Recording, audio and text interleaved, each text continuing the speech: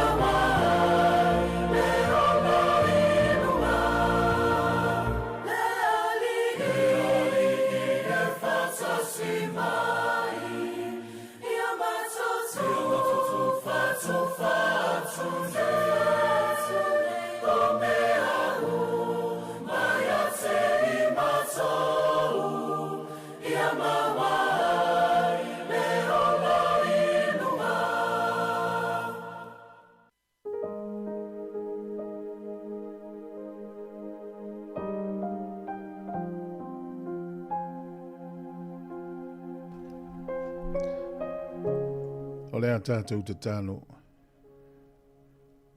Lo mātou te mā pa iae, lo mātou atua e tō tasi. Ia vi ia lava oe whaavavau. Whaaftai tele. I lo walofa mano wanga le lei. O e toi taitai mai lo mātou ola ma le soifua lo atunu. O e whaangua I mātou le nei aso fau. Pe ona malo lo ai, nisi sa fe malanga I oe sa ngā lulue.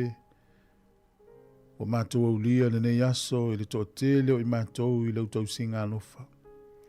Whaaftai ma vi ia, lava lau fio I whaavavau.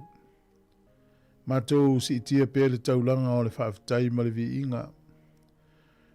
Ono le taulanga na saunia e lo wano Yesu Keriso o mauaile le leinga ma oe lo mātou atua. Whaafitai lo na soifua nau foina mai. Whaafitai lo na toi soifua mai le tuunga mau. Mātou mauaile whaamoe moe ola ia te oe. Mātou whaafitai lau tau singa I mea uma o le ola nei. Whaafitai whaapale pale, whaafitai whaamangalo. Whaafitai lau file mu malo oli oli. Mātou te langona I taimi e lu I tau ina I le wholaunga. Whaafitai lau tau singa nei o mātou mātua mātutua e maise au na tofi. Mātou whaafitai mavi ia pēr lau a fio I lau alofa manou whaamaun. Mātou whaasifo atu o mātou lava o le whanau ang sala. O mātou talitonu mo whaatuatua I lo walo Yesu na maliu o lo na toto I māngalo ai mātou. O le nei aso e te leo mana onga o lau whanau le li ie. Mātou la fo I atu le nei wa I tau. Tā pena atu lo watunu ui le toia e wa onga le whanau. Maisi o tā penanga a mata o le nei tau sanga I ngā ruenga whai a inga. Whaala potpotonga o e kāresia e maisi o nei atunu o lo mātou nofua. Mātou tu ina atu yo wa ao.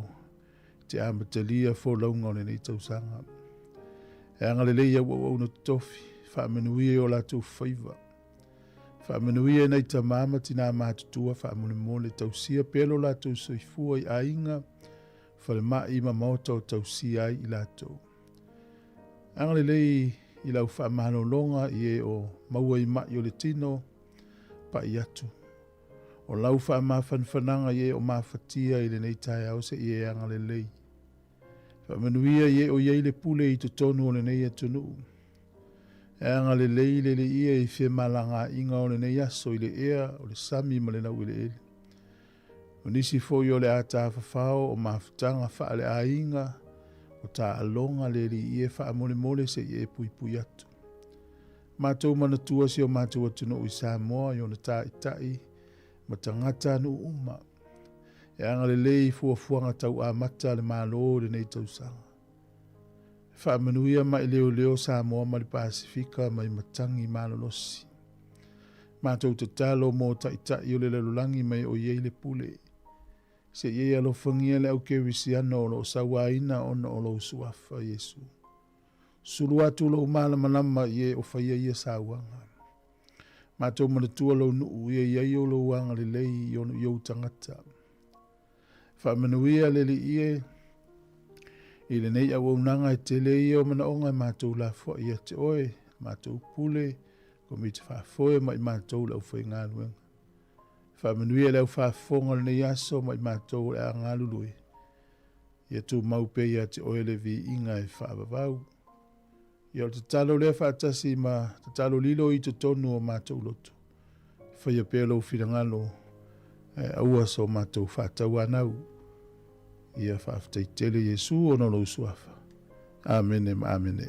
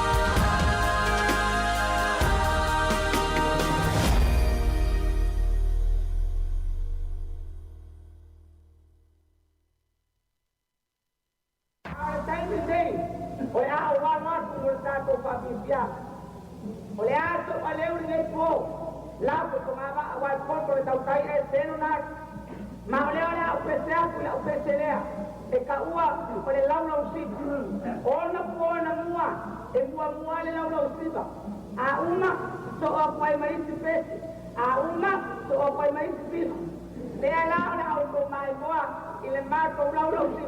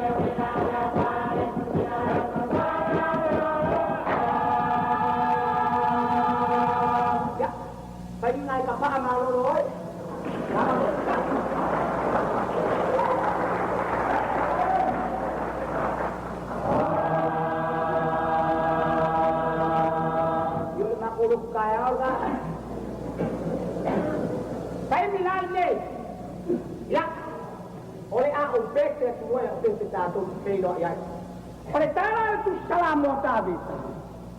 Fanai kaki pak. Umaya na tato ala langa pia. Ile pakol kakao kan. Umaya tato. Umaya tato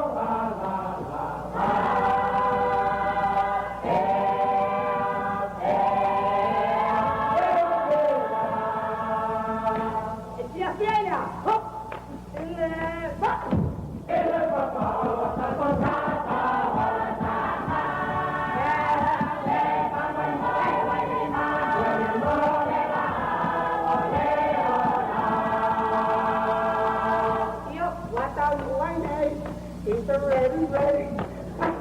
What time will I take home? All that don't take time. Dale, pa.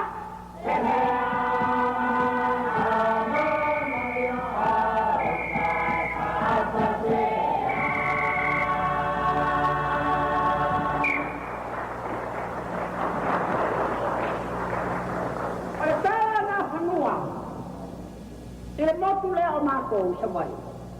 Pamay na kanua. Ino vesili matuna na fanua. A feo yen tanga tolo auta. Talin ta mai tai. Ole bao, wa tangata ato. Ole bao, ole bao, ole bao. Ole bao, tangata ato. Ato.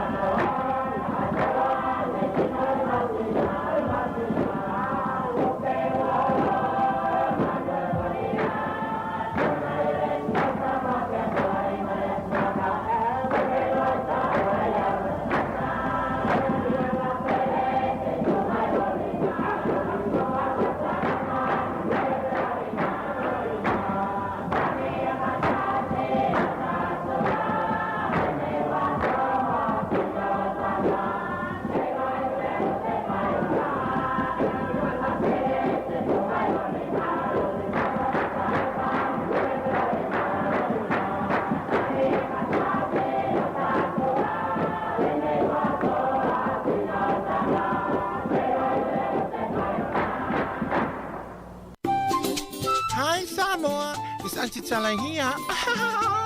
Instead of Fifi Falo, ile atang le tayao. Laugh of the morning. Sufong lo mua, atang le tayao.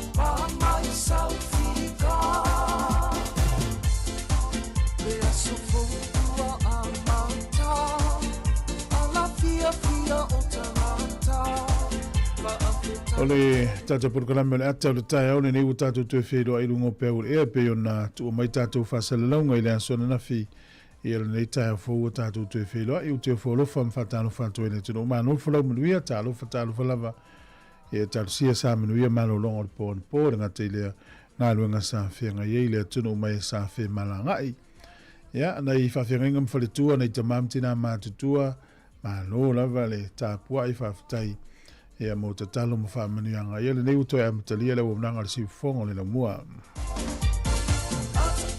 e malo se le tunu mai fa na uta te wompa anga lo mo melta tu so se tu le nei langi me se tono ni usila nei ma Wellington e malo so fu fa au lo ma wia tato fa sa longa tato website le www.samocapitalradio.co.nz o tato frequency ya tasi ono tesi tasi fa mo o le YouTube channel ia o le Sāmoa Capital Radio ia martato Facebook o le Sāmoa Capital Radio ia o nenei tai au le wa mtali tatu tutua pe len fatu timu mo le po ia le nei tai au ia le wa vai tu fafo a matona malama mai tau le nei aso tatu fo lau pea e le nei vai tau ia o le tau ma fana le nei tu o le lalolangi ia o ni usile lava ia me se Wellington nei o manuia me uma le lofa malanga le o le tua e ne utatu tu felo ai no pe e tono fale mai fale pui tono lau ta vale tono lau nga luenga lo ainga mo lo tau si nei tatu matu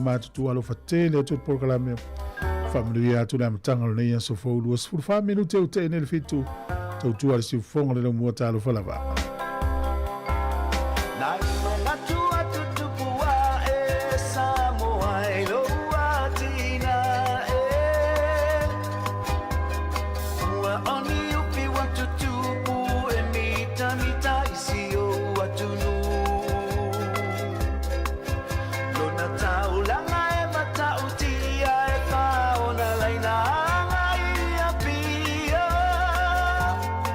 Ona moli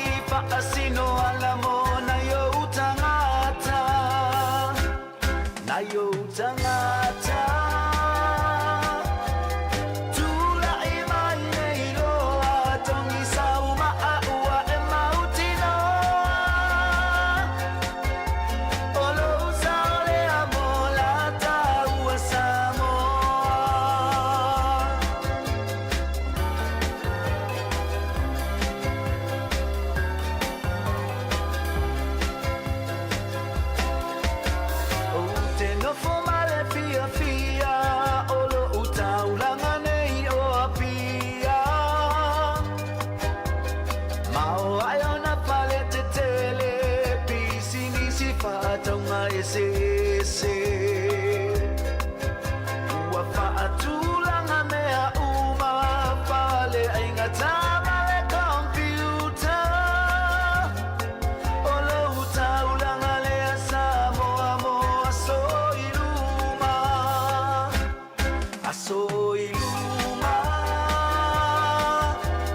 tula i mai nei loa tongi sauma a ua e mautino o lau saolea mo la taua Sāmoa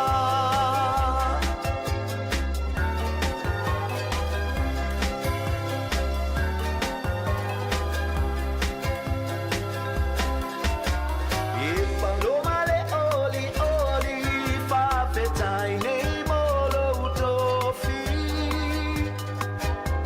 o la Sāmoa o le whatu o le Pasifika ina nei mo atu ave ese le whaitu au e tele ai o ta ai e mau hele mawai se Sāmoa mautu mawhaavavau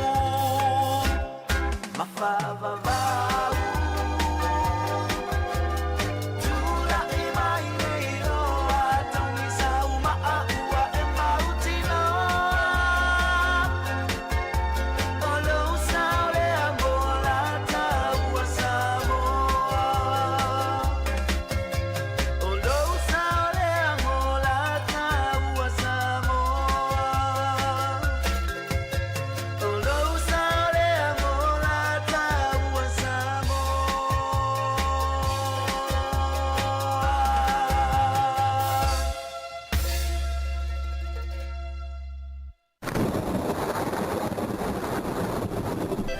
O le tala o le tau mo le nei tai au ma le nei aso ma le vavai atu isi aso le nei mai aso me lo fiso le vai tau e heina i timu le nei aso na mata leo na langi le lei ma vai le mata le la e langi le lei le tau le aso a tai au o le stofi tusa lei le tau le stofi ma le so e ina i timu stei me le vai le mata le la e langi le lei le tau le aso farele ma le sto nai to a langi le lei lava le tau pion failo mai o le so i taranaki whanganui mana watu makapiti e fesui ya iwinga le tau wa ia te munga ni sio taimi langi le lei ni sio taimi whapena i a waiwa rapa whamalu au mta ulu te munga le so i Marlborough mataupo Hawke's Bay e langi le lei le tau le aso le nei le malu ulu le e nu nei oro a matamele i vanga ilunga sifurima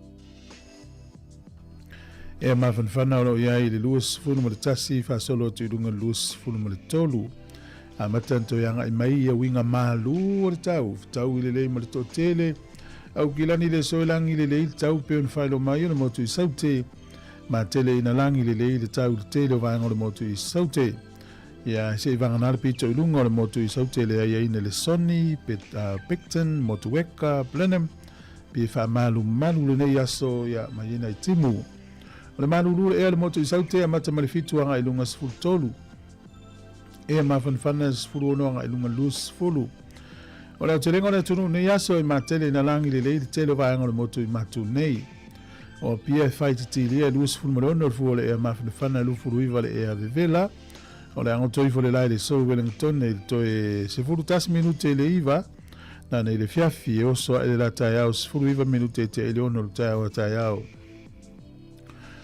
o na va ile tala le fuore e malulu i Wellington e mona lutua oi se fulu male tolu fa solo ilunga fulu male lima e ma fana e lus fulu anga ilunga lus fulu male lua tala o le tai le nei aso mo la toi whanga o ta Wellington e pe le tai le te o le ono ana le la le tai au sua le tai Wellington e le lus fulu iva minute te e fulu male lua i le au li nei toi pe le tai toi fulu vale minute le fitu na nei le fiafi o polilua ya pe le tai nei le afol se fulu sua le tai to e valu minute le lima le fiafi to e pe le tai le te le titi o le se fulu tasi na nei il po tala nao le tau ma le tala le tai ya e o la to la fola to se le ni le yaso ya ma no la vale le tato ainga ya o le swinga le tupe le yaso pe na failo mai tasi tala ni usila mo lo tupe Australia e valu se fulu ma le lima sene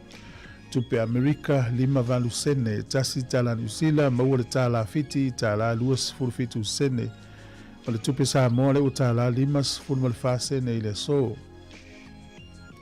O le paanga tonga, tasi tesi ma le tolu tasi le paanga tonga i le asana nei.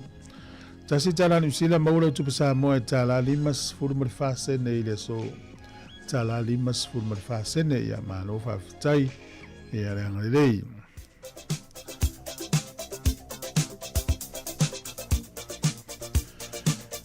O le avanoa whamirianga wa soifua mo ina te umana soifua nei aso whataru whaturu tātou programe whaminuia lo as whanau. Ia tu mau pere tātou imeli mo as whanau. Aso whanau at samoacapitalradio.co.nz. Ia whapio neilo wa soifua ia whawhitai le li o toi maua nei tausanga. Ia lea ua uria le soluas fulfitu le masina o Januari. O le tusi whaitau le soro mo le tusi anga ruenga. O le launga Paulo i le tupo ake ripa. Nana i ele whaitau le aso nei ngā ruenga lufu rono. Whapes furuiva malus fulu. O le nei le tupu e ake ripa. Na o le aunga tā i le whaalinga mai le langi. Ua o mua i fola atu i ate i lātou i tā maseko atoa ma Jerusalema. O no o le nu umanava i utaia atoa manu ese. Ina ia salamo i lātou ma li liu mai i le atua. Ma ia lātou whaia mio e tatau ma le salamo. Ia, ono o iloa le lei e paulo na ngā luenga o lo whainei o le fola o le tala le lei. Le ia salamo tangata. Ia, o le whaalinga nei a maua mai le langi. I le fwele austa i paulo e pio lana naunga i le numa o le tupu o ake ripa. Haluenga e luas furu ono whaupa sfuru mareiva ma luas furu. E ope i eise au tā ua mai le li mo oe te whaia i le nei aso po le nei tausanga anga i lea tausanga i po aso umaro soifua. Pe ona whaali e paulo i le nei tai au manuira wa soifua al pese le nei whamili e as whanau.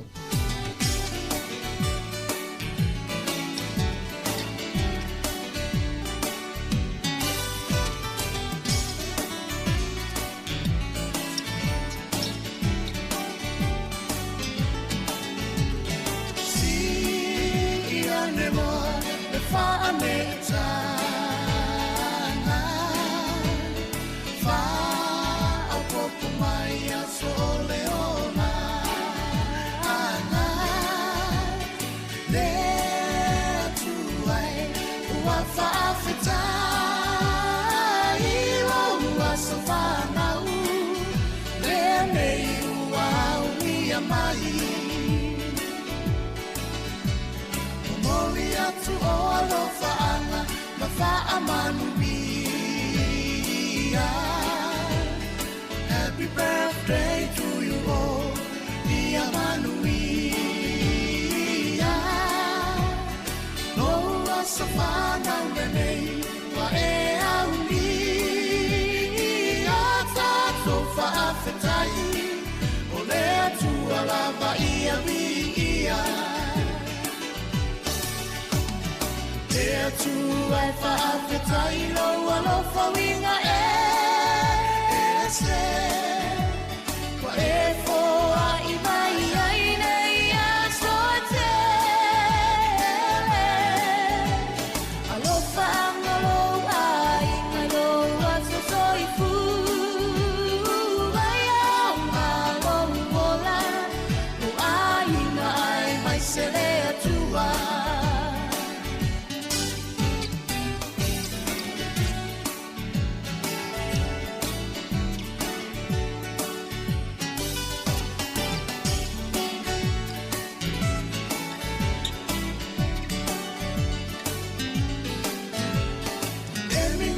Fire e pea o matoloto e tele pea la maneia so o to e fa o popo o la fia nato walenga tai lo waso fana u le nei ua unia mai. Manuia me tua I lo wasafana. Va au mai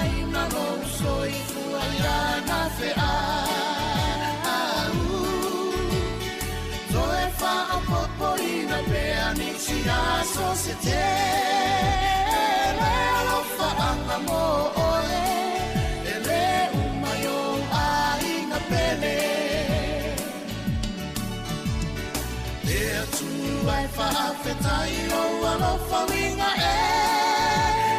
se Wa e foa i mai ai nei a soa te Alofa angalo ai mai o aso soi fu Ai au malo mola No ai na ai mai se lea tua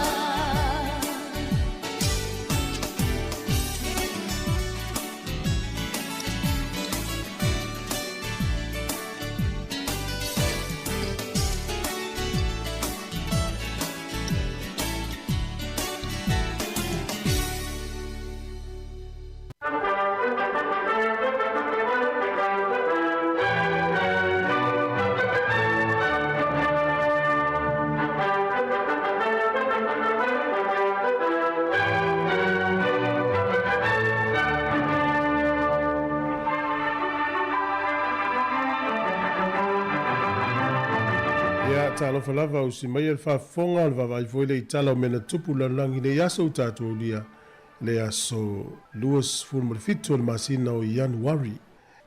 O le aso le nei le tausanga tasi valu na whaavai ai ia le vaenga le ta o le National Geographic Society to tonu Washington DC. E iwa masina mulmuriane ia elo mia lola tutusi le ta o le National Geographic Magazine.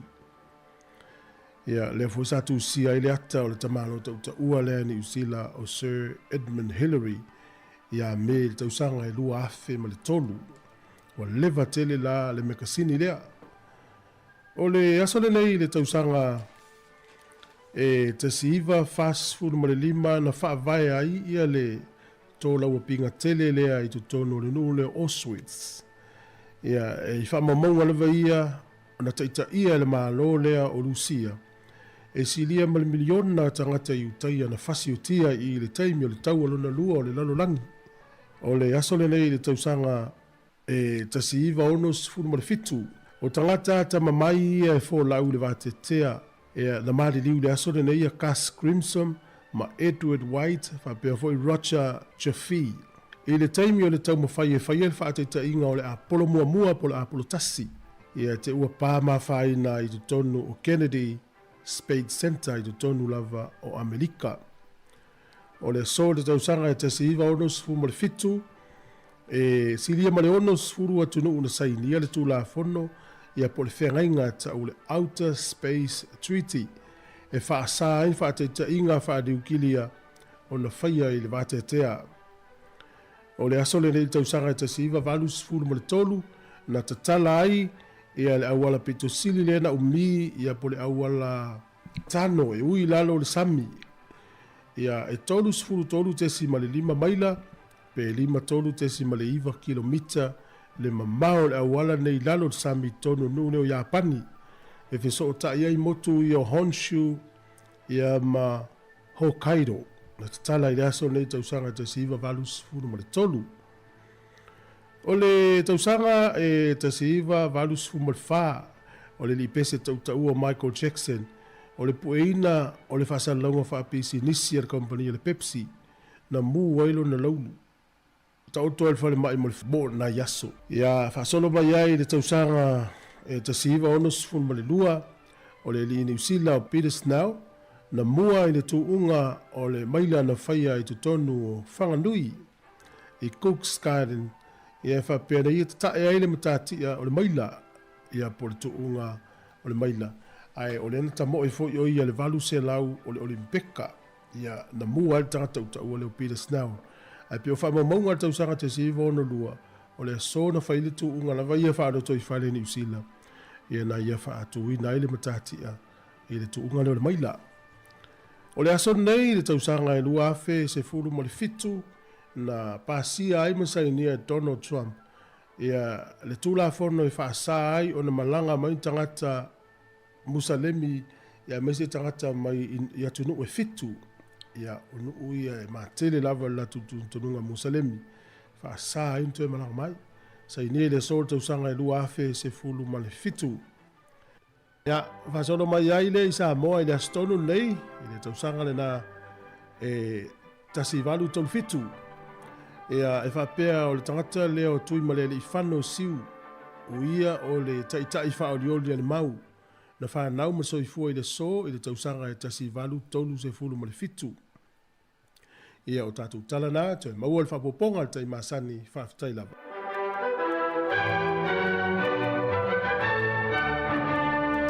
O le whawhomel te utua le siufonga le mua nei tū lana tai au ian whaselunga, ia lewa sa valivali le vau le wati, po lewa ta moe moe to is fulma le valu minuti ana tālea o le itu lai valu.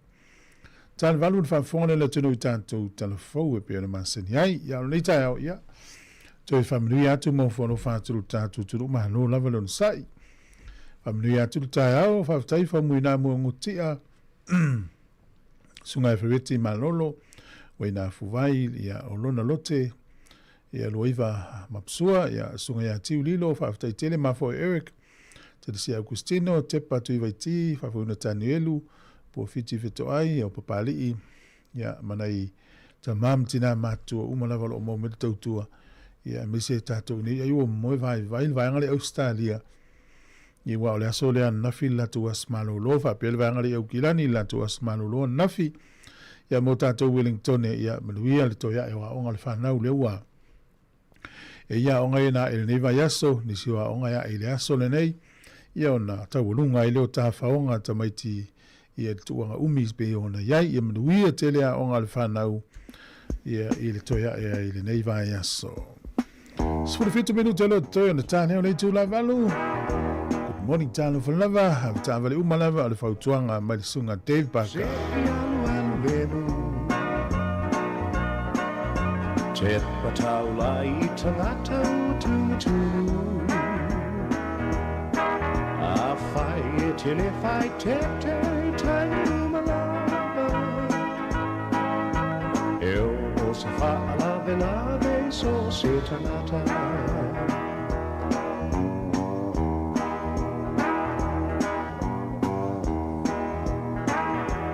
Avata vale Awale sono fiti vale Le forma umile nawano for you talane Vai le iluma wale talano E moane for you le attitudine le tomano Avata vale Se yalu vemu O fautu ana mo oile so ia mautu Tau si su la fono ale mano Ele gatai samo nei fa per foio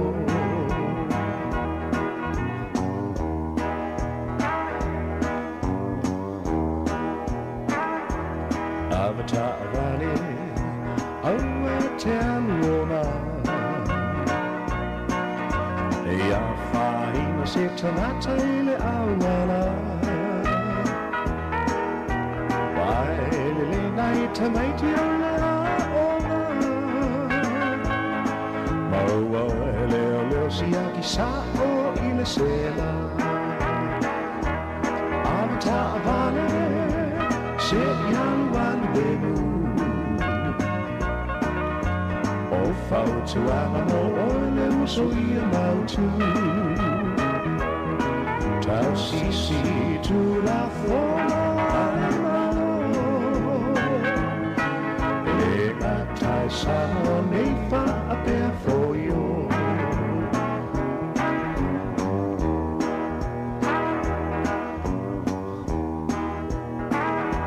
Alvata vale Se iau alemu Te pataula I tangata utu A whai e te le whai te taini umalava E o se whaalawe lawe I so o se tangata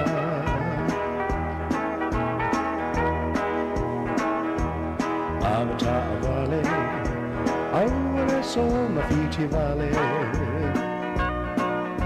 le fonga umile na lo fo yo chalane vai le iluma la chala no nemo ane fo yo le attitudine le tabano avacha vale se yan nemu oh fau tu amo olem so you mount to ciao si tu la fora le gata sa me fa for you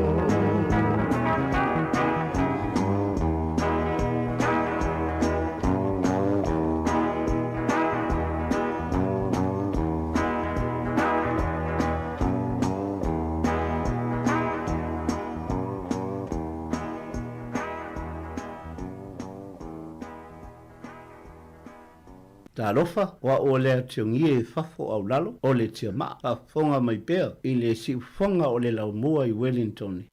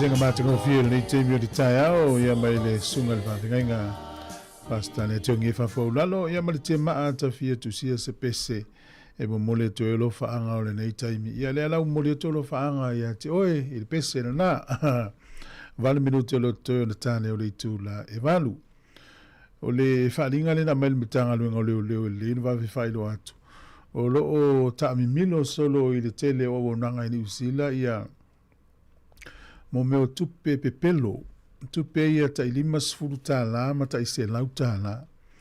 Ia a mauala sau tupe whapena i le asole nei pe e maisi whale o loa.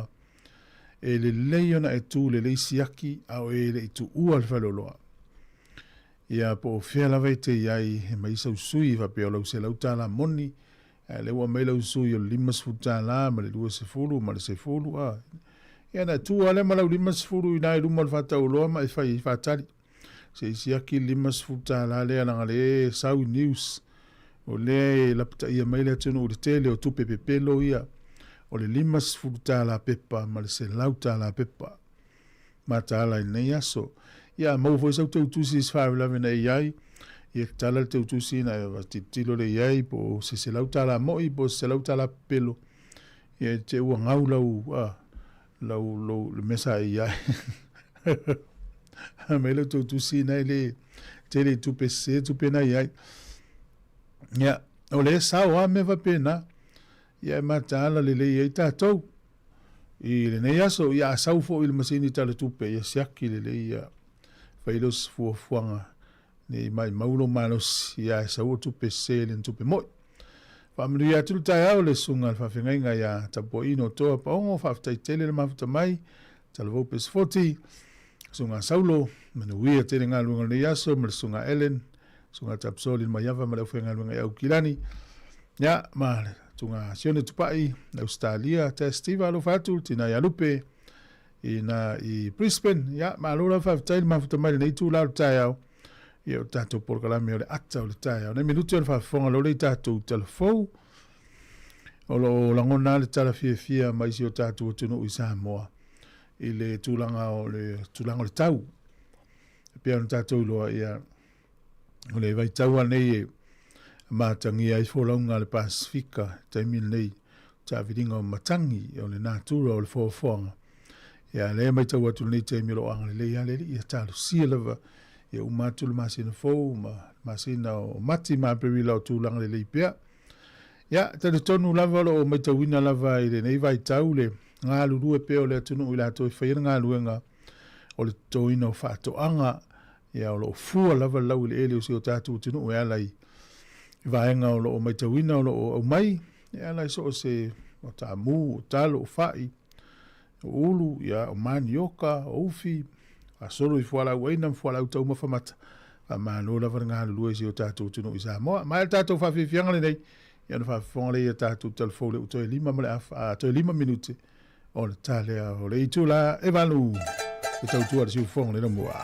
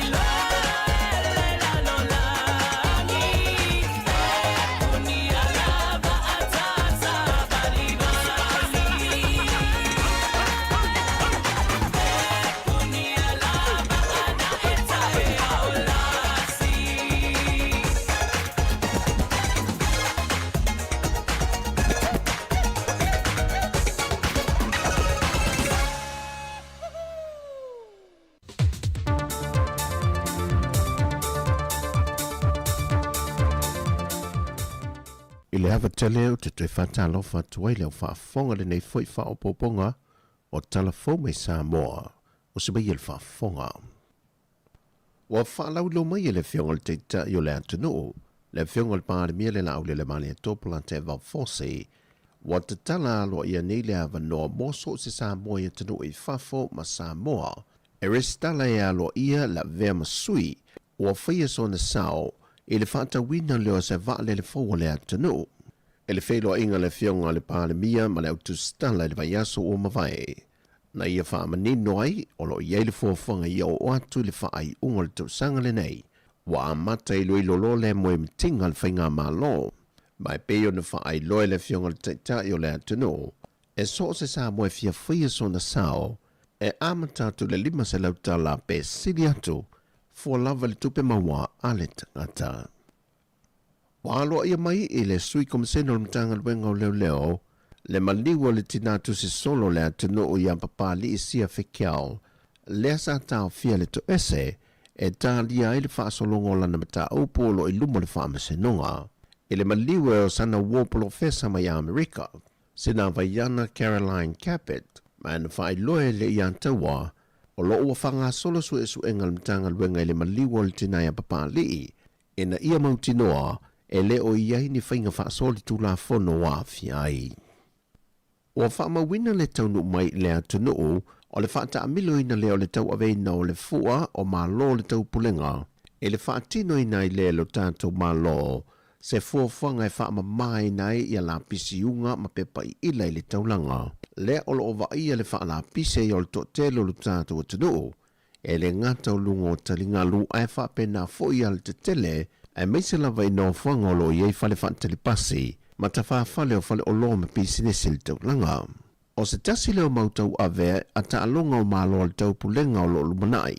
O le whaama maina leo la pisiunga, wa a fiai lo tātou sio manga, e te tono malo le tau pulenga e au fiai ma Sāmoa.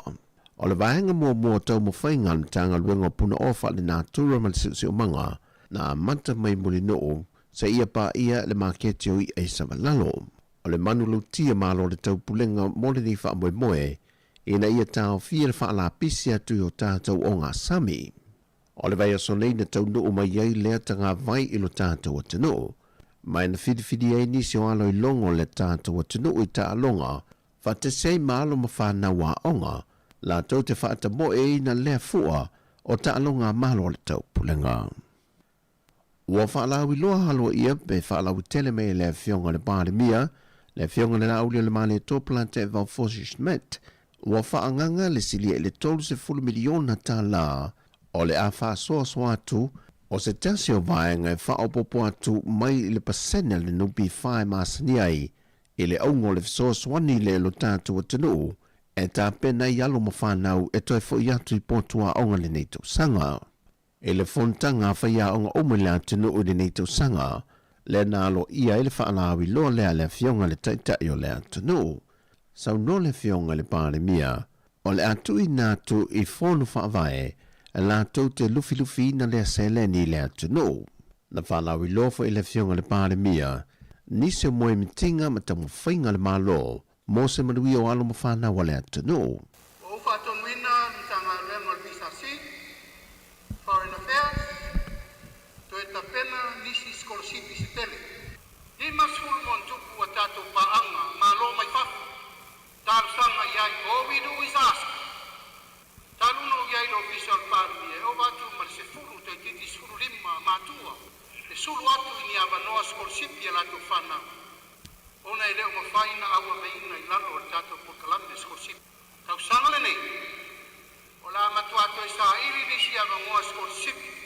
Mo whanau umane tunu, la tau te ngawhatau li maina. Ne ngā ruenga i te tau na whai.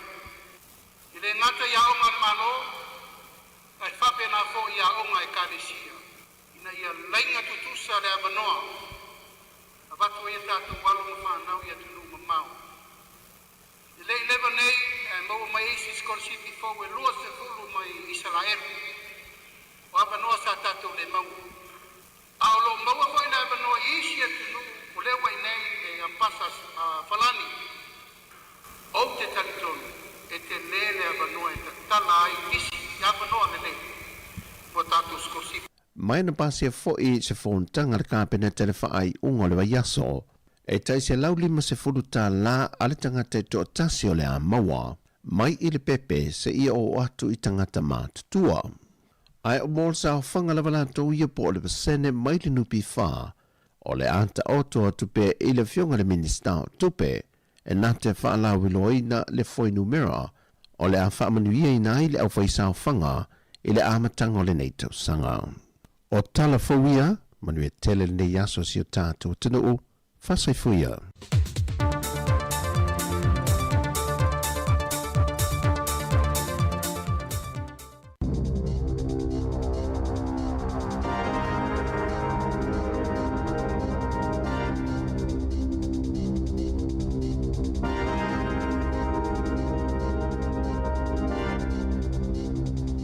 Talo lava e nei vaenga o telefou. Ua whaelo mai le ofisa o le saunga le mua ngā luenga, le Work Save New Zealand, o le a whaia sa lātou suenga o whaalapo tonga umama ofisa e iailo lātou tiu te whai, mō le vai o le saunga le mua tangata uma e whaonga ina, ia le malai mō tā whaonga, le Holiday Park i Mount Maunganui, le o loa a whia nei i le solo ele.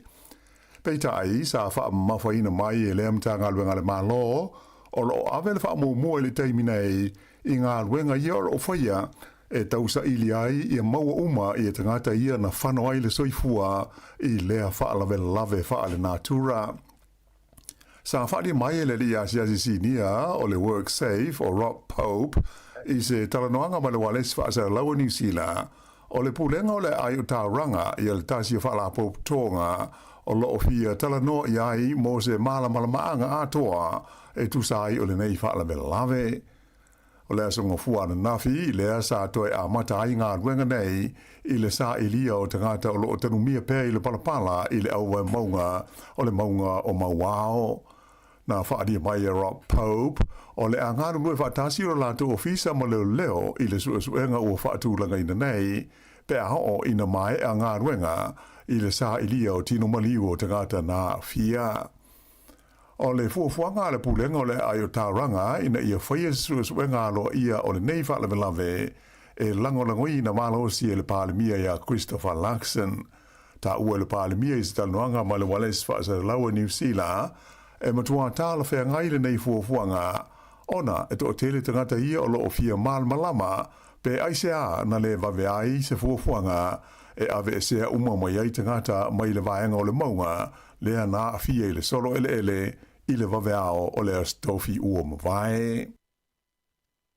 O lea ua whaailo mai e leo ia le ingoa o le tangata lea na maualo na tino maliu i le Waitafe o le Mahurangi River i le aso tonai. O ia lea o te kani maeu aropasi e whaasa fulfidu do sanga le soifua mai i Kiribati. O ia lea, o se dipoti alo ia mai le ofisa o le leo na mo moria ia alo ia mo wha mai senga mo le ainga o le neili i le nei taimi whainga tā. O le ua maliu, o le ta vale leo le ta vale lea na ta whea i le solunu na te nei a o tau mo whai e fia sopo ia le isi tu vai i le taimi o lo longa ma tā whenga ma mawha. Na mawhai o na whaasawina mai lea whaalawelave ia leisi tangata sa to lua ma lewe ta male. Ua tu inatu nei lea ma ta upu mo suenga masani e le pule maliu po le corona. E whaitau miliona ta la le ngau o lau whai whaatoanga i le tu malo Canterbury ona o winga wha le tonu o le tau ma le timu aisa lea na lawe ai lea vaenga o le tunu uilas foroi le taruai. O lona tonua i leo timu aisa po hailstorms ua palasi i lea vaenga o le motu i saute. Mai ua matua i longo nā whai nai i a fua o la tu whaatoanga o la au aina o le mawhai ai o na sele ina. Nā whailo mai e teitei whono o le Society e lau whai whaatoanga i Canterbury o David Burkett o le teimi nei e le tau o na sele ai i ati na e nei e awhi ai i le barley ma le wheat a toa fo i maisi i fuala au aina. Ai ona o le malosi o ti munga matulanga le mautonu o le tau, o le mawhai ai o na whaonga aina le malosi na do toa ai nei whaatoanga i le tausanga ua tua na ai atu nei. Na ia ta ua na amata mai lawa Kirisimasi o na fesui ia e winga o le tau, o le aso ua la mo vevela, o le aso foi ua mamafa ai timunga, ma sa wai ma le timu aisa. Sa ia whaalia foi e ma sani au na ta itoru pe whaani timu aisa i se tausanga. Ai o le nei tausanga, ua se fulu ma le lua le lei, ia taimi ua pa ua le heil, ma ua wha leanga i nai fua o wha atoanga. Ua wha tawina lau whai wha atoanga le taua whai, o fua la tau wha atoanga o wha tama ia e timu aisa, pe tusa ma le se fulu miliona ta la, i le tu ma lo lava le nei o Canterbury. O nisi whai wha atoanga sa fisiringia le wale se wha sa lawa New Zealand, na o la tau wha adia le mutua te leo la whaina o la tua tina e, ona o le se leni ua le maua, talu ai wha le tonu e mafua mai winga wha le tonu o le tau. E leo a whaina ia wha whi tauli, ia le au whai wha atoanga o la fumanu, ai pei o le tu pao whai wha atoanga o la autotō, ia ua whea ngai mo wha whi tauli, i le tu malo le nei o Canterbury. Ua tau fia le toe whaatawina atu o se pai e alu mia tele e se tasi o whale ainga i au kilani, ina ua maua i suenga le pulenga o lea ai, o lea ano le solfonua sa whao ngā ina ai, e le i pasia mo le fofonga tau mawha. Whaalia whapea o le i whaia Kirisimasi, na amata o na whaatawina mai le nei whaloloa ingo o le Pakuranga Bakery, ia pai e ta ua o le loi horsey pies, mai sa whaalau i lo fo i lunga o le lato i tu lau i le Instagram, mo le sila fia o le au wha tau. Ta ua mai le matua alu mia tele o le nei pai, ma e to tele na fia e wha tau, pei o na i loa i fetusia inga i lunga o le social media. Pei ta ila o le vai aso na te nei lea na wha maunia mai ai le Pakuranga Bakery, ua le o te maua le pai le nei, ona ua tau fia le City Council. Whaelo mai e Veronica Lee Thompson e ulu i aisu o suenga whaapitoa a le City Council o Aukilani, na o lātou maua ni whai tionga mai le momaru o le tunu, ma awina tuaini tangata asiasi i lea whale ainga, na ia ta ua o le ana o le solfonua na whao ngā ina e ngausi ai i a painei, e le i pāsia mō le tūlanga saonga le mu o le fofonga tau mawha. Na ia whaari fōi na la whai i a vaenga na tutoe o le ana o le solfonua, a to ai mo pai e le i taulia na ngaosi mai ai. O le whaonga ina o le ana o solfonua i mea tau mawha, e whaatanga i te tonu o New Zealand.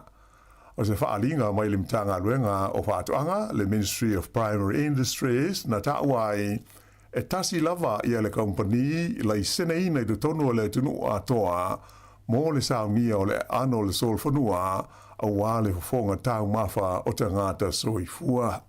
O le tula fono hoi o loo i nei, o so se tasi e maua ua i e whaia ma le mautinoa, le whaataui nātu leo le ano le solfonua e au noa ma se le sene, e ma whai o na whaasaleina i le saltupe, e o atu i le se lau afe tā la, po o le whale pui pui ai, mo le umi e tasi le tausanga. O lo o whaawa o pēsu e suenga leo i le whaalawe lawe na mali waise tinai le nuu o klutha i le asforeile na te nei. O le tamaitai o maliu o whaamtaleina wa pēo stasia lo whangia tele ma whaalo lungia e tangata sao lato ngāru lue whaatasi. Sa maua i fwoi e leo i te tono o le whale na tupuai lea whaalawe lawe i le awalengo o le Adams Flat Road i a se li na manua ti ngā ina mai o lo tau fia ai mo tongo fitinga i le whale mai i le teimi nei. Whaelo mai e nisi o o mo tangata na ngā lue whaatasi ma le neiti nā o maliu e whapea. O le tamaitai le nei ingo i a Gideon Clark sa ngā lue o ie le whale mai o la fumanu i le Glutha Vets i Melton. O se li poti le wale svasa lawa New Zealand na ta wai, o lo masalomia leo, o lo whea ngai ma le suenga o lea whaalewe lawe, le pule i leola, i le whaalewe lawe le nei. I mea tau upwhai o maa lo, o lea ua se atu le pātia le New Zealand First, i le tūlanga tolu, i vaenga wha upwhai au pito i langolangoina le au pālota o New Zealand i le teimi nei. Nei loa le tūlanga i le suenga le tamai nei o manatu o le au pālota, na whaafoe le wales whaasara laua New Zealand i le Read Research Series. whaalia pe o se tūlanga o pito I malosi lea o tūlai mai ai le New Zealand First I suenga nei talu mai le varu tausanga o tuanai. E le ngata I lea, ai sa mai tawina fo I le siti ai o le tūlanga langoina o le teitai o le New Zealand First, wawasa mana I o Winston Peters, I manatu o le au palota, I le tangata e au pito le lei, pe a veo mapale mia o New Zealand. O lo tu mau na mau o lunga pea le langoina o le partia le Labour e le au palota uma o le tunu na fa au popo le o te si fitu pasene tu lai mai ai le Labour I le taimi nei I le tolus furma le 5% talu mai lawa le masina o se tema o le National o pa u I le tolu furma le tasi te si male 5% o se pa u le atusa male o te si 1%. Ai o le partia le New Zealand First, le o tūlanga tolu atu iai I parti te tele nei lua, na wha popo le tasi tesi ma le tasi pasene, ma o nei le New Zealand First I la wha inga iwa tesi ma le 8%, o se a wha inga o pito maununga le o iai I le New Zealand First, I suenga nei le Radio New Zealand Read Research, talu mai le tausanga I lua afe se furu ma le fitu. O le partia le Greens na pa u le tasi tesi tolu pasene tu la ima iai la tau I le iwa tesi ma le 1% le taimi nei. Ai o le Act o lo o fitu tesi ma le 1% ma le partia Maori e tolu pasene le na pa u ai tu la ima iai I le tasi tesi ma le tasi pasene I le tu langa langoina le au palota o le tunu u. O le ale to e tau wāle li whai pule si ni o le Labour o Damien O'Connor I le tu malo le West Coast Tasman I le palota tele I a Novema. Whaalia mai le li whai pule ne nei whapea o ia ua nofo nei Dunedin le ana se e atu I ai I le tausanga taluai. Mai o le mafuanga lea o lana whaai unga I le to e tau wāai I le tu malo le nei o le West Coast Tasman. Na ia ta o foi le aisa na fa moe fa ma vai mai upu fai o malo I le taimi nei. O le li nei Damien O'Connor tolu tu sanga o avea mo fai pule e le ngata I le tūlanga o le fai pule filfidia po o le fai pule mai le lisi o le partia le Labour ai e tele matanga luenga sa avea I fo I ma min sta ia so o mo vai. Na ia ta o le avano le leile nei mo se sui fo le Labour e ta moe ai le tu malo le sa ngarue ai o ia mo se taimi umi. Pe ta ila e whaato a whaai loa mai la so mo February le lisi alo ia le partia le Labour mo le fina wina o le palo te tele le masina o Novema. Ua o I se tūlanga maua e le tau o le auro I maketi wha ale vāo malo le ua tūlai mai ei nei I le 5 awheta la I le au nese.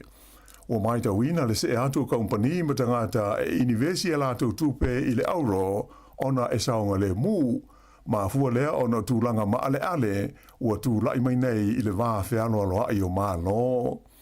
O le fai te tele o le vevesi le vā le malo a Amerika ma tunu o le NATO ona o le fia maua a Amerika o le motu o Greenland ua mafua ai o na sawa le alu runga o le tau o le auro e nei taimi ona o fōlinga le mautonu e ono o iai mea tutupe a toa male tamau a inga o le laurangi. O le tausanga na tenei, lua afe lua sfurlima na siti ai I le onu sfurfa pasene le tau o le auro e mafua mai whainga whaavai tutupe le malo a Amerika ma le tele o le auro o whaatawina e le malo o saina. Ta ua I te lipote le Reuters o lo valo ia mai le ono o atu o le tau o le auro I le tausanga le nei, I le ono afe whase lauta la I le aune se tasi, po se fua e velesi e 5 afe tot se lau fitu 5 tala I le aune se. Na pine auro I le li talavau o Finley Melville Ives o New Zealand I le talonga ta ua o le ski super pipe a le vaenga o li I talonga o le Winter X Games na whai Aspen I le songa fua. O lea pine auro ua lua I nei auro a New Zealand ai whaala tau pine siliva I talonga nei e tape nai mo le Olimpeka o le tau malulu le Winter Olympics I e whai Milano Cortina ua tue lua nei vai aso. O le lile nei Finley Melville Ives mai Wanaka se furuiva tau sanga le matua o le tau sanga tenuai sa tūlanga whai I lea tu unga a o lea la ua pine auro ai le nei tau sanga.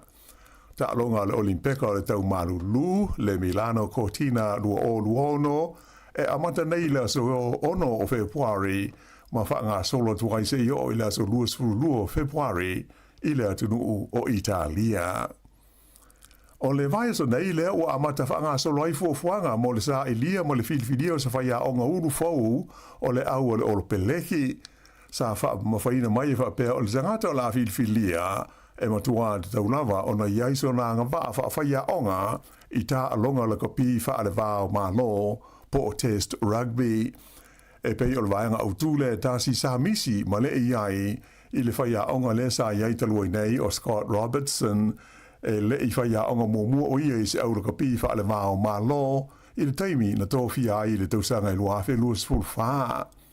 O le taimi nei lai tu sai o li poti fa se longa e pei e to o lua i la oa ia o lo o la ulunga i le ono whaia iai o se filifilinga mo se whaia onga fau.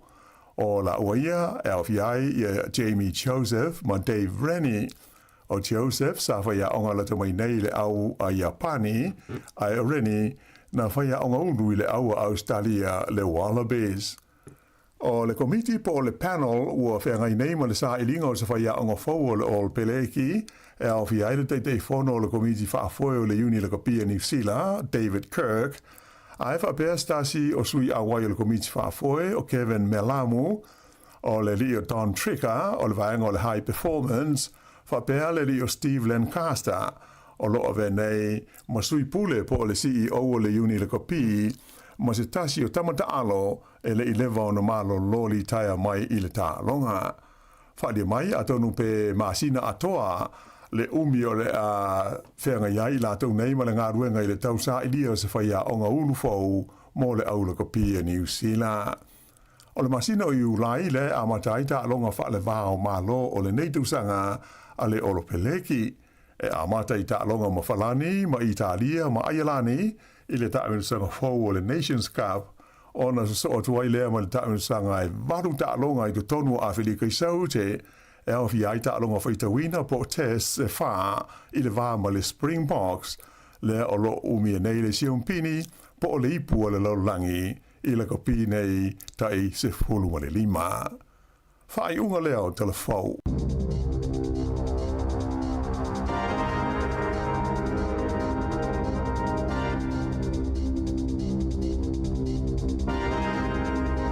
O le nau whaafonga mai tātou atu nuu i talafo amata le nei tai au ma le si whonga la moi Wellingtone pe ona tāpinina le whionga i ala wano ati lawa matala mai Sāmoa le sunga i ata se Salem Sam. Luas fultolu minuta te nei le tūlai valu programa le ata le tai au ma lor se fomani le tātou atu nuu fue. No. Tazi, wamel tai au? Yo, manuia whaafitai. Yo, whaia stimu. Ya. Ma nei te lele swing au le nei vai tau a upotai ai. Ia. Mo. Wa o le intulinga te tora i pelo te usanga te nei. Moi lo le vai ngai ma se na tuli ma swimming o. Wa a tuli le timu. Ia e nei ai New Zealand. Ia awale i ata se va pesa va le timu wa na staima i taimi a timu i ai le uru tu lo. Ia mo tino au fa tale fo i pe a Sāmoa. Ia pule ai pe fa timu la so ato e tele mai. Ia pe la o va ia lo fa le tanga te fa mai turinga. Imagina mai te so ata to feto. Sei va sai foi turinga ni tau sanga.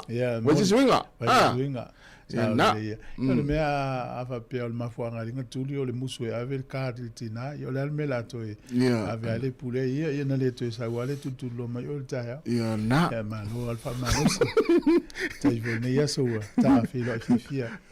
Ya o le o matawina e pe o le o fa malu mai mata uru mai nei timo te to nunga te o ele mata la steme le yaso te le uri ya manea te lo le wa malu o tau le ya mana to ye fi tau malu mo ya tau fu ona fa fa su pala ya wa met to ya sa o ma to te fu tatu ai ngala fa la to ngala ai nei tu fale ya wa le usu e fu lo to ngala ni ta ya e lo to nunga matua fi level va ngol fu mu tau le ya a fu ya Australia mo se tu no o la langi o lo te mil nei e mo lo fanua e na ya tato ya te mo ya fa sur pala ma le ya we stay mi saul mata la ma o vitamini ya o la fo la au mo le sai mi to te mo e pe vela nei aso o le vai aso nei le ua haele nisi o aonga. Ia o le vesfou ia lea ai uma i lo le tele o aonga. Ia o lona po usana na tars fulma le lua na po. Ia fa mailo martala alo otali ia matou le mau te tatanoa o tars fulma mai. Ia ua uma nei la o holiday.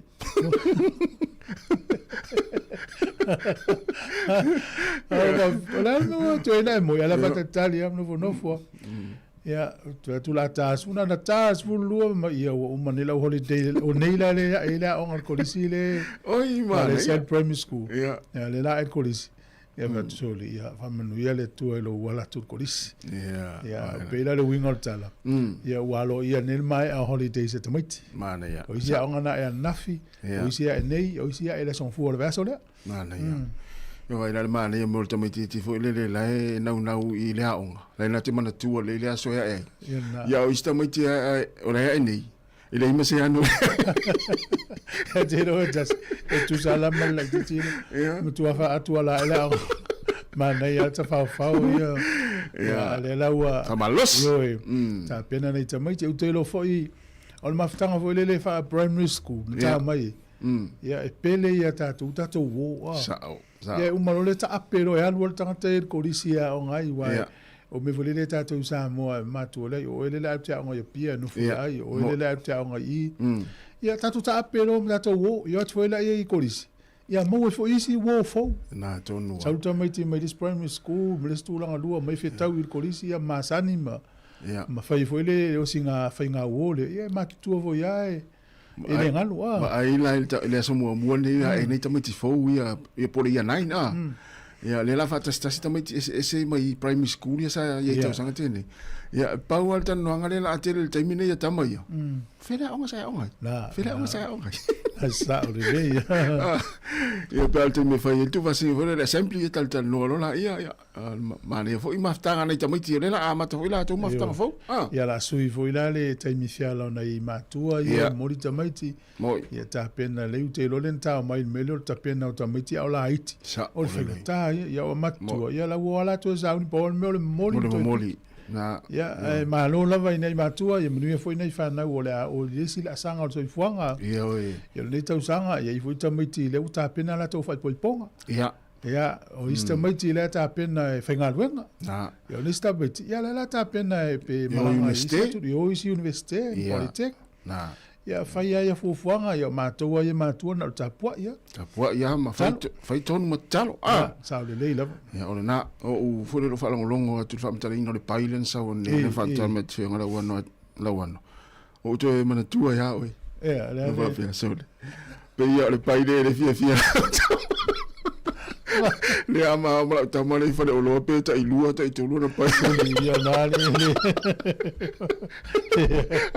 ale o ta fia mai o ta no le paile pe kiliva mai anga I tu malone I tato aya fo se tato va ai wa lo pe te fa so mai se ya te la ta se fa la tala no foi tau le New Zealand nafi I pai fai le anno so fa no tu lo wal va vo mai le tu o te mana va to nafi o la I le pai lungo o le mato lau le pai fa tau mai le bakery o la tu al nafi la wa ta mana va to te la tu ya fai le talo fa pa ia le pai ai roa lua tolu au to ilalo au tau le news la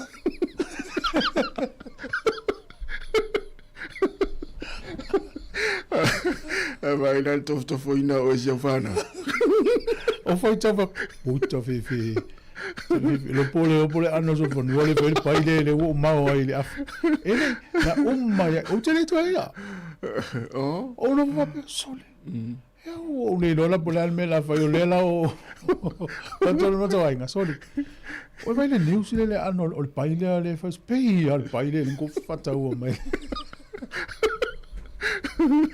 eu tele lo la pe mo e Wellington ne pele ya sa ya se te fa lo tu le ngole pai wa le ngata me le fiunga la wa no le ngole pai ya se ta tu mata tu pe fa ta ne ya ta tu Wellington au te loa o le pai ya le na e ya na fifue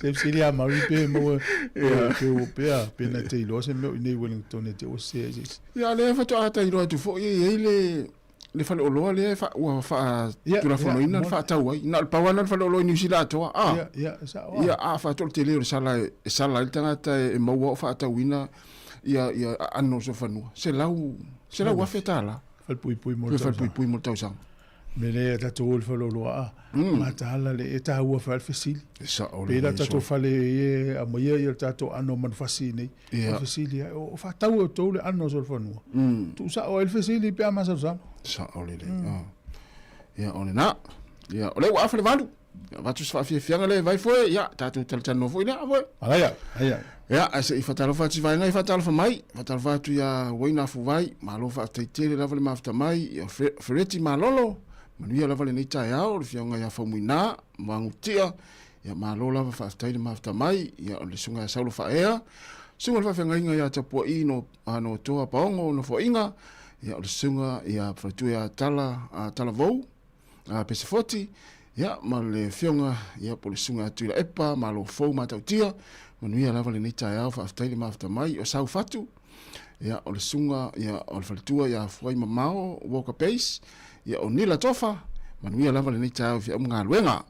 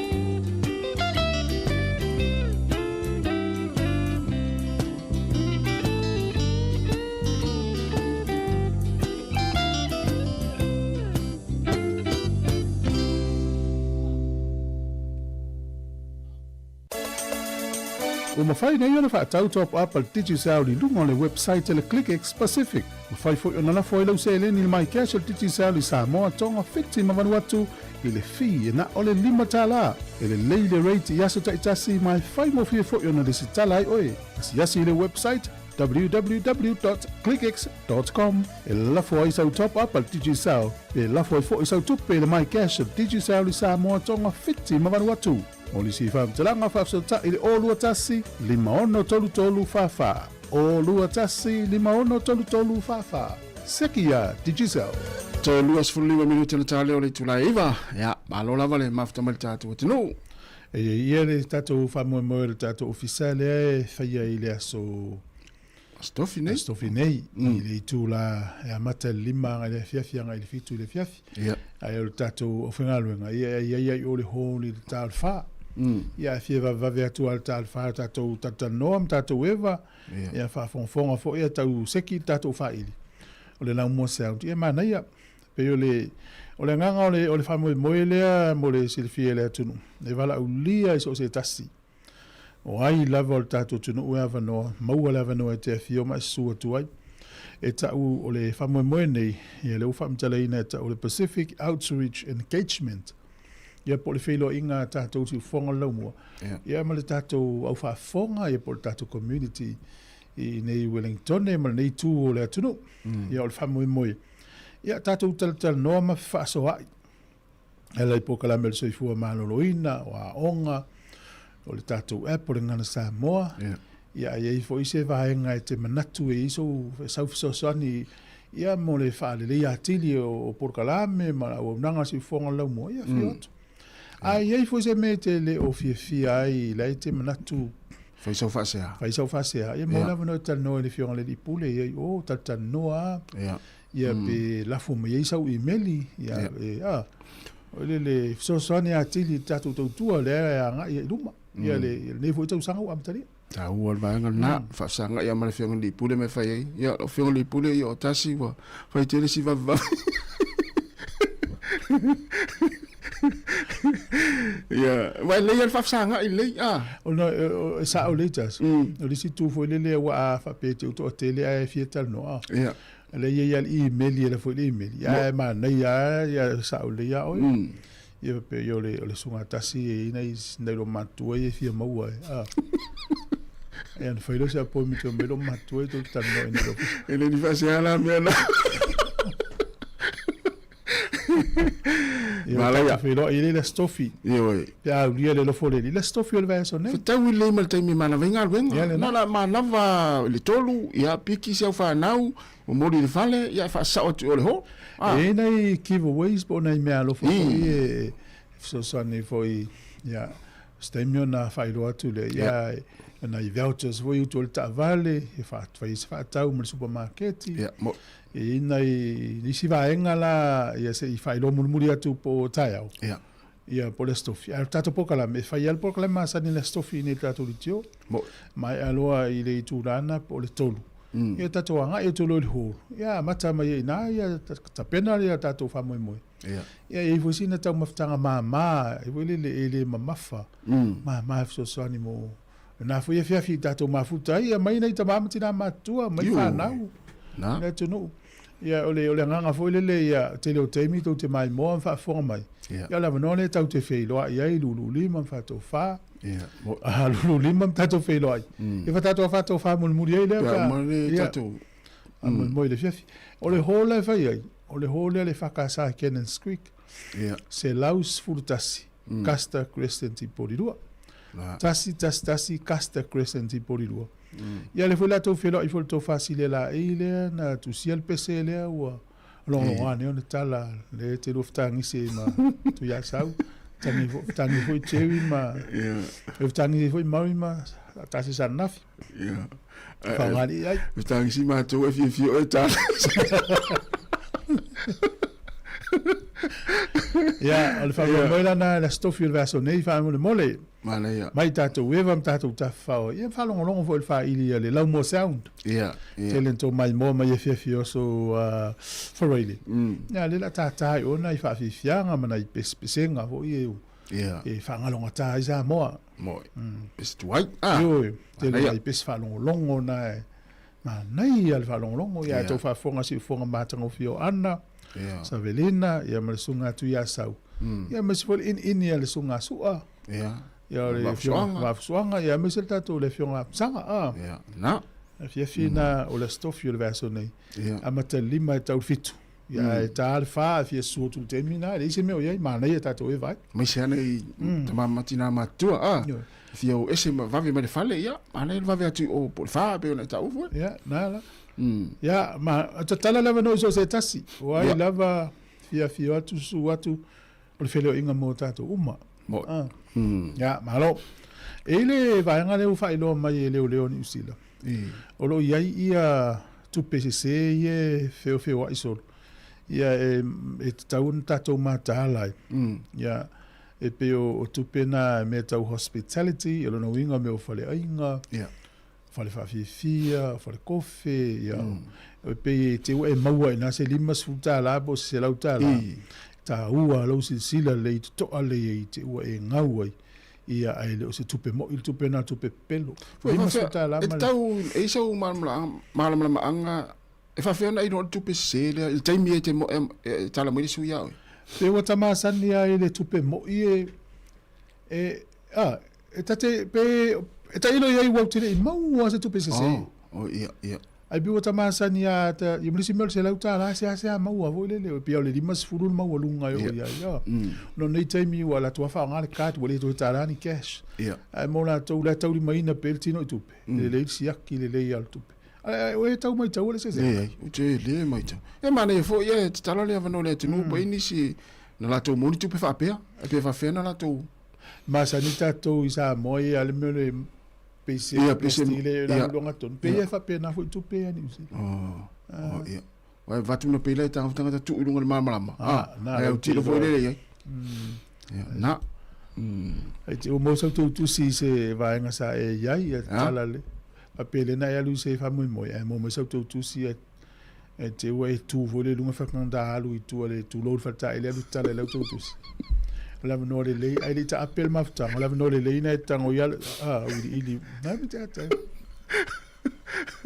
E va vera pesia que tu ole se la utala pepelo. Ela sa ro te alu le kale si pole ainga por fele tu sina na mele tu si vai. Ole tu pena na me to se la. Denga lu se la e se e se la. Ana alu le malia ya le pa. Ora va pe o una te moa. Mo stiu tu va pena e diri alu to e fai o ainga. Te alu mau. Na la io. Ya me no wa le penke to fa fo ye. Wa lo winga le taimi au te mori o te tus. Mo le fai o ainga. Ai te la litas. Ona lo tato o nele a. Ya. E se inga manatum te tonunga o tangata me whape. E le tu sao, e fo le tu sao le tu. Wale mai le mau e tangata. E ala na tu tono le teu tu si le tupe. E ala o ese mai ai, mai le titi le tupe. A fa mai le mau e tangata. E ala na whaali a lia le tupe. E ono le waili le pu ma whailo le lalangi tangata. A ela le mea le tupu i au kilani. O fai nei tu fanga te utu se le se kale sia. We va longo lai upu te tele al tangata le. E lau songa i toi fi au mai Sāmoa. Lau te utu se le. To le wangi ang te utu se rumai fia se lau tangata le va moi moi. E tala tu te utu se le melano fo le man tu peton. Mo ia. E utu le man tu peton. O me fo la na ta o. Ya se fa moi moi lu se so tato. Tatala te utu se na. Awa te tala i luma o tangat. E nal puno e lalto te tala lango tupul mena. O matua wha noa i e mea. Tangata le na whai ala whai a mara mautino. A leo leo. Ia o le lo po fele va il fonga va. Po tangata le wha soine te utusi. Po le meu whapa ue te utusi lana ato e se i mai te utusi le ini mea wha soi tangat. Ia. Pe o le. Nalana i loa. O le kale sia le na whaaso ina te utusi. To e so mai tangata e to e tau tangata soli. Te utusi e na tu whatu le mani mei tō. Aua umana alfa moi po lua e tōru aso tana uma. Musu tangata e to e tau mai. Musu e ta ia me tau rea me atu le ato pe tu le tanga. E o tu te tala atu le whale le ini mea. E ta ua la tala ia ina. Ia ma wha ai loa ia vai. E le po il tangata le na whaia le to e ngā mio whape. Pe au pusa piso po e mau i Sāmoa. O man tala le piso po wha ngal piso po tu tono le ala. Tu tono le ting pusa to e tape le ting pusa. atala tu nga le 5 piso po ale piso po le ala tonu Ua ilo ala ngona na ua ilo me mafuanga le no tu tonu te utusi. E pe se nga fu le fa alo le taimi avel te utusi. A mana i fela le simta buna fsili la tunu. Ia. O fe e ma le la tu tunu nga. Au mai peltino i tu pe me fa alo longa pe tu te utusi. Mana ia. Ona o le mena sa tu purunga le na. Se va ila le fa le. Yo te le fa le ton.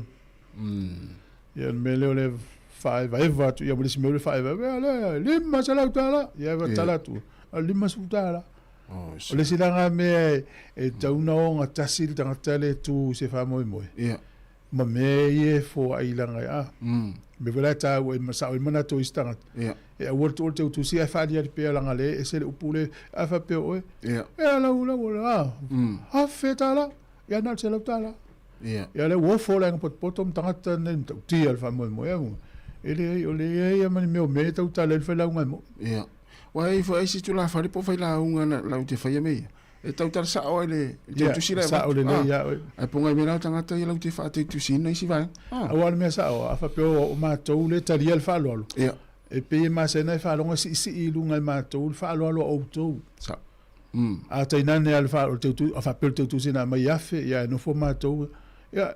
Fa fa lo no ma ya lo ma to si ia lunga la to fa lo ia aya tala ole mai la to tu eli ese la tala fa pe me ya fetala o na la u tele fa le to wa ia ono le ya ai e na fa so alta e no la to fu o la me fa na fa sa mo pe o fo la fa fo ia me tango si ilunga esa o le fa esa o le fa yo le la inga le na mai fa lo wa ia ia so ala o sa mo ia me na tato sa le le tato lo me ia fa fola nei stangata because ia le mas for pov ia te vet for le mas pov ia ma ai ma tu ai o foi u pue fa ngata ngata te vi fa sa me tu palitas ya ma le foi nei manga na ta tal no ai ni ta yao tala tu ta tu le na o fa tu lima o fa tas ya ala tas ta tu pese ya vai for nei taimi to is full 12 minutos na tale o le tu la eva ya ai fa talo va tu le ya ile sunga ya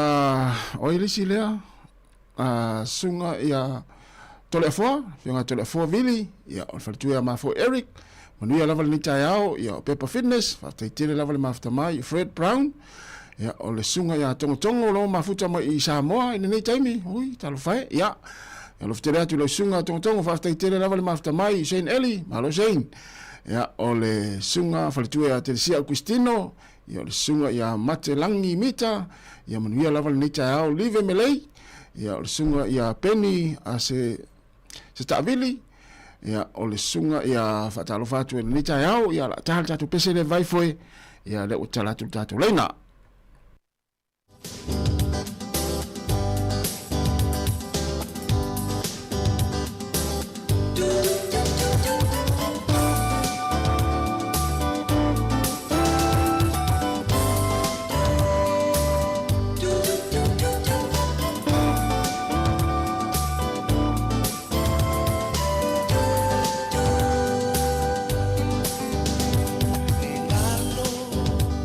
Sāmoa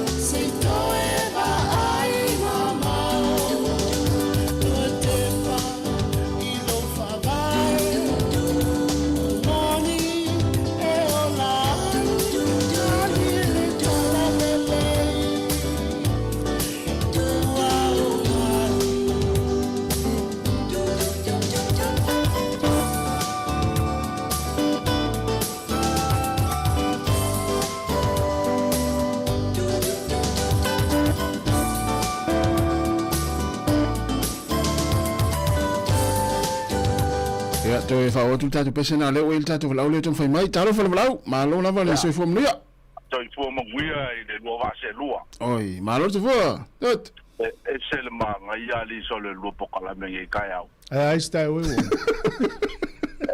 Paulo Gulo si vo manga i sai ngai kai au e ke lua la fai mai mo kwa malo si o lo leo e lo wa le lei foi me kongo ainga ai le maka i leo wa uma funga vai se breakfast and pasta vai Aialo Lisbo. E te ni manga yo le o le me alo fa le o pasa la o malo di mo ngai fanga o di mai inga Sāmoa le ia. Ole o ko fa longu fa fa pela se la ultima se fulo ka kokas fa pela se fulo lo ka inga le i sole pa ke le ar kupe Io sa le ia.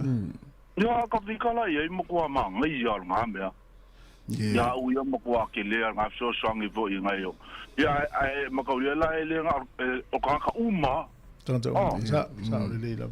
Fia tangata sa wale pepe ka ma ko ko fia alwa sa bo se fia bo ma fa mo yang wale lo fa so de kai au pe me foi me o fa lo long ya wa pe la wa o me ya a fa le la va ku pe ya u ya la fa nga la wa fa pai fa la ve ma fa ya ale la va ku pe u ka u fo le fa al ke ku si va pe ya o me alo fa le u sa ngia la e un ali fo ya o ha foi le suma ya po se maliu ya va pe ya o ke ku si le walo eu ko lo sa lo ko ke liwa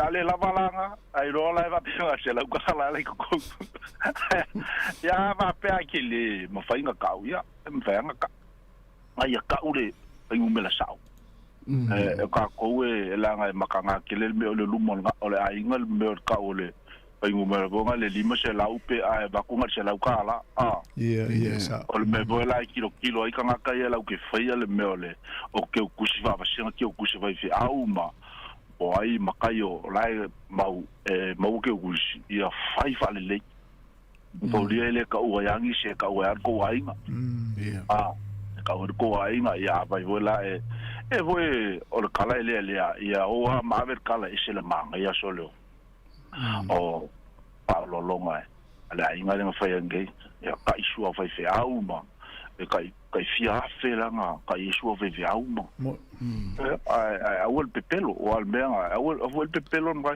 isa pepelo la ka le for la me fa wa pela sa ka ola tu fue en fa inga fa kele ka le fa fo me inga le mai I longa ole fa fiki a kula fale ma me o ka kanga ai lawa me fafo fa fiki a vonga le si lunga la inga le e te aka ko vai ia for la fafo e pe o ka o ka si sa ia fa ia sola I kwa si ai lunga pe se nga se fu fa nga me pe ia o ia marco pa se lu se fu pe e pe si nga ko ai nga o fa ia o fa la vela ai nga ia le fa ia ia faz awangi i se pepelo go ngale ma se me ange o ka uvalele ainga ia o le luma nga ainga e mo ia ka ko e fe o ia kwa va pe se vele ainga pe me a fe ka la ke us mo fe wa le fe ka mo fe un se la ka la alenga fa vai mai lunga fa mai lu hape Awa me tupu alu la vatenga pe o tasile wona fo ia le fa le mai o fetala ale walu tasi mana na fetala o ta tou va pessoa se tu vai fo sta tu tai duas fo ele ia fenga se la ya a ke lo la o la le mela le a pe mo so ke kusi ngale se be pe mo vo sa la fo ngale mai se me pe o le ko ka dia ko fa ka ile ainga a me le la ya mo ka le la a fa ya la o le la o le fa ka o la fa mo wala fo lo di fa ka ya mo awa ula me la ula ka ko fa po ni lo ma ko fo nga ma ko ma ka le sia ko nga fo nga ma ko ma e pe ave fo I la fa nga ule nga le fai fe au pa o ko bo bo wa ila o ka ku fai nga di ku penga Ia ako ko asembe pe lu suka la ko. Ia wa ka ko ave umba ia. Olo ka kilo funga le ia. Ia ungi o bola ko nguve me ungi. Ia ko manga val makai.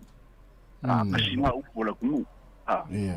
Ia ungi mbaka pe al makai mo ia ufa funga dia lofa. Ia lofa ipo ngale po ai lava fa so ku ia langa la funga mai ia wa pe ole aunga ngal ma o fa mo benga lenga pisa be yo fa ka ole ka vai a po ye ku no ye mo ke ku ai le ma fo ol ma kai le fa ka wa ya ave fa lo ya mo ku lunga ya ave ya fa lo ya mo ka wa ima fie fo isi ya ke me la ngeli e vo ke me mo vo lo la forma ya la nga po ka va ye va ke ia pe o ka pisa fa ka o ngau ke kusile mo ya wa ke le ale me ke le ke kusile ka era cool ko e kan ya la va ngala ya le fa ka ia pe nga ava pe e kusile la ke kusile ka le ka ya ke va nga pe ka lima se fu yo me nga le ka pe ka pisa indenga ya ka ki nga ye le mele ye maka ye va ke ka ki va vai si deu se me pisa isi o me ai pe le nga mo wala ke kusila ka ikalea e pe la o sa ngo vola ku fu mo la se kusia pe le a fe ku kusia kasi wa kasi ya kala ya kufa ku ya nga ya pe ko ya se ko se la val mai il fallait vai e la cosa per fin ko wa yo mo la wa fe ale ki sa ele se ala kula la va pe kala ya vo mo ka ko le lo fa ven ka vo ila le saka po yo vo ni so la se yo ya la vo sa ku fa ku ya ile ya le ko met ko se le ma mambi ka we so la ei le ya le meu ale me la le sa ku ya le o la fe adu Taibu mazua. Ya, va lo vocalavi. Ya lo direto. Senta sa lo stovita to mavuta, so lo stovita to mavuta. Ya, ole lei, va pe mo sa mo e vo nga luenga, ke me ma vai ba. Ya ole, ya, manuela va le yaso. Ya, lo. Ya ole lei, lo fa. Ya, se fa. Lo va tu, ya, taila lo fa tu alive, ma lo live sunga se ngali. Taila va seu, ya viam telefoa, ma avalio. Ya lo to mau valo ia. Ole nganga on faso ele fa pe tau te fa tu la tu no matua faini fa lo longa mo ai pe ole nganga fo le ia pe ole mele ia tau fa tau tala i mesa sa ia ona e tele yo tu pata tu ole mele le tau tala sa o tele tu is fa mo ya ia le la wo ia fa le i lu mo la ofia ia fe tala tu si atasi alewa umalo le ufilo ia fa so ta tele otasi ale lo nga se di mas futa la to no lan te tu si no mela ina ia ai ese amana tu ta tam tu no ai to fa mana tu a mo sa uli mas futa la ile so po sa se la uta la pepa to si akile le ia no le mai ia le fautu anga tanga le ngoleu ia o le se wa isolo tu pe fa pena le taimi ne le fo sa o so le tono community por ta tu ia e mauti no a mau ia na li poti lea te ua ngau seisi mo lau lima sefulu le lo le mea sele tai na le lau ilo le fata o loa le la su e seisi e tu le i le mea le tupe le mo i lea ia mata la i tatou nei aso ia la fa umatu tatou pese ia na so le mtatu telefou fa malu atu vala au e tam fai mai ona wala tal taimi tatou uma lo tatou telefou to tala tatou laina ia na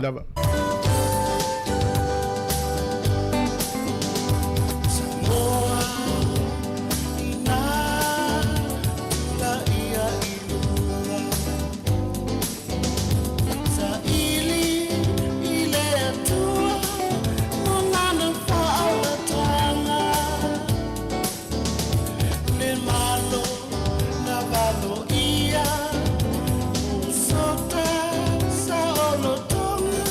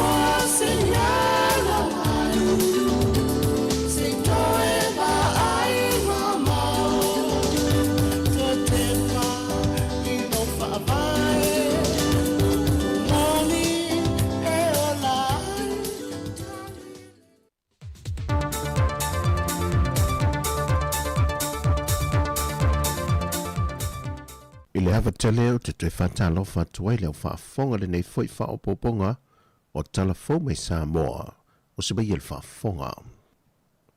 Wa whaalau lo mai le fionga le teita i o le atunu, le fionga le pāre mia le lau le mani e tōpula te vau fosi, wa te tala alo ia nei le ava noa moso se Sāmoa i atunu i whafo ma Sāmoa, e restala e alo ia la vea masui, wa whaia so na sao, e le whata wina leo se vale le fōa le atunu. E le whailo inga le fionga le pāre mia ma le autustala le vaiaso o mawai. Na ia wha manino ai, o lo iei le fōwhanga i au atu le wha ai unga le tausanga le nei. Wa amata i loi lolo le moe mtinga le whainga malo. Mai peo na wha ai loe le fionga le taita i o le atunu. E so se sa moe fia whaia so na sao, e amata tu le lima se lauta la pe sili atu, fua lava le tupe maua ale tangata. Wa aloa ia mai i le sui komiseno le mtanga luenga o leo leo, le maliwa le tinatu se solo le atunu o ia papali i sia fekiao, le asa tau fia le to ese, e ta lia i le whaasolongo lana mata upolo i lumo le whaamasenonga. I le maliwa o sana wopolo fesa mai Amerika, sina vaiana Caroline Capet, ma ena whai loe le i antawa, o lo ua whanga solo su esu enga le mtanga luenga i le maliwa le tinaya papali, ena ia mautinoa, e le o iai ni whainga whaasoli tula fono wa fiai. Wa whaamawina le taunu mai le atunu o le whaata amilo ina leo le tau aveina o le fua o malo le tau pulenga, e le whaatino ina i le lo tātou malo, se fuawhanga e whaamamai nai i la pisiunga ma pepa i ila i le taulanga. Le olo o ia le whaala pise i o le totelo lo tātou atunu, e le ngata o lungo talinga lu ai whaapena fo i al te tele, e meise lava i no whangolo i ei whale whantele pasi, ma ta whaafale o whale o loa ma pisinesi le taulanga. O se tasi leo mautau ave a ta alonga o malo al tau pulenga o lo lumanai, o le whaamamaina leo la pisiunga, wa a fiai lo tātou sio manga, e to tono malo le tau pulenga e au fiai ma Sāmoa. O le vaenga mua tau mo whainga le tanga luenga puna ofa le nātura ma le sio manga, na manta mai muli noo, se ia pa ia le makete o i e savalalo. O le manu tia malo le tau pulenga mole ni wha moe, ina ia tau fia le wha la pisi atu o tātou o ngā sami. O le vai aso nei na tau noo mai iei lea tanga vai ilo tātou o tano.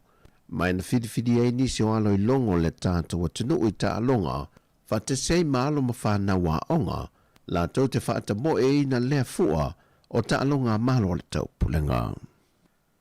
Ua whaalawi loa halo ia pe whaalawi tele mei le fionga le pāre mia, le fionga le nauli le mani tōpula te vau fosishmet, ua whaanganga le sili e le tolu se 10 miliona tā la, o le a whaasoa soa atu, o se tasi o vaenga e whaopopo atu mai le pasene le nupi whae maasani ai, e le aungo le fisoa swani le lo tātu o tenu, e tā pena i alo ma whanau e toi fo i atu i potua onga le neito sanga. E le fontanga whaia onga omele atenu o le neito sanga, le nalo ia ele whaalawi loa lea le fionga le taitai o le atenu. Sau no le fionga le pāre mia, o le atu i nātu i whonu whaavae, e la tau te lufi na le sele ni le atenu. Na whaalawi loa fo i le fionga le pāre mia, nisi o moe mitinga ma tamu whainga le malo, mo se manui o alo ma whana wa le atenu. O whātonuina ni tanga rengo le visasi, Foreign Affairs, toeta pena nisi skolosipi si tele. Ni masulu mon tupu a tātou paanga, malo mai whafu. Tālu sanga iai, all we do is ask. Tālu no iai lo official parmi, e o watu mani se furu, te titi suru lima, mātua. E suru atu ini avanoa skolosipi e lato whana. Ona e leo mawhaina awa veina i lalo o tātou pokalame skolosipi. Tau sanga le nei. O la matuato e sa iri nisi avangoa skolosipi. Mo whanau umane tunu, la tau te ngafa tau ki maina. Ne ngā ruenga i te tau na whai. I le ngata ia onga le malo, ai whape nā fo ia onga e kāresia. Ina ia lainga tutusa le avanoa. A watu e tātou walu mo whanau ia tunu ma mau. I le 11 nei, maua mai eisi skolosipi fau e lua se fulu mai Israel. O avanoa sa tātou le mau. Aolo maua foi na avanoa isi e tunu, o lewa i nei e ampasa falani. O te talitonu, e te lele avanoa e te tala ai isi mai na pasia fo'i se fontanga le kāpena tele whaai unga le waiaso. E tai se lau 50 tā la ale tangata to tasi o le a maua. Mai i le pepe se ia o atu i tangata mātutua. Ai o mōl sa o whanga la wala tau ia po le pasene mai le nupi wha. O le anta oto atu pe i le fionga le minista o tupe. E nate wha la wiloina le foi numera. O le a wha manuia ina i le au whaisa o whanga i le amatanga o le nei tau sanga. O tala fawia, manuia tele le nei aso si o tātou tino o, whasai fuia.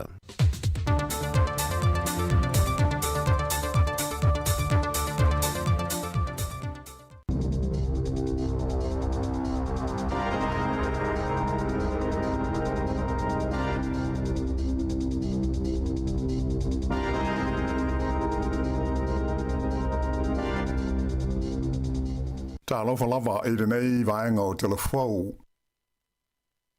E tolu sui ua wha mawai le masina ua mawai atu nei, tusale o le afo sui a wai o se komiti na filifilia, la tau te whautua ina le malo, e tusai o ni awala e mawhai na tau fiai, ia a fianga o tangata o na sori ngā tu la fono, e whai e tonu o whale o loa te tele wha pe ai ma supermarketi.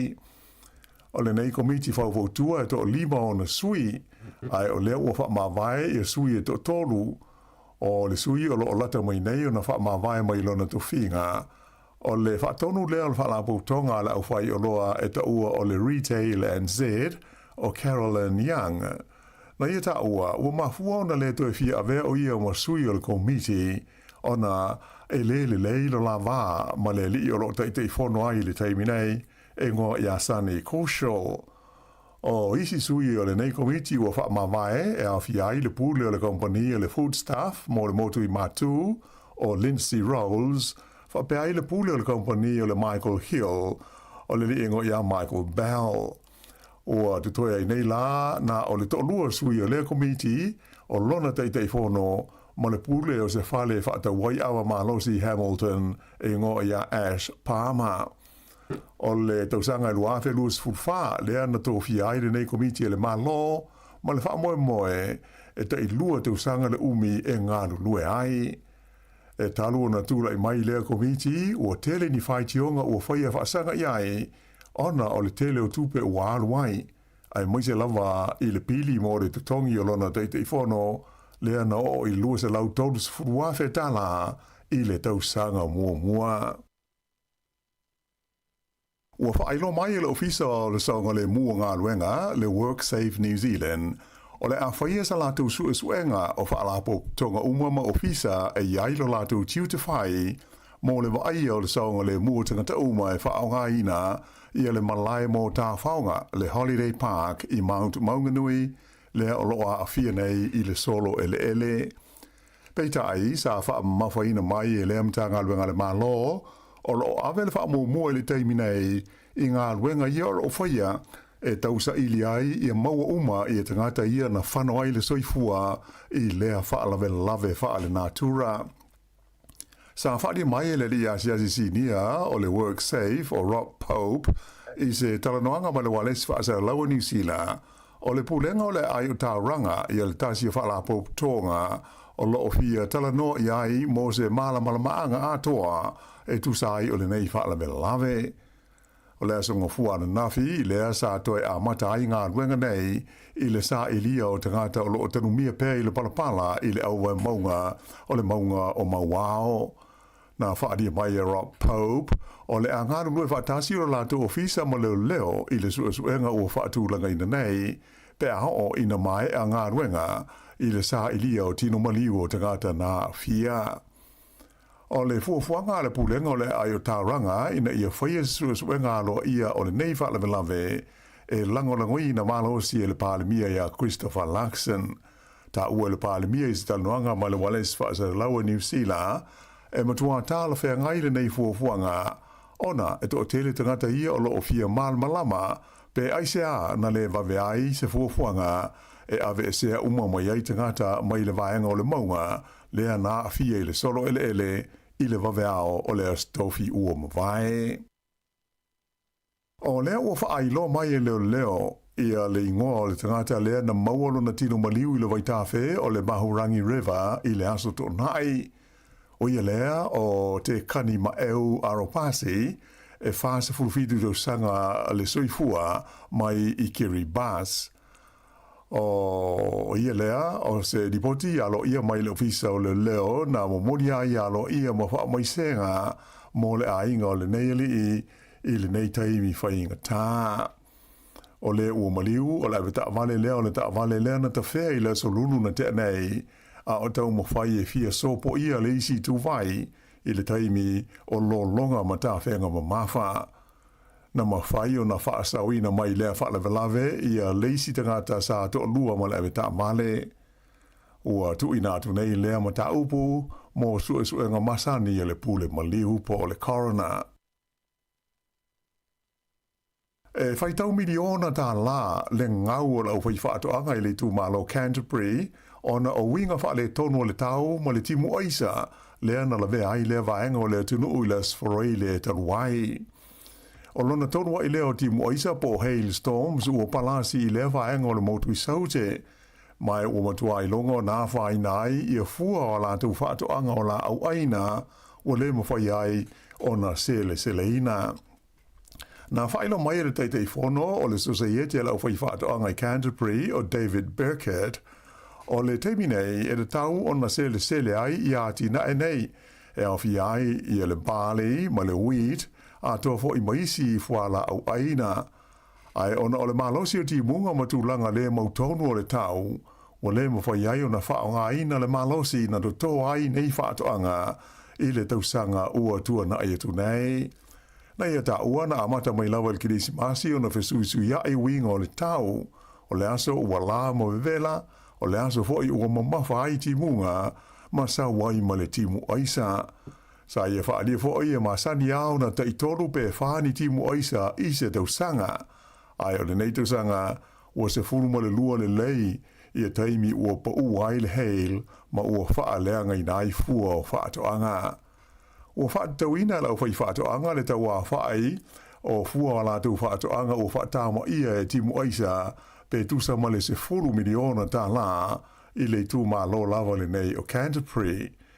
O nisi whai whaatoanga sa whisiringia le wales whaasa lawa New Zealand na o la tau whaadia le matua te leo la whaina o la tau a tina e ona o le se leni ua le maua taruai whaale tonu e mafua mai winga whaale tonu o le tau. E le o a whaina ia whaafi tauli ia le au whai whaatoanga o la fumanu ai pei o le tupao whai whaatoanga o la autotō ia ua whengai ma whaafi tauli i le tūmālole nei o Canterbury.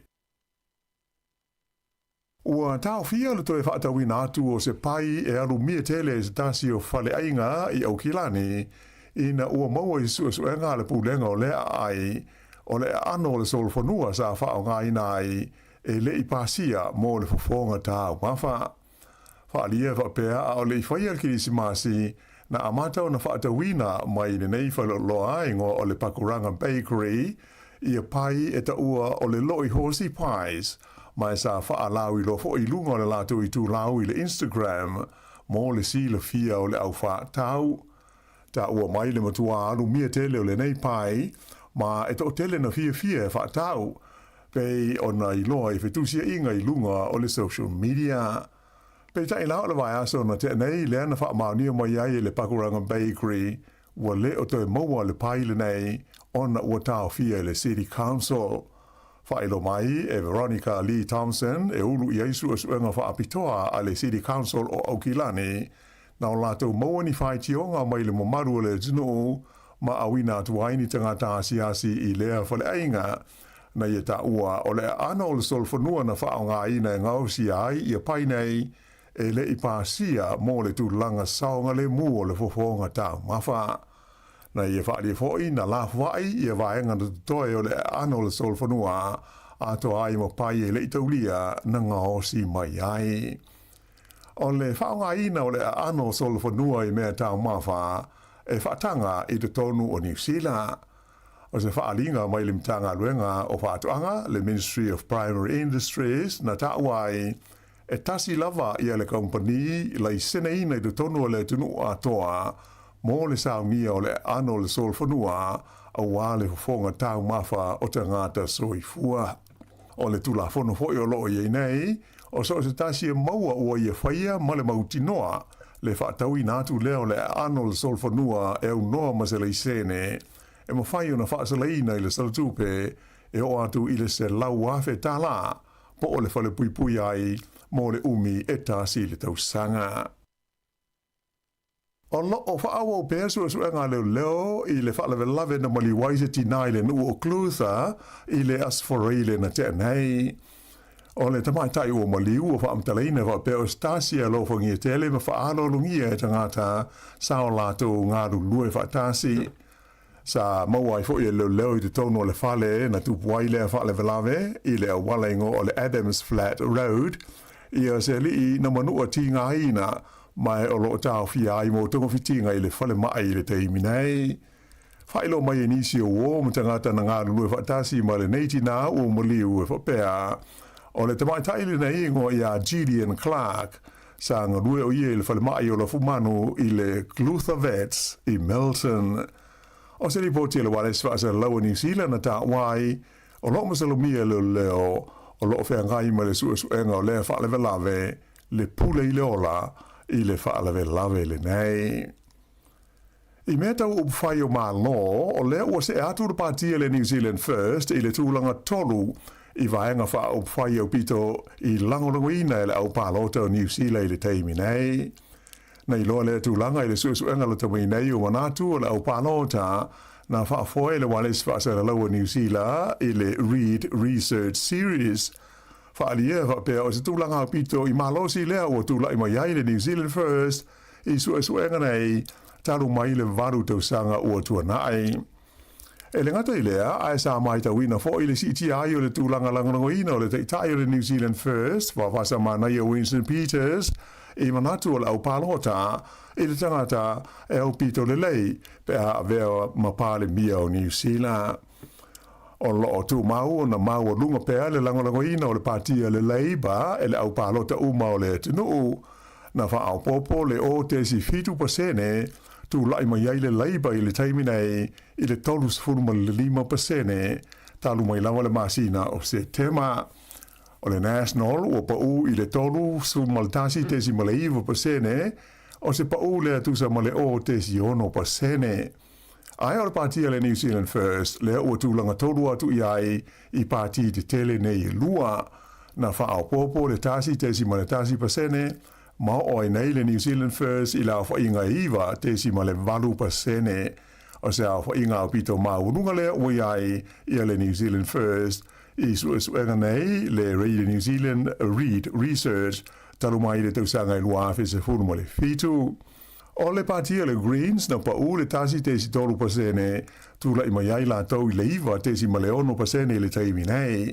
Ai o le Act o lo o fitu tesi ma le 1% ma le patia maoli e tolu pasene le na pa u ai tula i mai ai i le tasi tesi ma le tasi pasene i le tūlanga langolangoina le au pālota o le tunu u.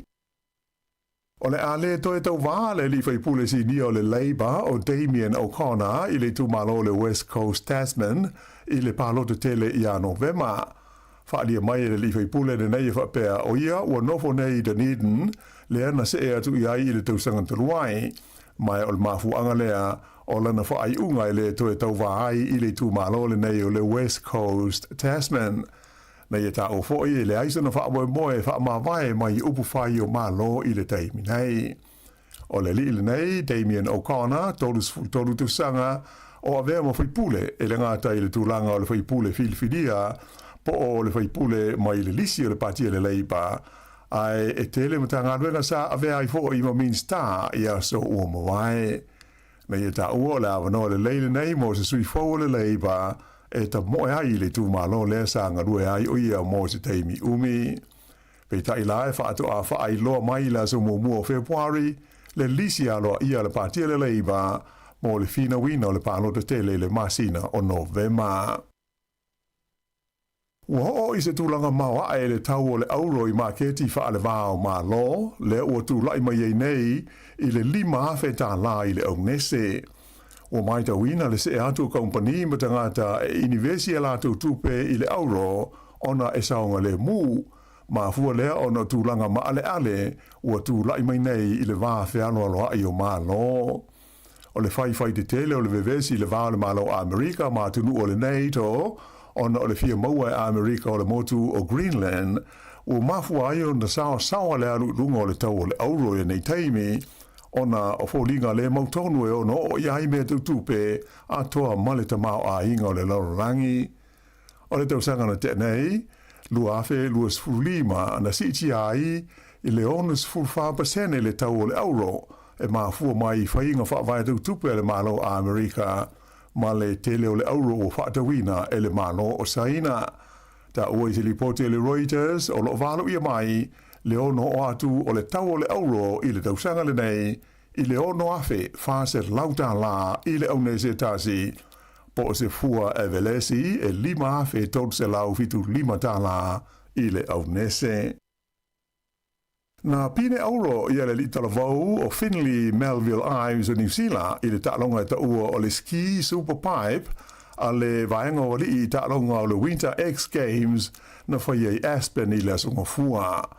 O lea pine auro ua nuai nei auro a New Zealand ai whaala tau pine siliva i ta'longa nei e tāpe nai mo le Olimpeka o le tau malulu le Winter Olympics i e whai Milano Cortina ua tue lua nei vai aso.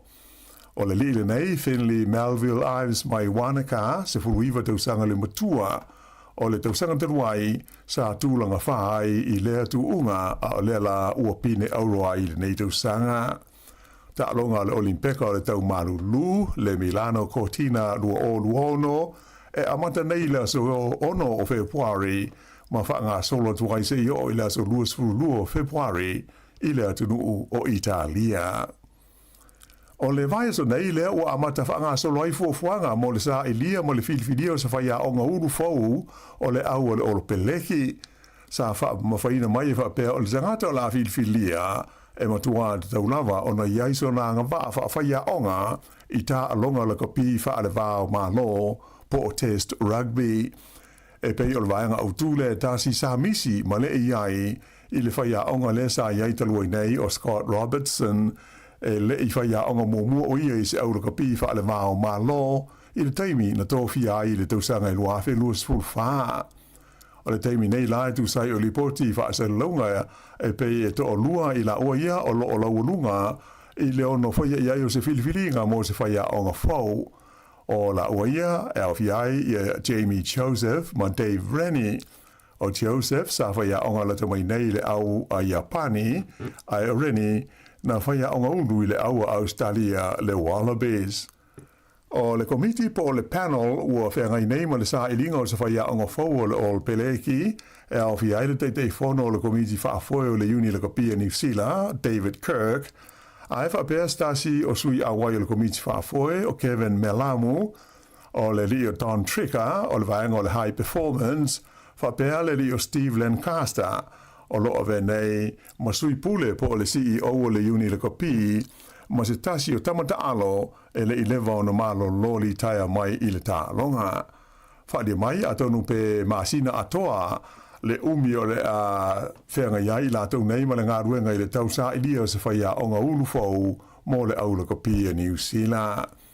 O le masina o iulai le amatai ta longa wha le vāo malo o le neitu sanga a le oropeleki e amatai ta longa ma Falani, ma Italia, ma Ayalani i le ta sanga fau o le Nations Cup o na so o tuai lea ma le ta sanga e varu ta longa i tu tonu a Filika i saute e au fi ai ta longa whaita wina po test e wha i le vā ma le Springboks le o lo umi e nei le siumpini po o le ipu o le laulangi i le kopi nei tai se fulu ma le lima.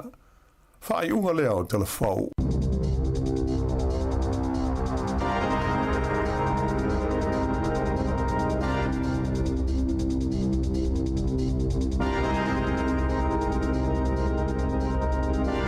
Te whafonga le tulai sifuru mani lua, te whasaloina o telefau, matala mai Sāmoa, lua sifuru lima minute te anei le tulai. Iwa, o lo tatu e pere programe le atal tai au, a lo lava le mafta mai. A lo lava, Ia, mo tātou I Sāmoa, ia na uma nei whamanuanga na ua whaelo mai e le whainga malo. Ia. Tolu sifuru lua te si male lua 5 miliona tāna Sāmoa. Ia, o le saunoanga le palimia. Tu se vai I tangata Sāmoa ta se lau 5 sifuru tāla. Mai ai le pepe. Ia, mai ai pepe o I tangata mātua. Ia. Ia, o lona winga lai pea male lua se lau sifuru 5 afe tangata Sāmoa le la vai le tupele. Na winga le tatawana isi se misi. Ia, ia.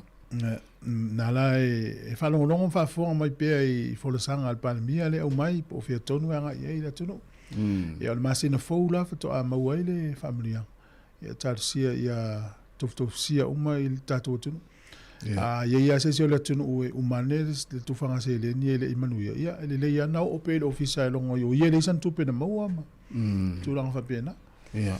Au awa peo le o le mato ofisa le whapela o le mato ofisa o ko le fon whawai a. Na le utu vatu I lo suafa le lisi le tau tala tu lau tupe. Ia. Ia no vatu le malie. O le la le maua lau tupe. O le la tongi lau sala una te le panota. Ela me. Ia le tu se e dua lisi ia.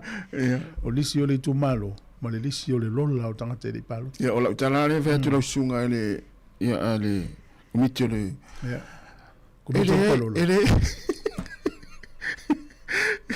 Ele ni to wa inga na faya tu fa pena. Ale uma ele mo tu pepe ava pe ele palot. Ale uma to mai tala tu matu ale fo to mimilo. Le fo ma sa ena pela o ele pule. A mi sa fa mata le pule ma mata te pula ba te le. No fue tu lola ia. Ia o inga na sa no el palmia na sa. Ia wa ia inga la lo lo te va tu ele te palota a tu se le mat ole ofisa tala le va au te fa longo mai o vida tu tanga ole mo lai na tanga te mo ofisa to ata lu al va ala sunga le te pito lu o sa lo le me lola o po sofa lola ma fa le va te po sofa tasi Well, I touch it to malo at all parrot. I am more no side in hotel. Then I went to parrot. Yeah, I thought, all facility la. A pera la ole umato watu do ofisa. Fisila, no fisila le fa fela ya nei matu a inga le ni fisila le la o mai. E nga va ala le tu pele. Ide nga va. Oh, ide nga va. Ide nga va wel in Sāmoa. Ele nga va wel in Sāmoa. Tauan tu fa leal tu pe on e Yo te mi ale tanga fo ye le fa inga wenga ini ni sile tau nga solo le Sāmoa tali le famuni ya. Famuni ala mo tanga Sāmoa ta tolu no fo ni. Ye se to fo Sāmoa te mi fe sa fa fa mo tau. Be a rungia le mo le le rungia tu fa tu pe. Ya malo. Ole so. Ia ole tala fia la fa ile fia ile no Israel. O le tangata muli ale na avele Hamasi le asofito oktopa lua felu tolu. Le uto e fa fo e tolu ntino mali ua umale le ia ala tangata na avele Hamas. La to la na so ifu ma fiola. Ia mai la to na mali liu. Ia la ua mai ale ia. Lo mo tangata le. Ia tangata muli ale umale le do. Ia le tau ana tato tata no mai lua felu tolu lua fa lua lima lua maluon. Ia le mai o le tata ve tu fo I o lo fanga solo peta no nga le va Ukraine manu ulata ne yai ma le Union Europa ma nisi ma lo le NATO ia ma America ina ia tam fai fa uma le tau le ma ia ma le lo fa le safa o ia tangata sa o le wa mo atu tau le Ukraine ma Rusia e muli nei le tau Israel ma Hamas ale uma le tau le ia la fa ia le tau le uri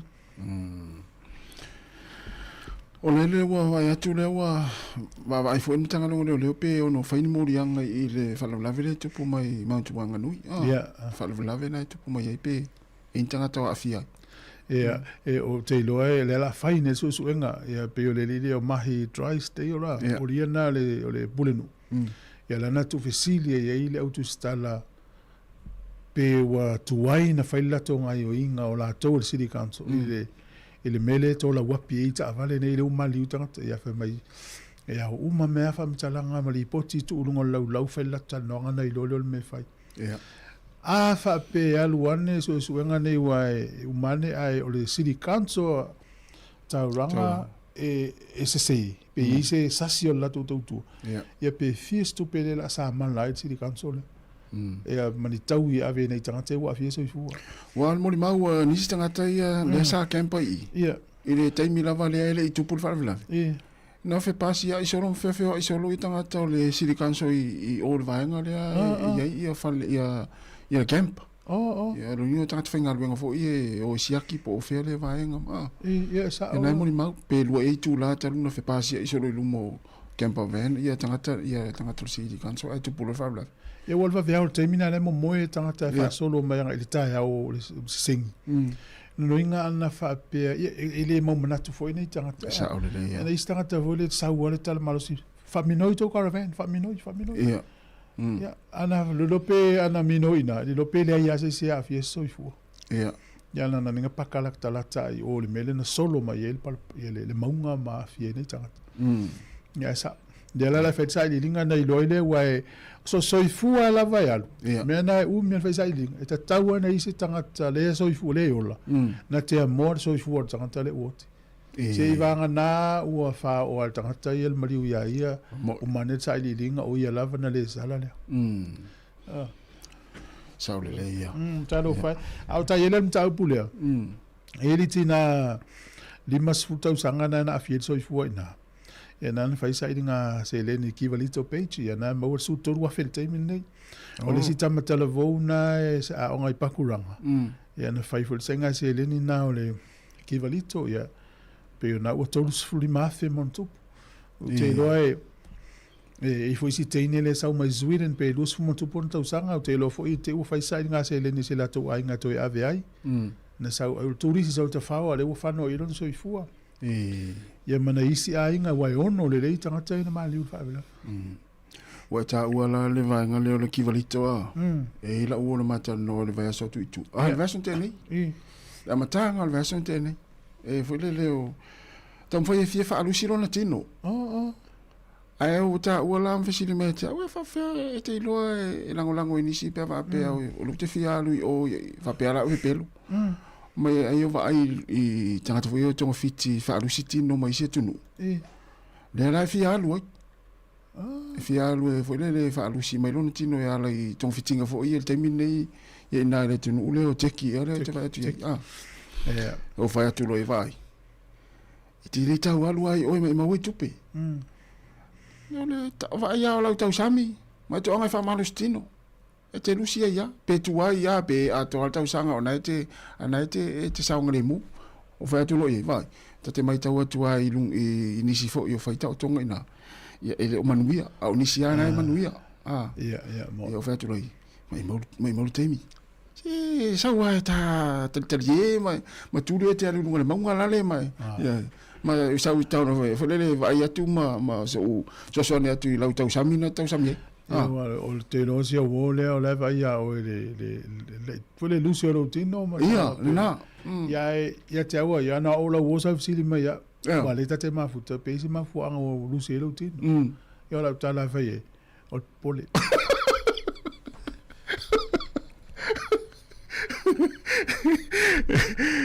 na la weta o me pole o le se o tala fai vai to anga fefe lo to le lusi o le le tala fa penali I ne fa sala on TV1 o le tina malanga I Turkey fa ilona tau tonga fa la titi ilona tino fa metala le tina tolu sfuru afe le tau o le tau tonga le New Zealand ai fiu e fa tatati ai alu Turkey na le sfuru afe sfuru afe fa i pe alu Turkey e te lola le meu tupu e umane le tau tonga to e a fa le tonu le tina so. Le ala wasulu mai New Zealand, o le talu sanga talu si ai talia el ACC le na talu sanga. Ina ia fa wa le ACC na fa isi va nga tau tonga mo ia o no le fa ina mal tau tonga le Turkey. Ia se va ila. Ia o te loe e ina I tanga tala malanga I le tunu na Turkey. Ona o tala o mai tau ngofie. Ia ai te le o le fa ina pe te o mane ai Ia istanga te fa pena na manuia mai o. Ia polisi lua masina le tolu masina. Ia ua vai ai si afianga. Le winga la na fa pena na tinana. Le tinana le fata no no TV1. Oh ia le na. Ale fata ta ilo volta tonga o ista tonga. Tolu sfuru fe ni usila. A fa yo te kina sfuru fe.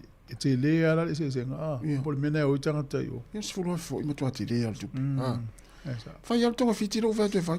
Ai mana o te rusi. Fe. Tu anga feferu si to lua. E va vena ilus. Ora tali ia. Tu va vena le to lua por 5 minutos talo sfulu. Tu nesi fongo le mua.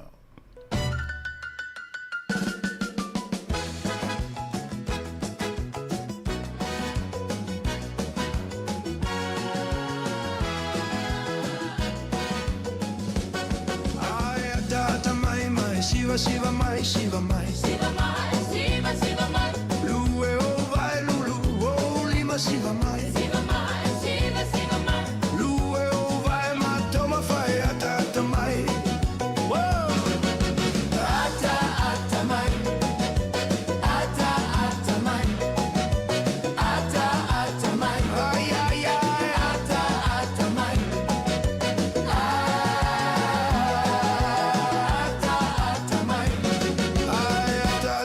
Mai lue lue mai lue mai lue mai lue mai lue o vai lulu o lima siva mai siva mai fusi la o panga mai toma vai ata mai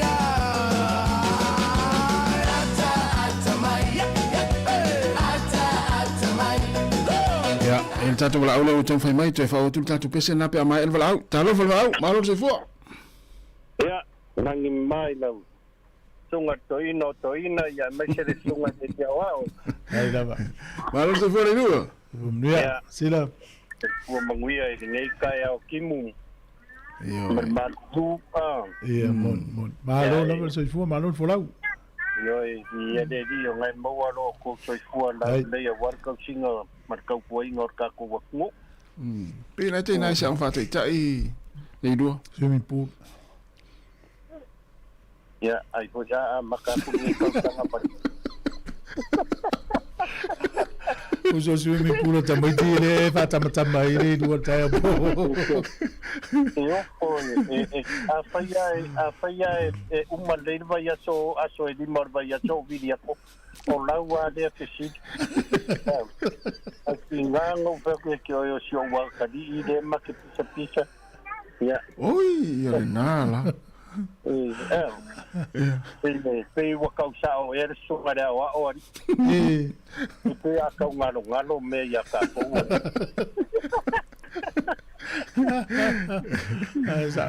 malo yes bawar ka ye pe ya tonu ye pe ya o kasi pe me por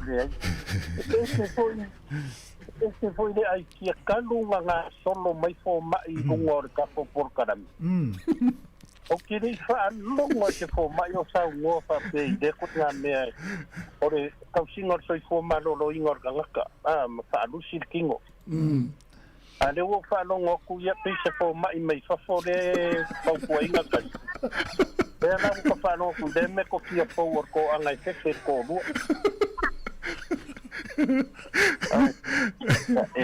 esta ona de sunga de agua ya velo se me queda son a falla imagino ta por yo ore mpa kulanga ke do kango ole ke dunga na wala i mela ia kau oke kau kala uia langan kupu ya kia kupu ya kia umele o le faalangi me ola ke kusia mai ai o kurfad ele se kupe ia wa vai la o ia me la ne ele se kupe me con ai ole maka o dia ku lo la vale le a faika ko me fa pe Sāmoa e ko ia inga ka ke faalongo ku lo wa pe o fa ku lo mananga fa fenga ave fa pe nga pe ave ke ngo fa pe ngar ke ku si luma yo fa fenga ave fa pe ngar ku pe so es ke ku se ku ye kon ku pe nga ave ide mo nga ile maka ngo fie ai dei lo ala vai kan mi ngai la wia vai le ala wa ka ko chiringa Makauria ua umanga poko le ainga re po porque kusi de ar fai loku e afe porque kusi de ar ai e dima se la le ala ka ape ka umarta ko wa mokingoa e afe lima se la ko se la dua se la o le bala le ku po ngai de mele nanga pe ngo pe aku ko kala wala o australia tenio ngase so sa yeila de far bela ben kupu ya o walwaile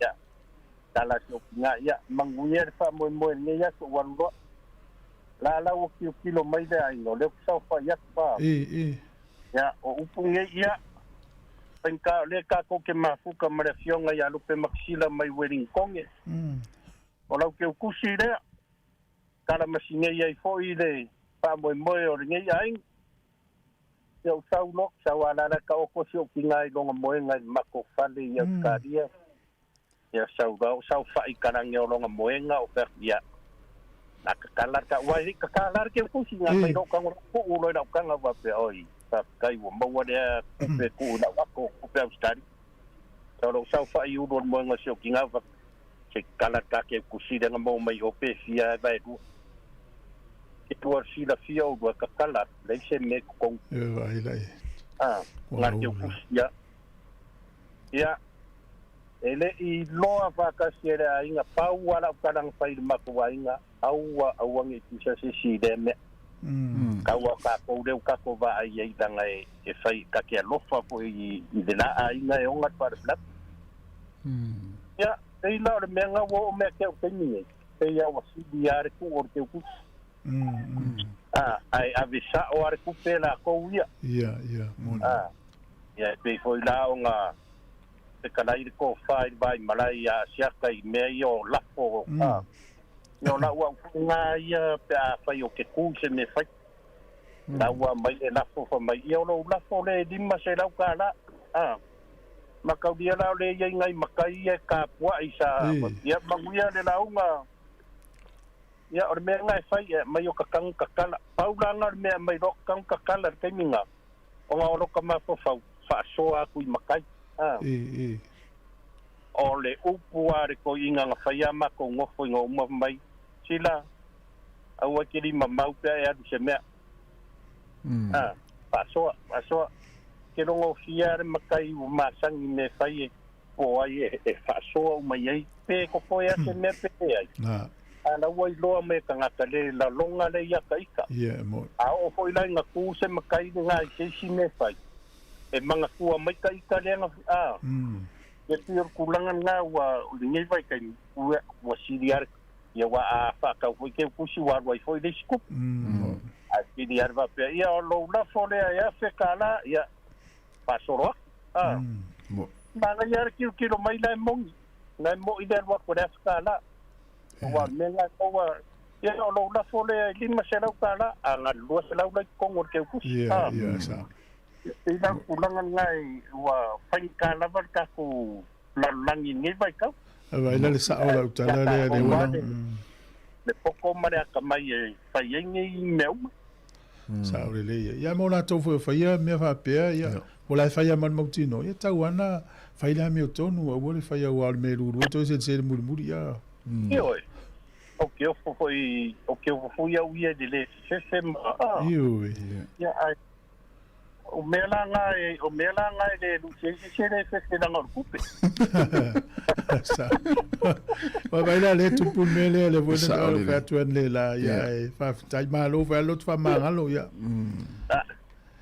o marca minha ia I loa fa kasi se o ainga o ngat fa bla beren wala kala nga fai sio ki ngaman makwai aku walo lo falla ai awangi pisa si sio ka ko sisi nga e te avea ia makang kala e ta ke waku fai ya waku ya fai ka u ya suesi ya suesi to ore ai nga ku ya mare o vai dai mere ku pu mai o fai o fa ku ya mi dia mo kire ko ai se steak fai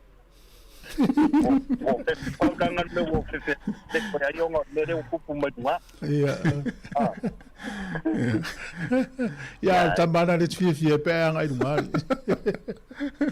Ole le ya yo o pai fala. Oh. Ia, malo va tai mul fa so. Ia, ai fa kai kele I lausunga ia me se fo ile. Ko inga ko le kio. Ia, o nga fai ko ia le ban ngai masinga a. Wa me va vela. Wa va vela le alu ka sanga. Va vi. Ya. Ya, manuia na taso ya. Ai wa le ya lo fa kele aku mo ulua manguia pa so ringa ya. Ya, se lo fa tu. Ya, se fo. Ya, te lo fa ulta tu pese, el te mile uto es full family te se fulu. Me te wina foi pong sa me fa fo ya le wa. Wow, oh. Ya, le na. Usila upanga mai toma fai ata mai ya. Ata mai ya. Ata mai. Ata mai ya ya ya. Ata mai. Ata mai.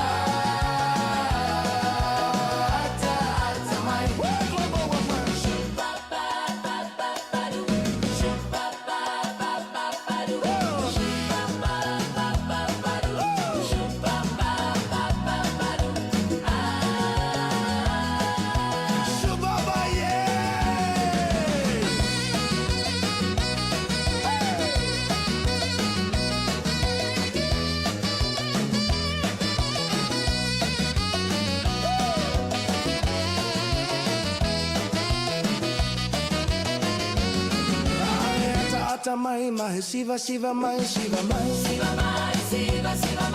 Lue o vai lulu o lima siva mai Fusi la upanga mai toma fai ata mai ai ai ai ai ai ai ai ata mai ata mai ata mai ai ai ai ata mai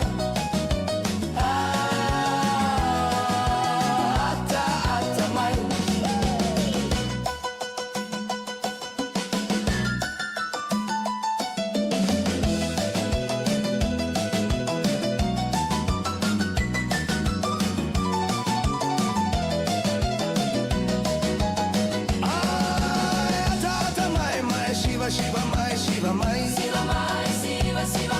Lue o vai lulu o lima shiva mai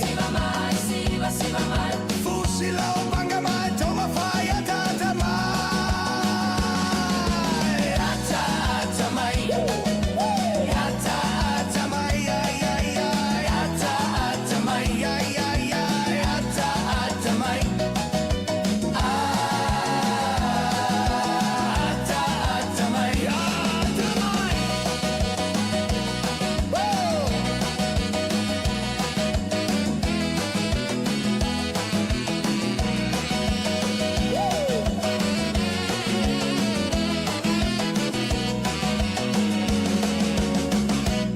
Ya ora na ata mai ia ile ti munga le lo tatu ia le taimi nei ia ma fa vela le puti le tai au ia fa te ful manili ya moni le ya ya le tatu wanga ngai me lava ia le na mai nei le fiona la wana le tala fa tatu plex le wa mautu ia le committee lo le fa ya onga a le foringa mai lo e mo mai fa ya onga le lua ia fa fit filinga na mo o le wala pis ia wona italu sanga ia Joe Schmidt, 11 noa. Ia leo foringa mai sa o leo tal sanga ia mana ia tele. Ai lua la ingoa ia pe o le mo mal termine o Jamie Joseph, ma Dave Rennie. Ia. Pe foringa mai lua la o Maori. Ai o le sila me na misi tele o tal no. O le tangata leo Scott Robertson. Ele I faia onga se international level mo. Ele I lunga I au ia fa va malo sa o para kapi. Ia. Tele fa onga New Zealand pe o I fa fo mai ai. Le la mana ia to lua le tau va. Sa fa ia onga. Sa fa ia onga o le Wallabies Dave Rennie. Ia. Ia le o ia pani le na ia Jamie Joseph. Le to lua le wa mai le wa I luingo o it pikia. So. O Dave Rennie. O la Jamie Joseph. Oh, ia. Ai te lo. Wa e Maori ia. Le pole Maori mo le la fa onga lo Plex Maori ato to. Na ola o ia maua tanga va tu malisi la tu malisi la to lu au te role tu langa na ye sia ai mai sei wa o le la atapena le lipololang te loe avene le siris wa masane lo plex o tanga le fa ya nga u malo we se ya wa tu tanga le sui fa ya ya Graham Henry ya we se Graham Henry ya wa tu ya Steve Henson o ma Steve Henson se ya ai foi ngo Ian Foster no winga la fa pe fa ya nga ya David ya wa tu Jamie Jeffries so ton ya uma ia so watu so ai lo maoli ai afa pe atama mai se so la wori ia to lu avatu sa mo ton wala to coaches na ole mafua e tele na wasa mo Pacifica to ton wala oplex ai de ise tanga ta sa mo pe Pacifica na te lo fa foi tama ia oplex tama ia sa mo Pacifica ola tava ia tana umanga ya fa longo ole matua I poto fa longo I fa tam Pacific ai te lo au la mona swing ale culture ma te o manga le mona le fia o tangata ta mai ti le i tu tono le au te lo e ua ina te wa tu le ori ia ta manga me se la va defense le na pui na ma nei ta tau ana i se Pacific kai pulenga a failo we le maoli watu matana I tonu pe mai pe le na ma nei ro le fa popo le mala uli palangi e tonu a wa fu le au plex over to over male afore au tamati policia Pacific fiti tonga Sāmoa ai se i se tangata o Sāmoa po se tonga I tonu le au pulenga le na sta vole e noka le na le ve officials I vaanga le au le tulango e noka se I le di Cook Islands ya ma nei se coach assistant coaches ya vaanga umai le skalamu line out attack defense me umana ma nei isa mo tonta sielo por 3 minutos tato ya o vaso fo nela fai lo ile Super Bowl ne ta longa le su pini ina o umal ta longa na fi manu malo le au le au ye luan ta lo na fi o le au le ale o le tamilisanga le AFC ya manu malo ai le New England Patriots ia ai se fulu ile au Denver Broncos ia na le fitu la to ai ia o le ta longa ile va o Seattle Seahawks ia male au le Los Angeles Rams le unga ta longa le tolu tasi le au Seahawks ia e lua fitu le au Los Angeles closer talo io tu sa e te lo no mo tu le fulu minuto mo mo le talo ila umata mata e ma lo le au le Rams pe na poto la to quarterback tu sa wala tala telenga touchdown score o le la ma lo se fta winga wali em to le ta longa fito ai tama ye le leina ma o la wo ye le va no e mo ele quarterback ala tu ma su ese to pe fa to luona tongi ele manuia ele to va no pe to pe fa sa tonta mo sa te tau leva noa na fiua so si momo e no wa te le ava noa se manu lo pe au le leina ia se ko alo ina ia si e malo ila to e mau alo si Hawks polo ia sa unga na umar te mi ele to e mo se ava noa la va ole au le Los Angeles Rams se ta alo ile alo Sāmoa na ingo ia puka na what is this puka le ngosam ole nickname ole ringa puka o le nickname fonga le Chubby na fai ngoi lona tina o Sāmoa a lona tama pe se Mexico nu ia ia na fai ngoi la lo matua le ya puka ya o Chubby ia na lai ta ua ile au le Rams ai ala isi au la ye lua le la fai no o ini Sāmoa ta alo ia Sāmoa na ta alo la ua le Seahawks ia le la ta no ai no te lo mana tua le terminate ale la su e tun ta no fo ile stay me ni vai so mo verso fo ia o te lo sunga se unga li ina fi ta longa na ia misalo la se una o wala uma ia talo fa wala talo fa o fa no to lo ta lo mai coach na o blessing ai su ia e lo ma ta tong Orini o le Pacifica o le Lalo Konga o Lalo Konga long kinga ke masanga ngai apa hat ia a le palangi long tama Oh, iya, mana ya? Te masani te malo. O rini o lonkinga o la lokonga. Yeah. A long tama o palangi ke masangi ngai apahat. Oi, mako masangi malongali ngao. Mako o te. Ola sa wilo ya te viola titi na ola ina ma na Oi. No ola ya ngai apahat. O menga ke ma ya te ma makua. Wa te lope ke o vile foi se ta wa. Ya, mana. Te lo leila ma tu o tamana sa. Okay lo le ala ya o tamalo foi sa pa mengi le cosi club vai te mi foi nga o ma sang foi nga ta fa nga vai te mi. Ya o foi la te mi foi o so fa yo o ta sanga. Ya esa wala le le kinga o ma ko lau fatas. Kala ngoyala o mea o vile kwai. O teve o Pacifica. O la konga. Ne mo vai tu ai fa mo mai o le Cook Islands. Ya o no lua tau sanga lon so full time nei la fa ya o nga Japan te mine. Ya, esa o ke ma sang le fo ya teve o ta alo vo inga ya pa ti le awa pa. Iya, Rams. Iya, baik kan. Iya, malo. Fastai. Ya, oleh video tu ngah. Ya, fastai. Kiloi le, foi ni sin la fe mam la mai. Ya, oleh, ya fastai la mora vanoa, tu foi ma kasi. Lo va tu paneta. Ya, oleh le.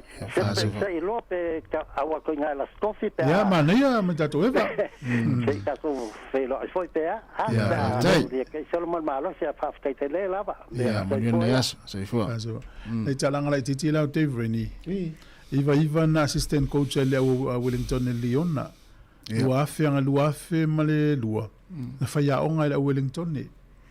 Luafe male lua na assistant coach le a Hurricanes. Luafe male ono luafe su tasin whaia onga le a Mana Watu. Luafe male valu luafe sfuru na whaia onga le Under 20 ni usila. Luafe sfuru lua luafe su fitu na whaia onga le a Chiefs.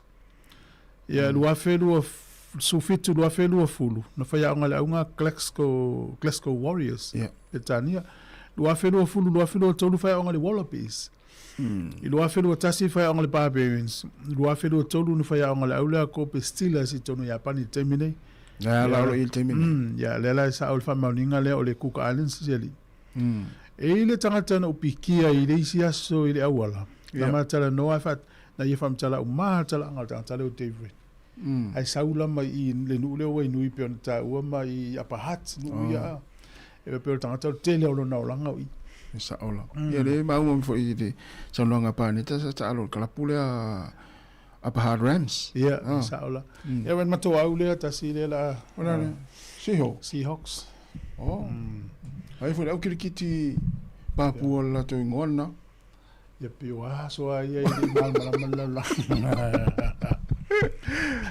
ya mana ya la e pio le la sa na tu sia mato au Seahawks ta alu mala au le New England Patriots le son fu le verso fo ya time New Zealand e taula na tanga fa mo tino mai la ia tama Sāmoa na ta alu te wa ya le la tango su ya tu ya na mai le stemi ya sa le ya wai o nakua o le ngos tama Sāmoa le au Rams o puka nakua vai la tamana o ia la na maua le tulanga na I le tamilisanga atoa le I wai lua vaenga o ia na maua le tulanga na tamana e pe se wingi ya wai le leina foi na mauna touchdown anafi le te mala mal ta longa le football americano ke ta longa tasi ole e tau fa pa ngole boring za e vele le mane se mata al swinga fona we nei wo la ta lo asa pe ya ai ummi ni ta lo ummi ya le wo te mine wo mana ya wo la le ummi ya wa me sai sawa ya sawa la fa sa lo fa business fa to asa ta lo ya le la umana ya le la final verso Super Bowl verso le ai te lo la ta lo le te le o tanga America le lo lang be lo ni sila te vai le whenga ruenga le song fua. E o mai kalapu e mata i le aso a toma.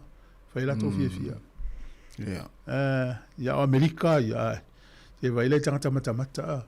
Fia se lau miliona tangata mata TV. O fasalongo fa pisinisi ta ise kone na pe le ato se minute. Fia se fulu miliona to tongi e alu. Lato fasalongo le teimi le. O whai ta alonga. Mau loa i o le. Tamisanga. Ia nai filo e fo stam Sāmoa o le mai o Australia. Oyo. Mai lata pini lata o tausanga lanta nei. E wei nai te bato se valvale mai lata mal fuwa Sāmoa tausanga lanta nei. Mana ia tele. Ia le la, ia aula nai lua le wau lunga. Ia mahalo lava i lato fie le futa longa. Ia leo te fulu. La tatu mafuta pe le tatu tautua se pa ile tulai lima le lua le fia na nei. Sa o le ia te fa mena to tu le tu no le umal por kalame. Ia. O le stofi nei. Ia le fa mo le tatu le tio ia o le Pacific engagement outreach engagement. Ia o le tatu felo ia lai o le selaus futasi casta president i polidua. Hola le fakasa. Ia watu tatu ta faum tatu felo ai. Ia so soni fo i ni vaenga me tau so fo mano loina o aonga. E sta valau tos? Ia, e le valau le ton foi mai talo valau. Oi, se talo falua. Ia. Ela vini mai seu, malo seu. Malo seu. Pasalau. Ia, afuka ku pe malo ale ngaru foi. Tai la. Tai. Eu vi faço ku le kalong ale ngati o ke saule ale sumala o na chufi. Amo ko ya le lo so malo ka po ya u ya wa vai o kalo mai ti cho ni wile ya mala o tenwa banco sa le ya ke vai nga bakal kalo mo lang le ya u mai mo kuwa aisa ko mala so al malo fo ya banco o pa o bisil la ko sala mo kusa ya o mo ya wala ni wile al kalo mo muli la wa wale mbonga wawe au la sia chawali Amerika le wape sofa kausa ko ya ndo ai no mo ba ko mo ko isia ai ko pa ki marfa yo awalo le au la o something kausa avele o ma kausa ngere ko som la mo pa ko ya wale pa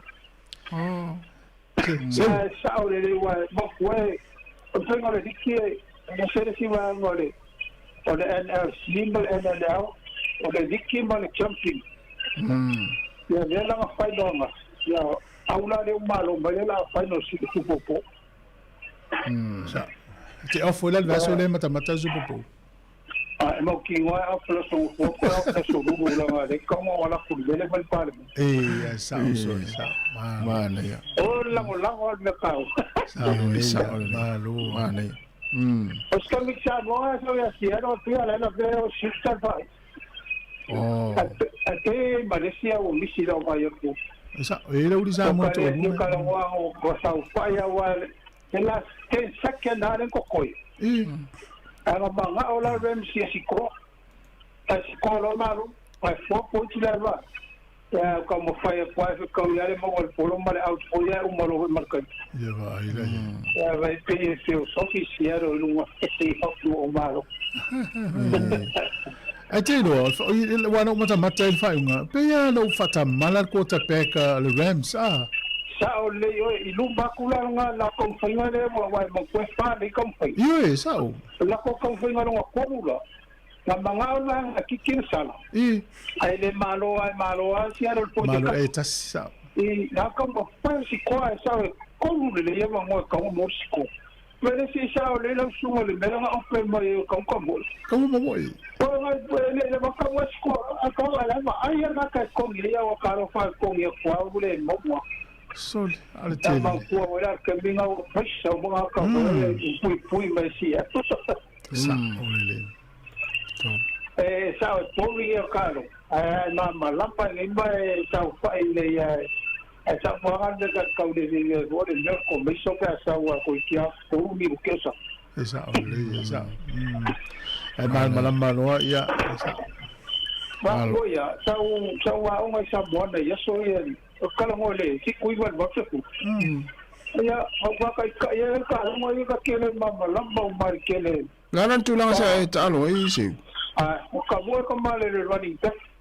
Le ja le kwa ko le quarterback le ko vir polo ya le kwa ka mo e mo ya no mal po. Sa. Ala kasi ala kausa. Kaya kaya wala ya nga ba ke wala ya mo me la ka pie ka ula ka me ki la ka pie ka ko la ka pie pa te ka ni. Ka wa la ka pie pa te. So. Ka ko yo mo puru pe sta boku le da su ya.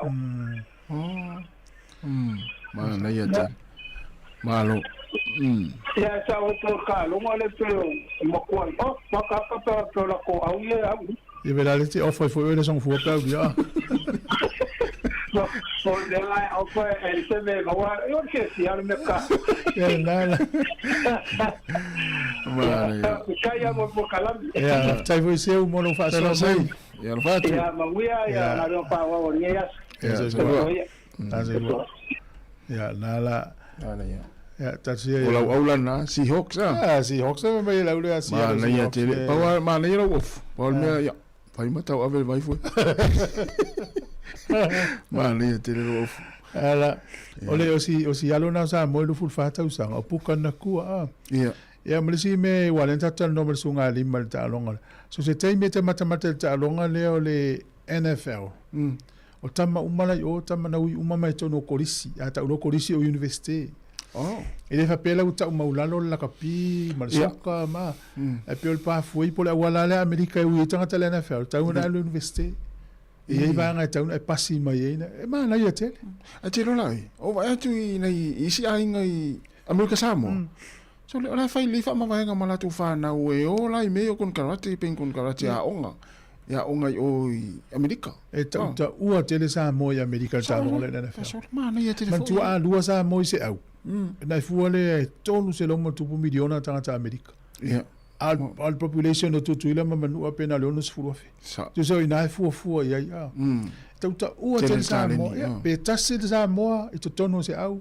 Ola. Mai ai fuola tasi na. O le fai te tasi na masu le onus fuafe le tu ila manu ape fitus fuafe. Mo. Au tama ye le to tonu i. La fai masu le fia se la miliona. Ja. Al mato i te lea le se senga tauta ua te Sāmoa. Me foi lá na watu foi Sāmoa e watu i fafo ni usila pe me Australia po ni usila fafo Amerika. E watu mau ava noi e tilo mai Amerika. E o mai ala uli ia mai Australia mai usila mau ava no ale no foto tu. Malu losi tanga di Pasifika. Yo e malu e lisi uli Australia le foi le seli ta le Raiders e la tu Australia o Sāmoa. Ya pela e tauta uala e choden mai lata. Yes. Tamana la ule sale Eagles. Ja. Philadelphia Eagles. Tutu ja sister ja Juju yo le seli tau tuatanga vailoa ya le ule Miami Dolphins ya na ule au la to au lunga tulanga de quarterback ya o tal mai tal no e con kalate sfuru anga i lunga miliona la tu tal no ni afeta mai miliona tal no ma le te ya nala ai ole meta fie volta longa nei tama Sāmoa e ole fie ole loto Sāmoa yo la uli ta alo yo afala ulo Sāmoa i me oi o tami uma le loto tamaiti te vai le na Juju Smith-Schuster e fai ala na ona na of tino pai e fai tanga pai mena na ula fala wal tami na loto tamaiti sa se le ina ya to te Sāmoa la lang mena linga le la ve Sāmoa le lisi tuam po tu no e fa sana watu wala lo tuam fa tanga Sāmoa le mai tatu tamala kapi tatu tampi ja no ta no lo pi ngana lo Sāmoa la ma lo foi atifang Wala pa yati. Ya tatu fa sorta to todos fu miliona na Sāmoa. Yo, malaya. Ya, ole wa te le sfulu. Ya. Fonga ne la mo Wellington. Vai swa fi fianga. Ya, se i fatalo fatisvanga le fianga ya famosili sinava, Maria lava ni tanga luenga sinava, ya famosili. Faltua ya Epi Merna, fatitile lava le mafta mai, ya fatalo faltua ya Amelia Famoana. Malo fa tersunga fa duli poliata. Ya mania lava ni tayao nga luenga faulili. Fatalo fa tu le faltua a Lupe, e Malinowski mai Brisbane Australia, ya sunga Cap Silipa. Sunga Patricio a Petelo Alosio mai na via Alice Spring Australia. Ya, talinga le vau, talo le vau. Sunga ne Miyasuki, mania lava ni tayao Heni a Utanga Vaia. Ia manuia lava nei tau, tenga ngafo pula sa lua tele muas, mai na sini Australia, vatalofa le fatu ia susi, Tyrell Petro, ia o le sunga ia fasou, fasou, taupa u, ia ma le sunga ia mio telea, manuia lava le nei tau, tai lava le mafta mai, vatalofa le fatu ia terini, ia o le sunga kele au vale, au sange, ia manuia lava le nei tau, tai lava le mafuta mai, ia fatalofa le sunga Kevin Swaka, manuia lava ngā luenga o lo whenga iai, ia ma le sunga ia Seioliana, sa ilele, ia whaafitai tere lava. Sifulu minuta te nei le tūlai sifulu.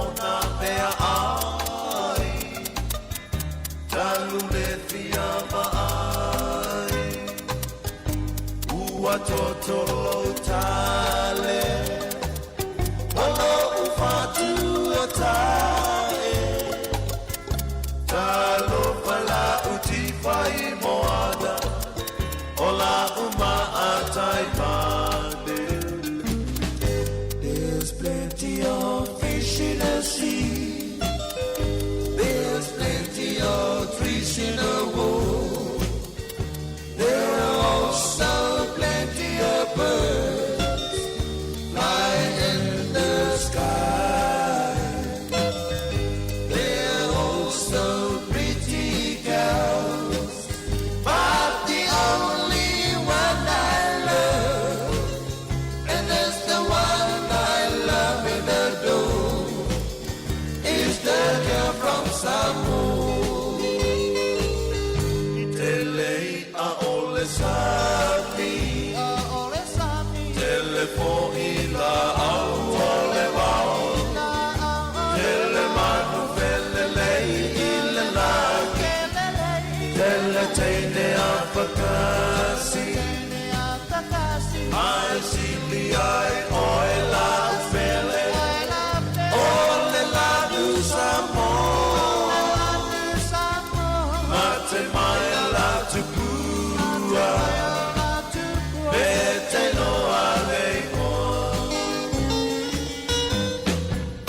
Le favianga mera pese le fetulima ina o se fulu 5 minute te ni le tula se fulu o le tula se matasi ana fa fonga le poklame so fu malolo ina ya a o ni taimi o le la fa nga fo e tata ina to ina fa fianga so ifiloi ya wala fo fa fonga mai tatu tunu fo yo ya fa manato tu le tunu la stofinei ia le fa mo le tatu litio ia matato pa anga o la tatu filo iai te lo tele o te mina e te tapu ai melo ainga mai mo mai ia la no le tatu filo ia le no fuanga le ua whaino atu ia o le maota ia o le kalesia I whakasa.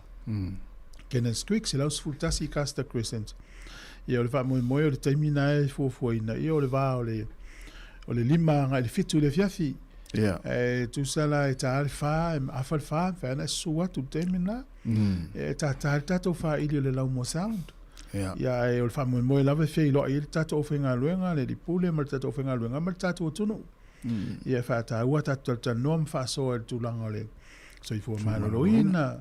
Ia lenga te leo me ta ua onga. Teknolosi. Fai na sua tu malau telefoni pe fa pe mai se o tele lopo fele ma welta tu fasa longa pe uma le tio tasi ya me uma na fa sino uma tu le tato fenga luenga. Ya na foi se vai nga te fia sa no le fiole di pule pos fa se ia fena e lua tala no ai nei vai nga fa le ya ti le tau tua na nei au ai kia foi ne o vai nga te manatu. Ya lopo e foi stanga te fia sa we fai se stato por calame ia eu fomelo taimi fa nga ai lo wata mai mo lo to mai na ia ia male ngana sa mo app pal sa tio web el taimi na fa mo ia ole lima al fito la stofio le verso nei ia a stofio ngo tala tu tai au la so fruiva na to filo ele na ne fifi o mal dato ri tio le tolu ia taimi na la wa matan sekseki mai o dato ho mo dato filo ia ngala e malitio ya ta o tu sa o I ya pe o fale ya ta o sina como la ti ta to o ele ho na la on te lo la tu no an fio to fio lo ai lo sunga ma mo te ai lo yo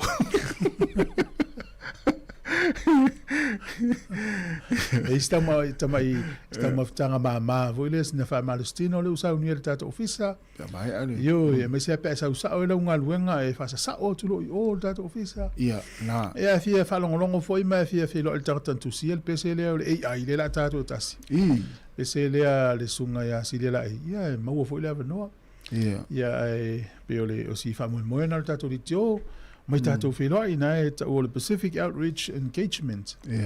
La stofi nei fa mo le lava tato tunu tato filo e paudia. Na e foi nei giveaways nei vouchers o tulanga o pensini ya por tulanga nei taumafa ya mfai ona mawal naso e vatu fa na tu wala onga ya watu ya por manava ngalwenga fa mole o le stofi nei taimina va le file lima le fia le fitu ia fe na afal fa o sua tu dise me o ta no mai vai tasi mana ia ya talo na la momento to pc yo no ta ulunga to ele ta to por kalame o le si tala le o fai ta o le verso nei e ni tamati Wellington le na mani por lua le na le I to e mo ni fa mtalanga ia fai ua maua ni wha mtalanga le lei a fai le esfuru lima tau sanga o leisi esfuru ono leisi o leisi tamai titi o le porirua na ngata le vai ia te ia le aso esfuru iwo Januari le aso sa ia o ina ele o I Josiah Street I Kenneth Creek e iai o leisi tamai titi ia o tai Wellington ia esfuru lima tau sanga o El Savan le ingoa ia o le numela leo e walau o le tasi ia pe vili le tasi o lima numela ia na e to ua le ai o numela o faila ia ne o le lua tasi lua iva ia ono iva tolu lua ia te loa e ta ua ia fa ia tasi o lima numela te vili ia e tala nole nei tamiti na le su e nei la tu ainga e le to e mostala la tamai pe ua maua pe le ai ia o te le tamiti o ta fau la to o mana no fo ia ainga ia ai o tulanga na ia ai loa ia longo le ofisa leo ia pe lo sime o nei na fa na no le la ia onga ia ai na mi ai ma tu nei fa na ia mon no mo tat pesta si ia se su atu foi ia o ia le na ai le la tatu pese le ia ona so e tu le mal pese le pe ona aftaringa si la ei ia te fa fonga ile os fulu 20 minutos te nei le tu la fulu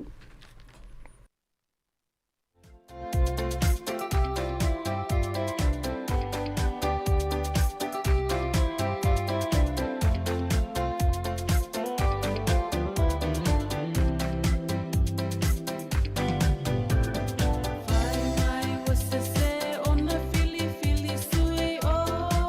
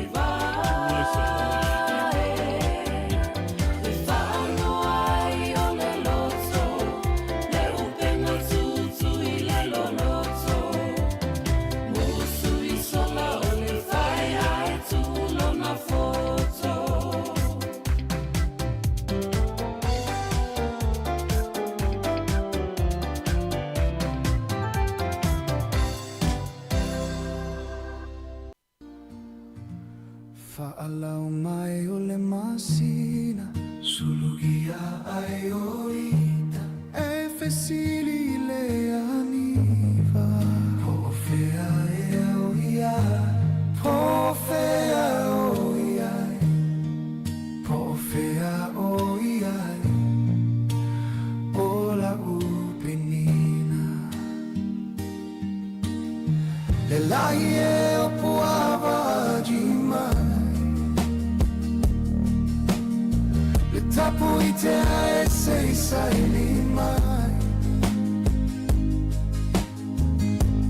Po fea o ia, le aga lega ua musu musu mai, o loi mata o a paula,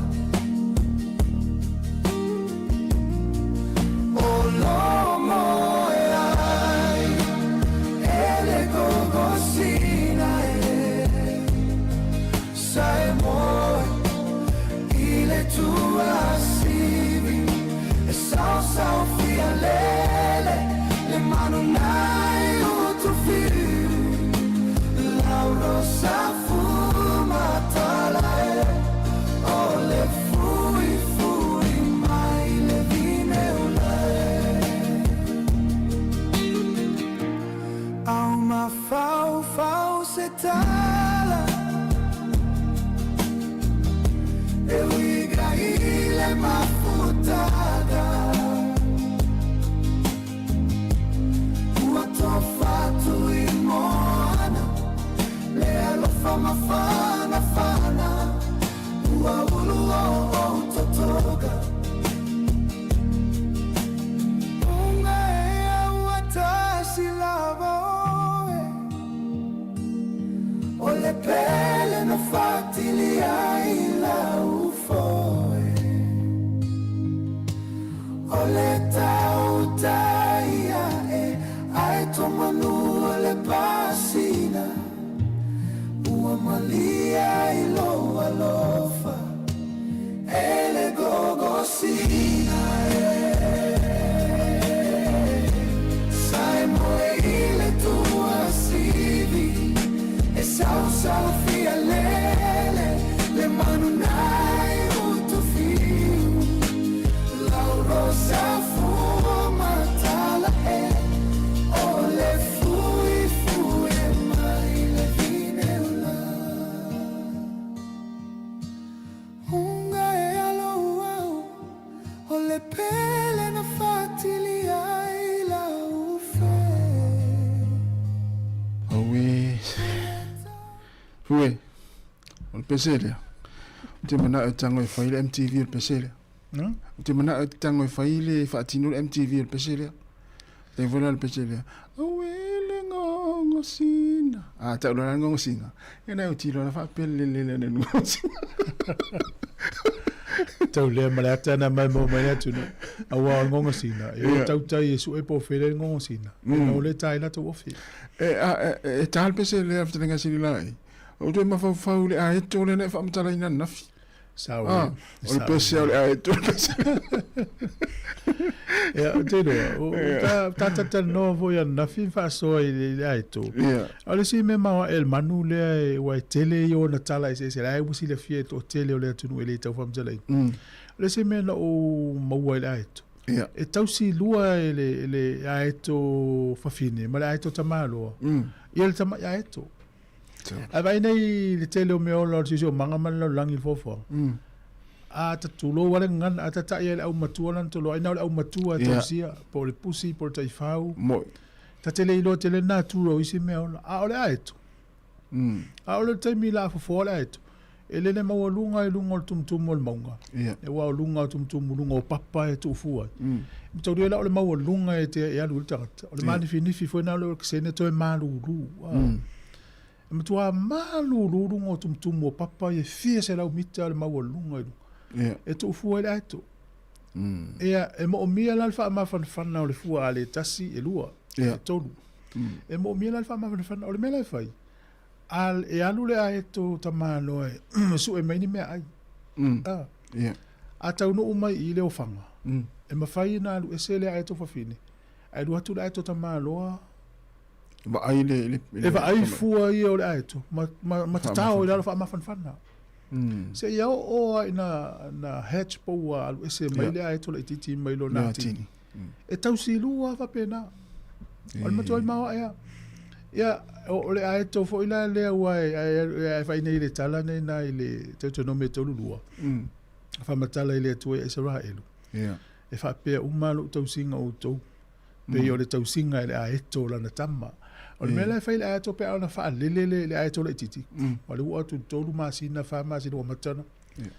E alu le aeto fa fine tu lei mai tama aeto ia pe tasi pe lua mai lunga le lima se lau ono se lau fit se lau mitel maurunga ngol papa. Fa to ulu mai le lalo. Ona tuli mai le aeto tamalo. Tama aeto i to ulu mai lalo le tau fai fele le. Sa ulo le sapo yona apa au. Ito ave foi le lunga. Foringa la ya ole. La ya ole au. Se ya o na le leile au tama ya ole ai le au ole le ya. Se ya o na le leile fele le ya to ye lua. Ya na la te va ye le upule le Seahawks. Ya ele o se aeto, ya pe o se aeto. Ya pe walanta tanoi ona na o e tangi pe se tu si le la ina sa ye. Tau ana tango fue fai le MTV e pesera. E lau tal noi le sunga le ria o ia na na iloela ia pe le tonu pe. Ya ona. Ya ole sultasi programa se fu maloloina. E mana e fu le la amata tatu programa nei. Ya wa fu ni tau sang. Ya na tau mo tatu umalama. Ya na. Ya fa mna foi sa appointment nei aso. Ya pe timu pe la ya tawa no e fa tau no. Ya. Ole sila va nga e wa mane vita tal no nei tala i weta te mata fa long so. Ya. E pe ole sila me le ai to mai la to na yesi me ma fa lu ina lo na ma fa. La ma fa. Fa te inga vai nei la usi ya Sāmoa. Ya. E tai valu sfuru kilo ma fa ri se oli tai sfuru tai iva sfuru. Ai si ela urina me ma fa tai lu se la kilo kalama. Toiti au tolu se lau kiro kalama. Fa tolu ina fa. Yol. Ela titi le mama fortanga te le mena na ti ia ama. Pena foi la eto. Ava pe 5 kilo le mama fora eto. Foi na isi ia sfuru nga ilunga sfuru 5 kilo le mama fora ale na ti ia ilunga po se tamai la piti po le ala vale. Tutia. O matua mano lo sia. E te le atu la eto fine lo la eto tamalo. Ato lata le tolu mita pe a falo lona papa. To ya tolu mita le umi o le sia papa le sia papa. O matua malo sia la le man. Malo si. O matua malo sia. Ona pa auma. Ona vai nei. Ai man tu la o lo nangi le fa. E la lafi uma isi manu o le si manu le la wa nga yo manu le. E la lafi uma ona fe le fa so se me fe ola. Al tai mana ina le lo ile ai to. Ole so enga la wata mai le meola. Ole taimi na mawela no e relax ai pe mawelo na fole le fa Sāmoa le relax. Pe sana malolo malolo pe taimi na malolo na au. Ai fa ngal matangi. Ai fa ngal matangi fele le ai. Oh. Pero fa se ngolo pulo le fly ma le soa ole ai ko soa tu sai fa mo le savili. Ya. E fe uma si man le pe angi le fa al tau ma fi na le ato. Non te mi lele na te mi sa wile fa. Ya lo ngeta pe ya me va alu e fo lele ta felo ave tu lunga foi e fa ngale ya na. Ole si vai mane o ngale le manuele mo Sāmoa.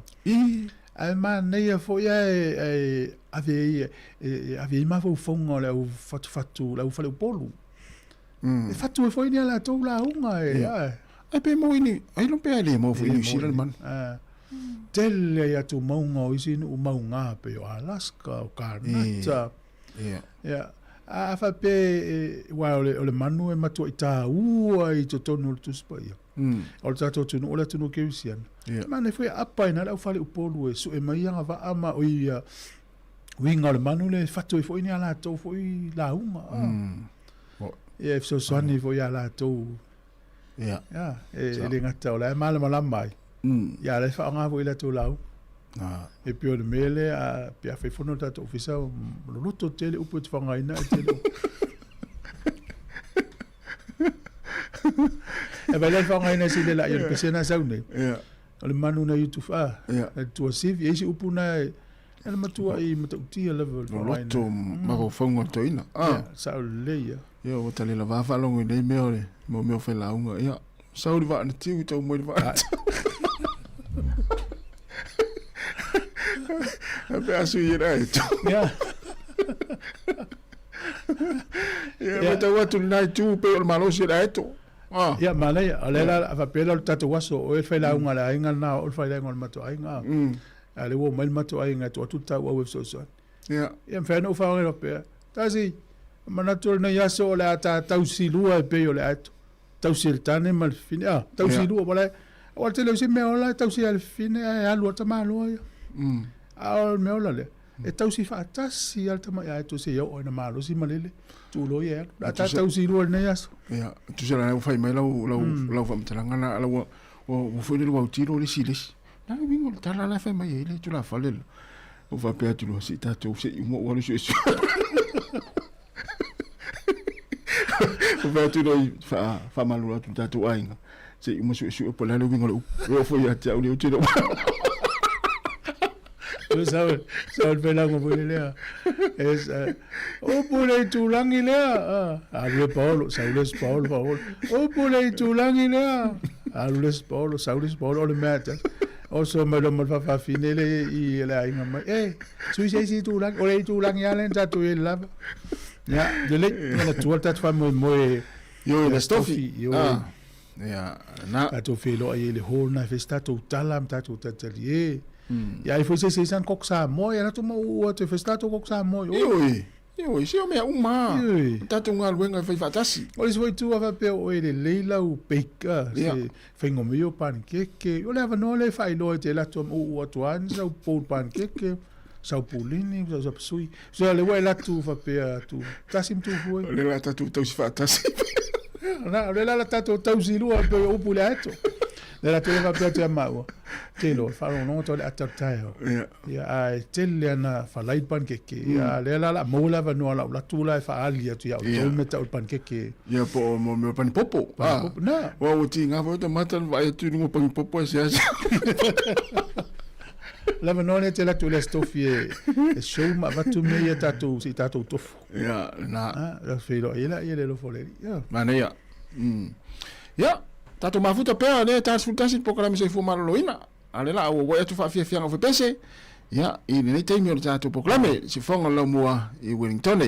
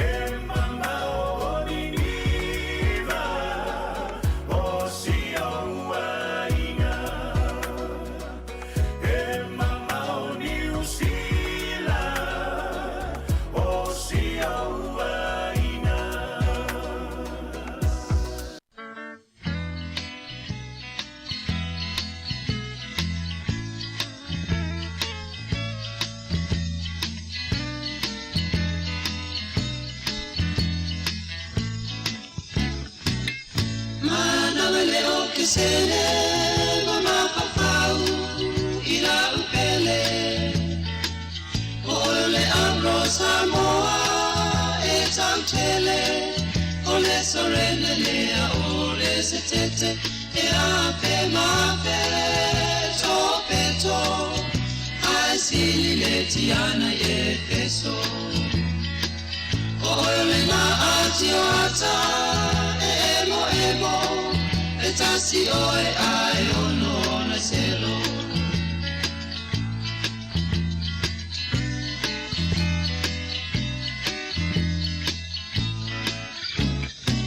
ole la Paolo le Susana eso solo tapule nai ofisa ole solo ata alolo maisi au sibalenga lola wa fionga le ula tai male o ma amora oe ole tapasa si o ola si o ia lino le amai Roma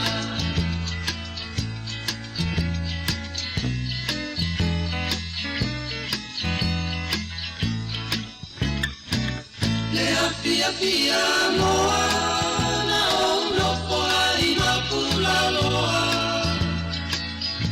ina ua o tu ua le abro Sāmoa ua ma i le vasa la loa si awa mi o vai vai e pea se ki o na ua liu vai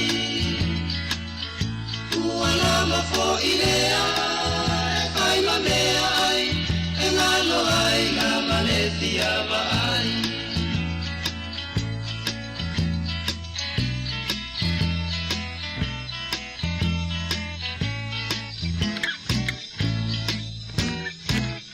la usala era la umana mea le mata mo fiona yo folinga Sulu miele masina la utausa la era la umana lea le matango fiona yo folinga Sulu miele masina le matango fiona yo folinga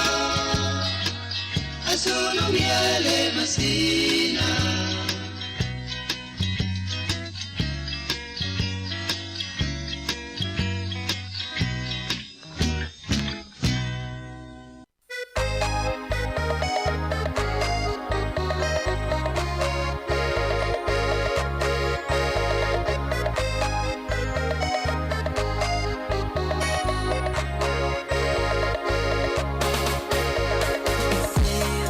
Tuli manei tu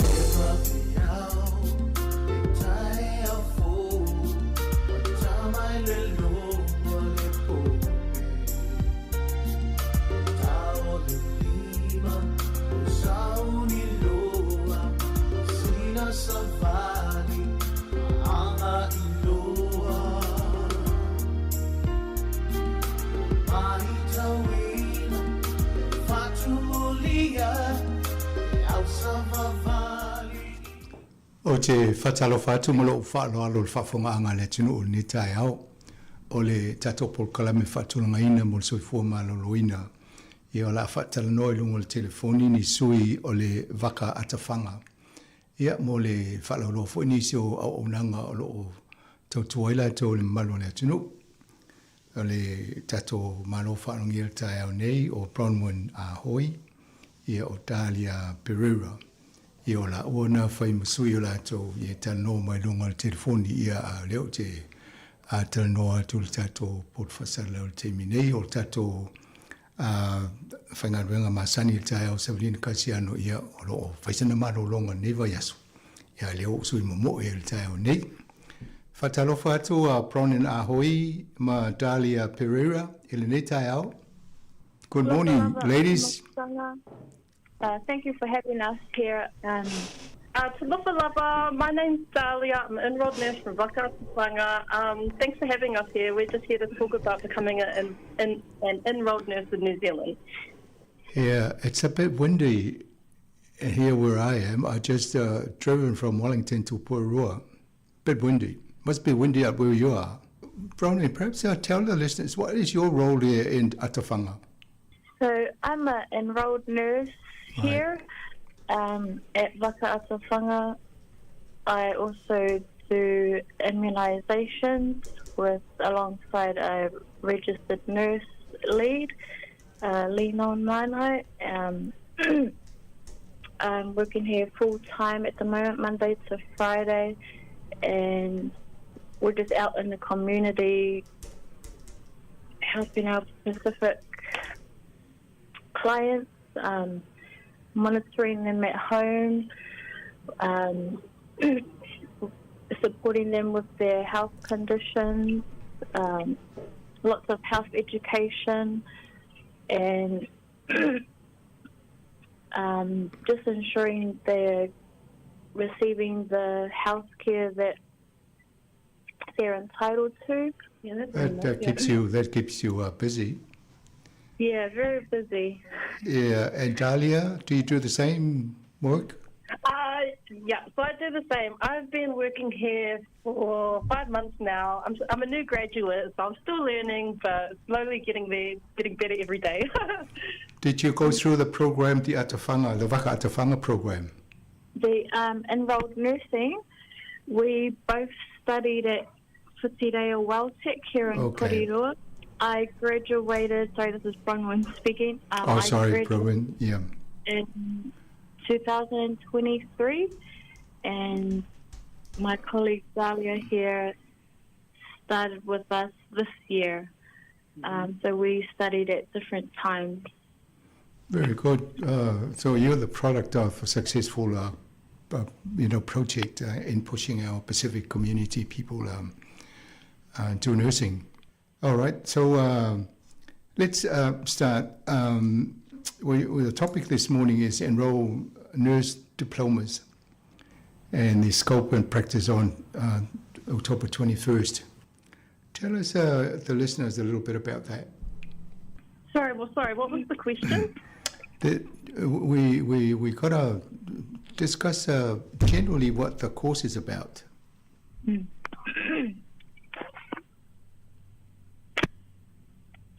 So when I completed this over 2022 to 2023, it was a mixture of classroom learning and supported clinical experience.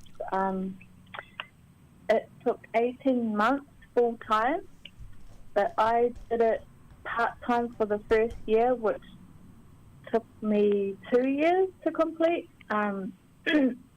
which I think is a pretty good option if you're still working for that first year. I completed 4 placements in the time. One was at a mental health setting, rest home, rehabilitation, and acute setting. Our class got separated into different areas.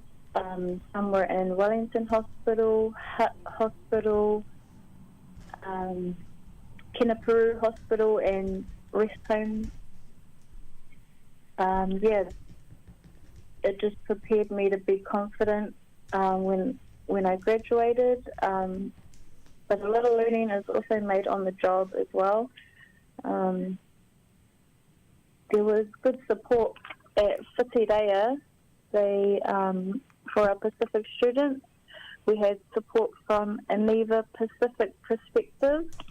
They were really good. They funded uniforms, medical equipment for our Pacific students in the class.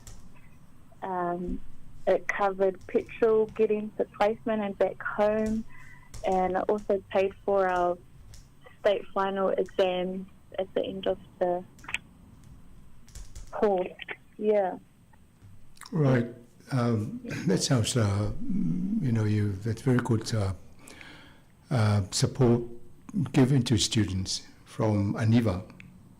Yeah, it was really good. It was really helpful because, a bit hard studying and not working. Okay, I'm trying to get used to your voices. I'm talking to Bronwyn, am I? Yes. Okay. Sorry, yeah, it's me, Bronwyn. Now, Bronwyn, with the mental health rehabilitation and acute and rest home, which of those did you enjoy most, or were they all the same? I actually enjoyed all of them, to be honest. Okay. There was a lot of learning in each department. And Dahlia, did you do similar course practice? Yeah, I did similar placements. I also did a community placement where I'm currently working at Whakatawhanga Pacific Nursing Service. That was probably my favourite placement. I'm not biased or anything though. But Why is that your favourite? I enjoyed being connected with the community. Right. I enjoyed being involved and being informed on what treatment our community was having at the time. It was just a really good eye-opener and something really good to be a part of. Do you get to see many people? Many patients? Do you get to see many patients? How many people do you get to see at this community setting? As a student or now? Yeah, now in your current practice. We see quite a few patients. So there's about 12 nurses here currently, and we probably see like 1 to 5 patients a day. All right. Because we're in Korero and we're really local, it's a really tight-knit community, so it's not surprising to see someone you know sometimes. But we avoid it as best as we can. It's just an extension of your family. Yep. There's also things with privacy, so if that does happen, which it has happened, we usually say, like, we can't take this patient. We're just respecting us and respecting them. And in terms of the language, obviously you're helping with that as well?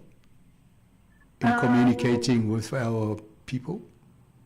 Yeah, so there are... among the nurses here, there are a few of them that speak Sāmoan, Tukalawad,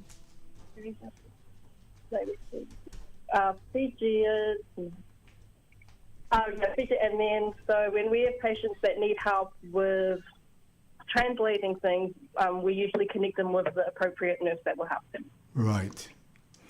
Okay, let me try and translate some of this in language for our listeners. See if I can remember most of what we've been talking about in the last few minutes. O tato malo whalongia mo whawhonganga le tinu. O Bronwyn Ahoy, Madalia Pereira. O la ua o lo o ngā lulu le teimbi nei peo ni teni fō mai tausi mai i le waka atawhanga i nei porua. Ia mai le fōringa mai tanoanga mo le amtanga.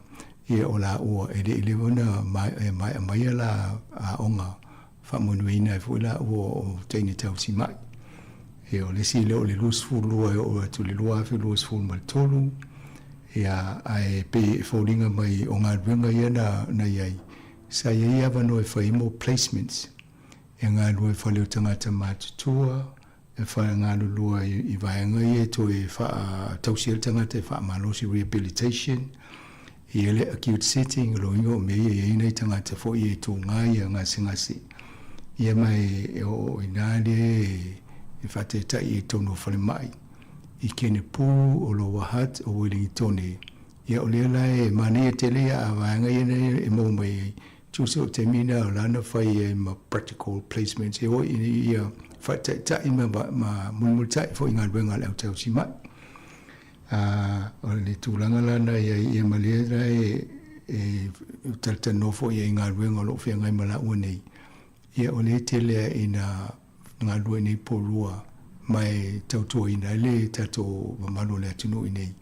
I ngā ruenga whai nei lana o siri fo lana tūlanga o ngāna o wha ngai. E tō tele lau whai ngā ruenga mwhai o tau talangan Sāmoa, tō ke lau ia manifiti o lo iai. Ia ia wanoa moisi ngāna mwhai o na talasanga lai tō pe so tai fo inisio a unanga wha le so fo maloloina e mau e lea wanoa tala no ai. So let's come back to you ladies. So who can apply for this course? To apply for this course, you need to have NCEA level 2 or equivalent. You also need to have a clean police vetting check, health clearance, such as up to date with immunisation, and just, wanting to help and care for others. So, when you say you've got to have a good record of the health, like you've done all your immunisations and that, so obviously anti-vax people won't be accepted. Unfortunately, probably not, because they will need to have all of their COVID vaccines.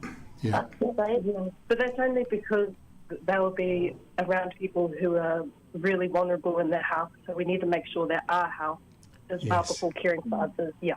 Yeah. So, and in age group, is there any particular age group? Can somebody in 50s, there's a few people, old now, but they're looking for work. No, anyone, any age, come along. Oh, very good. And is there a number restriction in the intake? Is there how many can you take? I'm not really sure there's a restriction. I know that when I studied, my class was around 20 students, but because enrolled nursing isn't as popular as registered nursing, there usually is space available to become an enrolled nurse. Right. So when you say enrolled nursing, it's just a course to have you become a nurse and then registered. Is that what this is? So there's actually a difference between enrolled nursing and becoming an enrolled nurse and becoming a registered nurse. So in New Zealand, all nurses are guided by the Nursing Council of New Zealand, which sets out a scope of practice. And a scope of practice is pretty much what you can do and what you can't do as a nurse based on your training or your skills and your qualifications. So pretty much the difference is that an enrolled nurse provides hands-on care like checking your vital signs and giving medication and helping patients move around. But we work really closely with a registered nurse.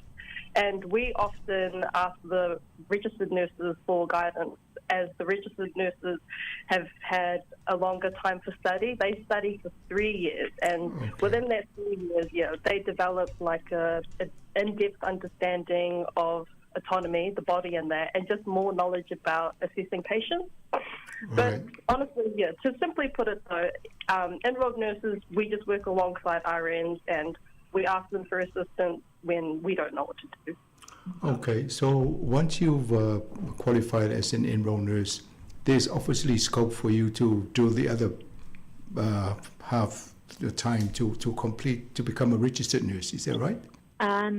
Or how can you become, or and how do you get to become a registered nurse if you want to, after you've been successful in enrolled nurse? Yes. Course. So enrolled nursing is when you gain the qualification. You can apply for the Bachelor of Nursing, but you'll probably need to start from the beginning. Okay. But I have heard some talk about a pathway to registered nurses, but I think that's still being discussed at the moment. Hopefully it comes out. Yeah. Sorry, I've put you that question. Perhaps I should have asked your boss about. But it'd be interesting because at that level, obviously they need a lot of support from enrolled nursing in the hospitals and all our health centres. But there must be a pathway for you to get to the next level, because obviously there'll be a paid, difference. Yeah, like a pay gap. Yeah. Yeah. Okay. No. Thank you for sharing that information. So where can people study the program? There's actually lots of campuses you can choose from. Here in Porirua, you can complete it at Whitireia Welltech. Whitireia Welltech also has a campus located in Petone Lower Hutt. Yeah. And I had a look around, and there's also institutes pretty much spread out across New Zealand. There's one in Auckland, Bay of Plenty, and also down south in Nelson and Christchurch. Yeah. So all our people listening on this program now, if you're in these areas, in these regions, then they can do the course in the areas like Nelson, you mentioned, and others. Okay. Yeah. Let me translate that.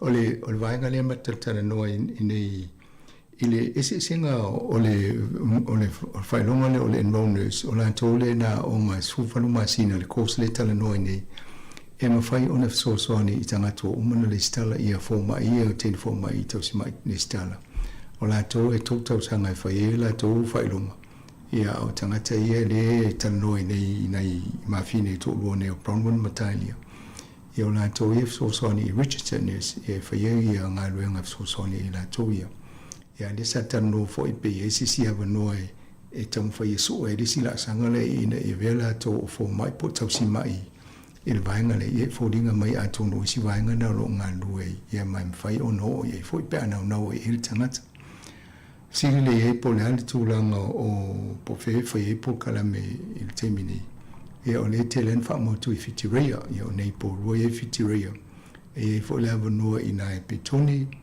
ia ma Okilani ia ma isi vaenga o New Zealand ia I Nelsoni a Nelson ia mo tofu e na ia o te tono e mwhai o mo umafa mo mongo ia pea e silsila a manatu e whaifo I sau ngā ruenga I tausi mai ia o le e le ava no le mwhai o na sota ia la tau o le numero leo te atuna mai o le o lua tasi lua fitu tasi lua fitu a luiva pe se fita noi pe mai el por kalame a pe o nisina o nanga o lo whianga I melato.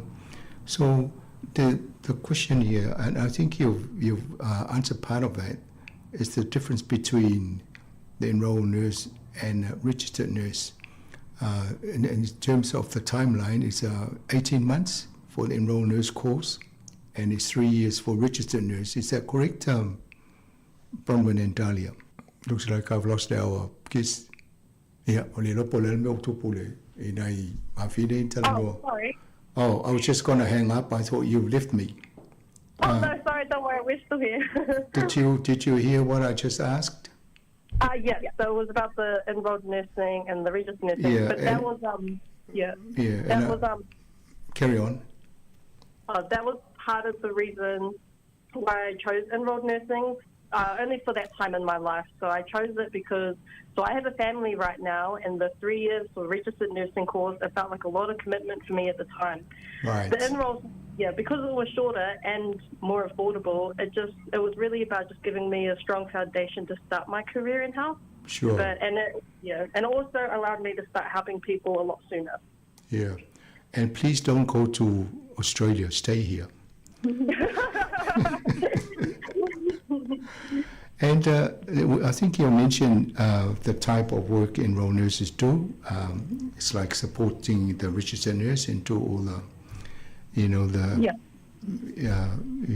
the stuff for our patients in the community that you work with. And can they study further after this course? Obviously, we've discussed some of the questions, in terms of doing further. And so what's the response to that, ladies? So enrolled nursing is the level 5 paper. There's a new paper that came out for enrolled nurses. Yeah. It's a level 6 paper, but they're short courses. They're micro-credential papers. There's 4 of them, and it's around mental health and addiction. I'm not too sure if other campuses have this, but it's definitely at Whatirea Welltech. They're 8 weeks for each paper, and it's all done online. Okay, and so it's at 8 weeks per paper, and there are 4 available. Yeah. And there's also an option of enrolled nursing support into practice program, which you can complete while working on your first year of practice. I actually completed this last year, and I highly recommend you apply. It just helps you become even confident with your nursing skills. It's fun. You get to catch up with all your classmates on the study days, and they're also paid as a working day throughout the year. Right, and that's a nursing specialist program.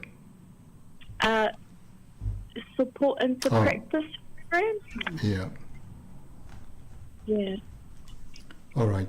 Thank you. Ole vainga le tau wha mamlama tu ole course le na ta wone. If you le stala ye tau on mawala level 2 NCEA. E tau on le leilo foli le pepa mai le official leo yo e le se meo pona tia o I e te tau foi ona le tūlanga so fo maloloina ma fai uma i tūlanga e tauna i po tatu tui puipuia vanga fa pena le entano vanga moa e o le la tatano mai o e isi vanga i ma fai ona so so ni pe fa pete le stala e fa wa i o so suenga e fa i isi vanga i tai valu vai aso e fai e ma fai ona fai I fitiria ma wal take it pitoni ia mai le lanta we stasi foi la we lefta una fai disi vainga le o le nursing specialist ia fo I mole lango ino tangata ia o vainga na fai ona fai mai ne fo dinga mai e lava le so ani mol fa a tu penga o isi course si e so ani la tu nei. So why is this training important for our health care system, ladies? So enrolled nursing, the training is really important because it pretty much just prepares the nurses to provide safe, effective and practical care across New Zealand. I think though training alongside life experiences, like life experience that helps us to better understand people, the way we learn empathy, patience and how we connect together. I think when you put the training and your life experiences together, that's when you become like a really well-rounded, compassionate and confident nurse. Sounds very good. Yes, so in your own community, obviously it's useful. You can help try and get the message to our people to stay healthier. Yeah, and because it's normal to us in our community, you know, like we're used to looking after our elderly, and we're used to helping out with the baby. I think it's just things that come really naturally for us. So the training on top just really gives us the qualification for things that we're already good at doing, which is looking after each other. Well, there's a lot of shortages of your skill sets in the country at present. And there's a few marches happening because of low pay and understaffed in some of our hospitals. So your skill sets are quite, in demand. Yeah. Yeah, for that. Ole vainga le tala noi nei ile le tāua o nei peo nei ila o nei male o nango la tō whaia. Ia tāua wai o tele o tātou peo na la whamtala o le tele masani mai a inga tausingo ta mai tima mai inga tangata mātua. Ia no mai le whaile kōsi nei whaua o ngā ruenga nei whaia mo tangata lau tele. Tono tātou pitonu nei pōrua ima wainga se eso le atunu. E le volantana no tūlanga peo no e tātou ngā ruenga whaasoi fōmalo nei whanmai. O lo mo mia ni I tō tele o tangata whainga ruenga. Ia o le e tāua e tele mao ngā e tele ia au aunanga ai la ua le whaasoa maltau nei waka atawhanga. So, how can someone apply or get more information, Bronwyn and Dahlia? To get more information about enrolled nursing, you might need some internet access to check out the website online. Or you can just simply walk into Whitirea. I'm sure the staff there will be happy to help out. And I know it's a bit hard navigating computers and phones and things. You can, if you get stuck with that, you can just call me, call Waka Atawhanga, and we'll be more than happy to help you out navigating. Yeah, I've given that number that's on your paper, the 021-271-2789. Is that the number they should call you on? Yep, you can call me on that phone number. Right. Or is there another number? As well. Which number is that? 21271-2789. Yes. All right. You can visit our website at wakaatawhanga, www.wakaatawhanga.org.nz. Yeah, moi la tō whaafonga mai te mine. Ai sesi o nau I le fo e listala e whaile a onga lea. Ia e mawhai o na mō minis whamtalanga ia Bronwyn a hoi, ma Dahlia Pereira. Au le numero na le Old Watasi, lua fitu tasi, lua fitu valuiva. Old Watasi, lua fitu tasi, lua fitu valuiva. Mo tō taulata nei Whitirea pōrua. Ia, mana ia sa vali e mtalta no ia I walo ia inala tō waenga I e whaingo fie fo ina mau mo wha mau maunga o fie maua. Mo I la tō tau mau. I lunga le upenga whato ta inga ta whailangi I la tō nei. E mau waile waka atawhanga .org.nz. E mawhai ona I sila I nisi o waenga na e talta no fo le I e manmala mai. Ladies, I'm just asking, obviously you went through the course yourselves. Obviously there's, not courses straightforward. There will be some stressful moments trying to do the homework and fit in with times. But overall, was it like interesting and encouragement for you to go and do this? Yeah, it was a really good experience. Right.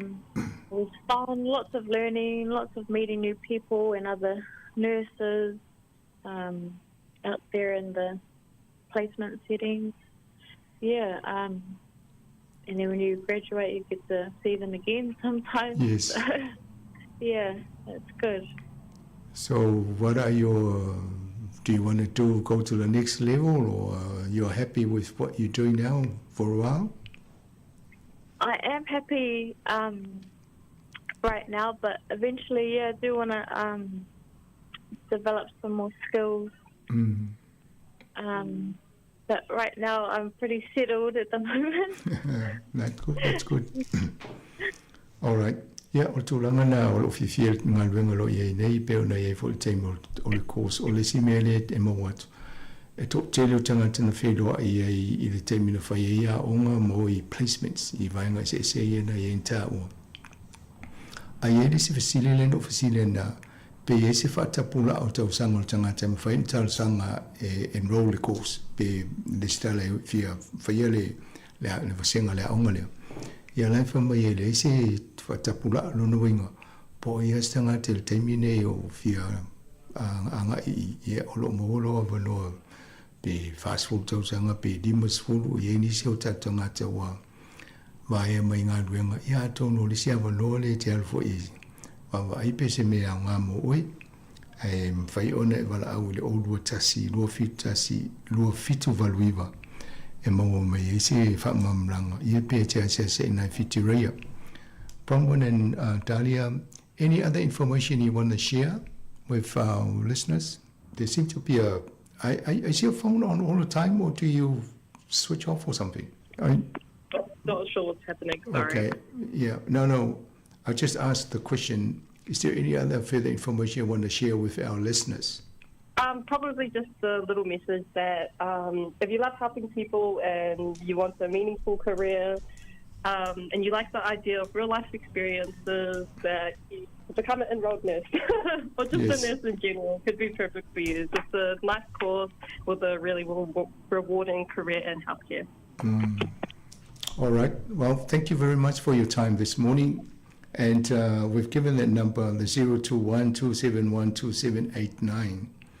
And hopefully you'll have a few people come in to see you two personally, Bronwyn Ahoy and Dahlia Pereira. And also, it'll be good to see if you can enroll some more, given the situation in this country currently. They need a few more health professions to look after our people around the country, around the Motu. All right, final message from you? Any? Just thank you for having us here on the Sāmoa radio. Yeah. Pleasure. All right.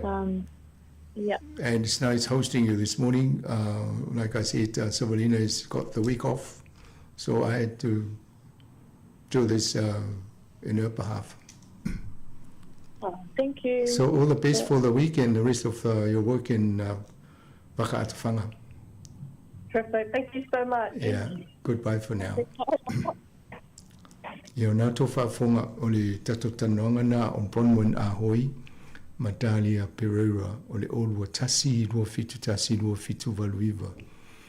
Le tupata mai tai o te iloa ele I te whisiri o le si vaenga le whisiri petali e matama ma li I o te iloa fo ina I New Zealand so tangata e le o whailonga tangata I Awanoa nei. Ai e o loo i ele kōsi le sfovalu masina pe o na tali maistasi o te mai tai. Nāla na ulwhale e whetau I mo taimi o I le taimi nāna wa I e sisi Awanoa e anga I e lunga lon soifuanga. Le nāna wai whaile kōsi lea ia mo le tupe e mo o mie te tongi ai. O le kōsi whaafo mai tein tausi mai ia le ntau mai e tō tausanga. Ia e taunta ia o I o le enrolled nurse I o la tau e fsoswangi I ngā ruenga tonu whana mai. Ia ma o nanga ese ese. Ia o le la e ila o le I umai e I mo leo o ngā lulua ia e fsoswani tato tangata lau tele. Ia ma o Awanoa na e pe o na watu e ilo e se tapula ai tausanga e mawhai ona e vidi ai ma le stala. Ia mai e mawhai fo I ona mo mai nisi whamtalanga pēp so tai numero vatu. Al tatu proklame nā mo le soifua maloina ni tai au. Le fo ino tala no e nei mawhine I mana I lumana ia mai tala no I tosi sila mai fo ringa I la tō o lo tautua I. Ia wai o ngā ruenga ni e whafsanga I mo community. I tau no mai tanoa tu lungo tatoa ale social media ina ia mana ia foi ma whanolonga ma whero I tangata I vaenga na ia te utano nei tau nei de sa whai tanonga sa whai lungo telefoni ia mai whama e il tato po kalamila to te liwot fo ia tasi walfa o ngal tato po kalamia so fu ia multi minei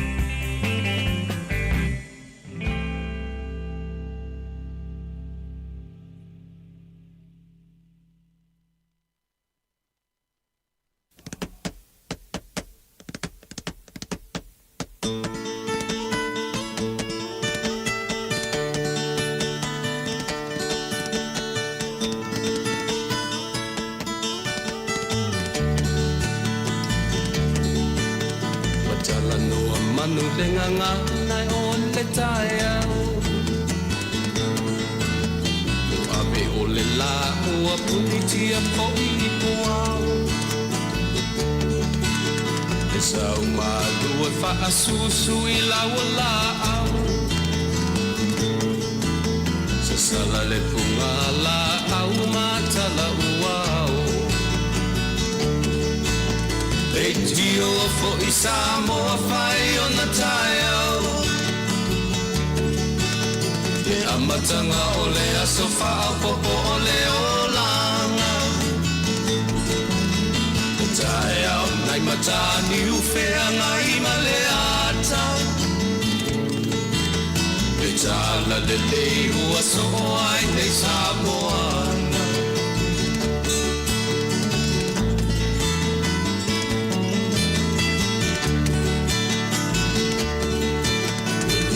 Tau pau le sua malie o le vine ula Mapau whaunga o le lupe lunga o le moso oi pua Le langa ali ua pua ina mai lona manongi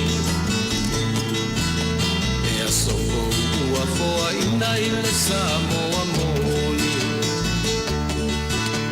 E tio fo I Sāmoa whai o na tai au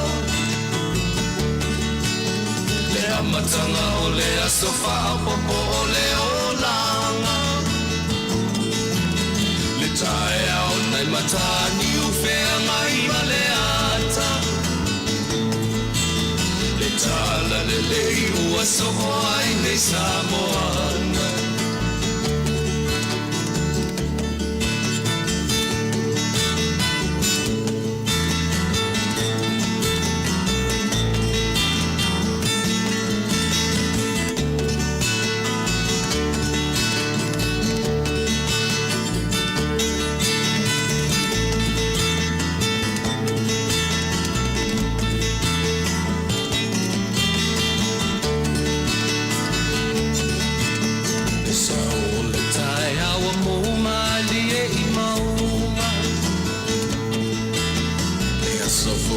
Valo ia I mapau pauna Le inga ua whaako ia tui le matai Tangata soi fua ua oli oli ma whaapetai Le tio po I Sāmoa whai o na tai au Le amatanga o le aso whao popo o le o langa Le tae au nai matani u whea ngai ma le ata Tala le lei o aso o ai nei Sāmoana Le tio po I Sāmoa whai o na tae au Le amatanga o le aso whao popo o le o langa Le tae au nai matani u whea ngai ma le ata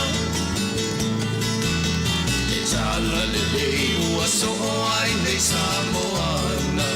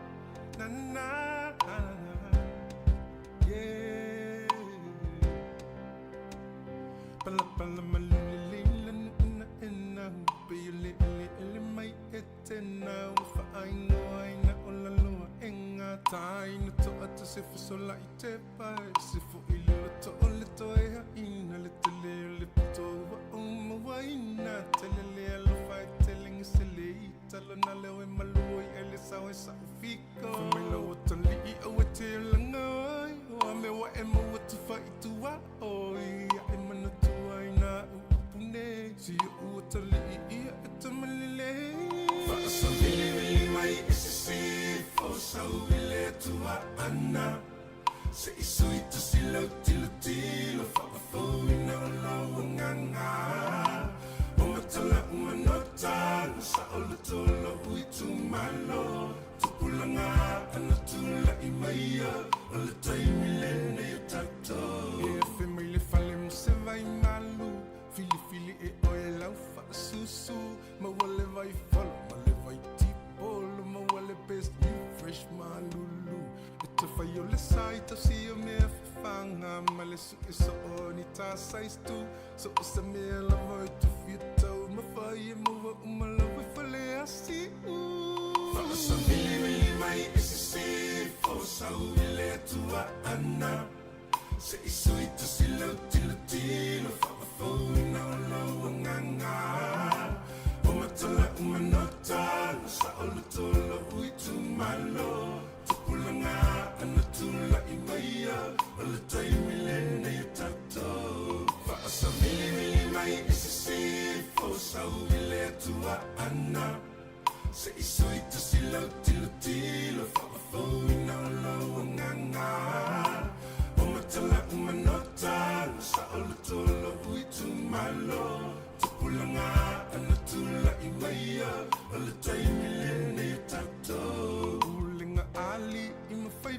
pule amata mai mga manuia ya mawale to fa ale tu afel fanile nu ma fia ya to aloto tu maule tatalo manuia mau faiva I ola pule tonu e fai so ose tonu mo time ma ainga fa sa vili mai se fo sa wile tua ana se isui tu silo tilo tilo fa fo ina lo nganga umatala umanota sa olo tolo hui tu malo pulanga tula imaya ole tai milene tato fa sa vili mai se fo sa wile tua ana se isui tu silo tilo tilo fa fo ina lo nganga umanota sa olo tolo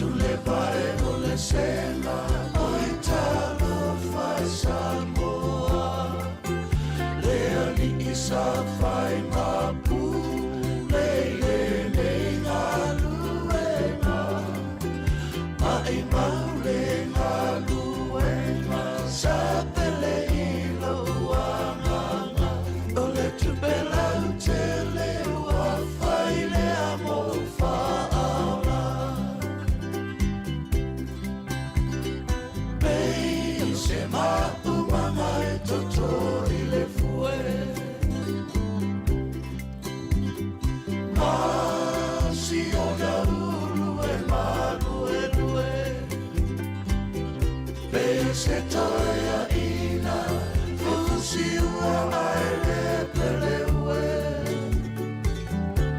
Manai ona mata e tumu i lango ai le fue fue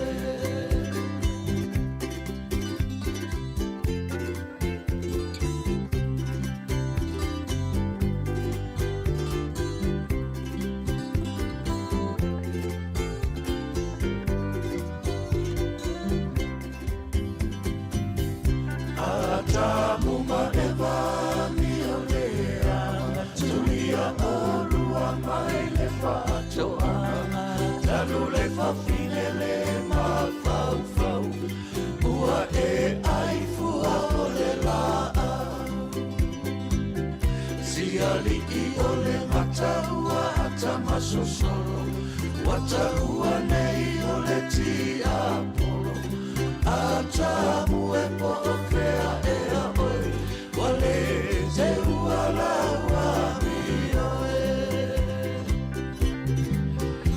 Atamu lau na tavalea Aele se isu e pea O se fua o se la au aina O se la au whaasaina Le o la mai ua malapanga Talu oe e walo tau tala Atamu e po o fea e a oi Wale te ua la ua mi oe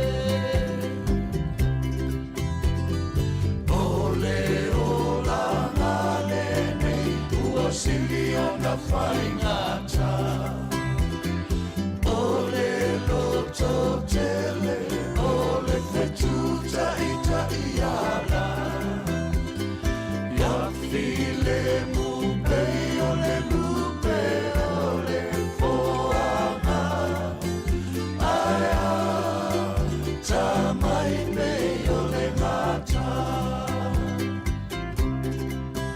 Aya tamai me ole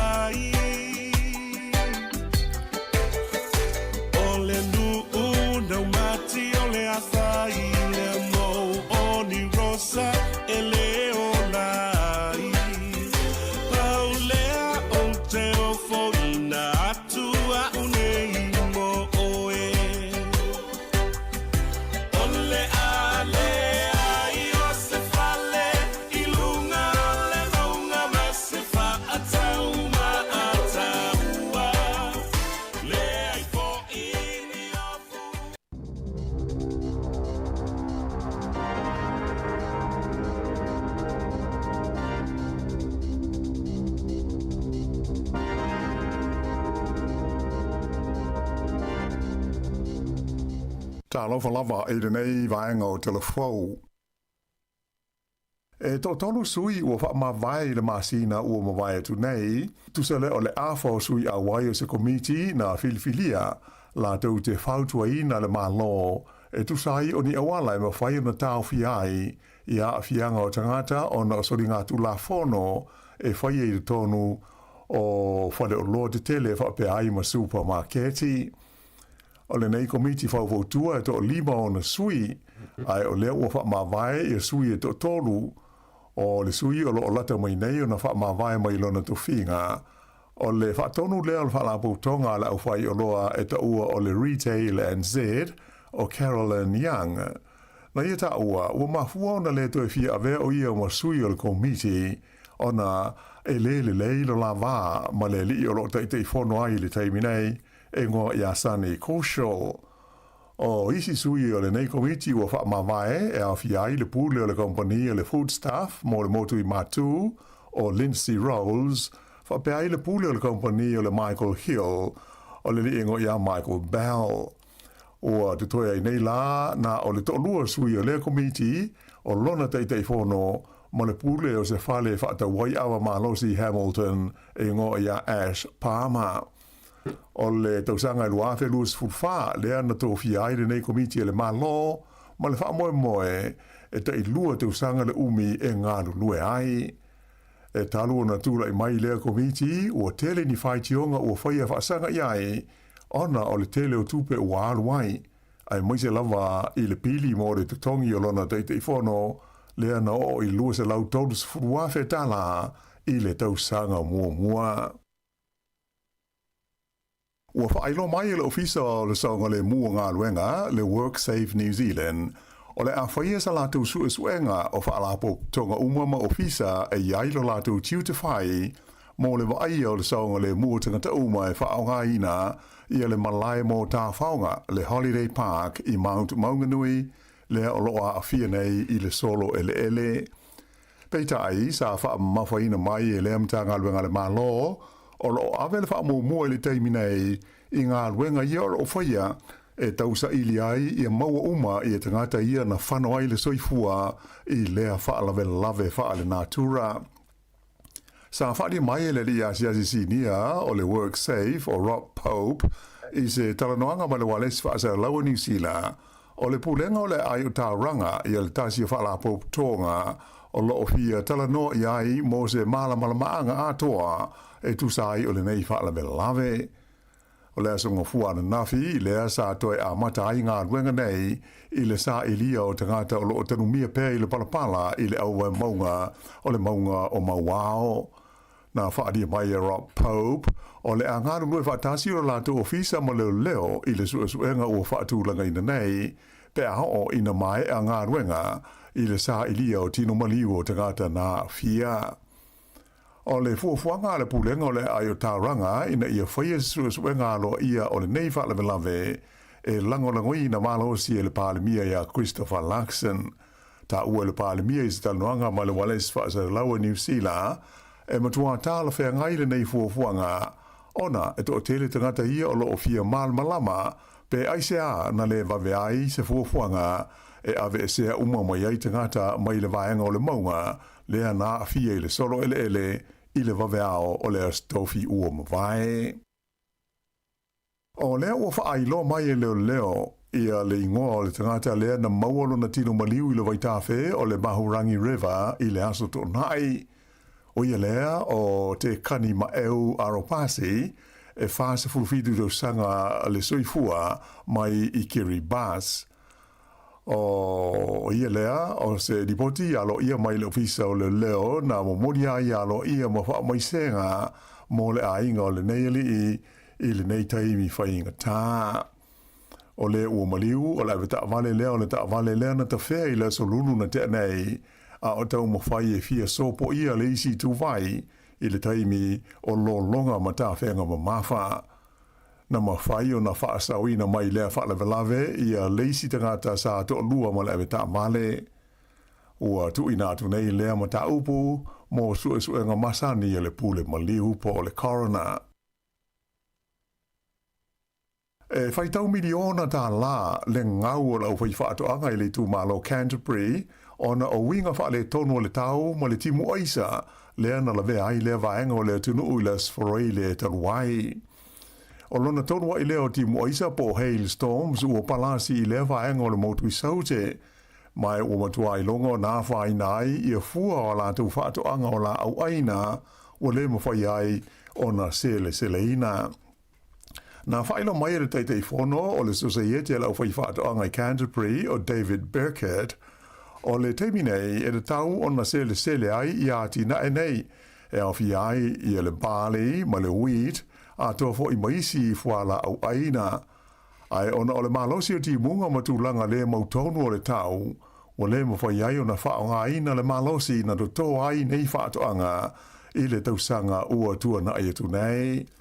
Na ia ta ua na amata mai lawa il kirisimasi o na fesui ia i winga o le tau o le aso ua la mo vevela o le aso foi ua mamafa ai ti munga ma sa wai ma le timu aisa. Sa ia whaalia foi e ma sani au na ta i toru pe whaani timu aisa i se tausanga. Ai o le nei tausanga ua se furu ma le lua le lei i a taimi ua pa ua ai le heil ma ua wha leanga i nai fua o whaatoanga. Ua whaatauina lau whai whaatoanga le tau a whai o fua la tau whaatoanga o whaatama ia e timu aisa pe tusa male se furu miliona tā la i le tū mā lo lava le nei o Canterbury. O nisi whai whaatoanga sa whisiringia le wale si whaasa lawa New Zealand na o la tau whaadia le matua te leo la whaina o la tau a tina e ona o le se leni ua le maua tanu ai whaale tonu e mafua mai winga whaale tonu o le tau.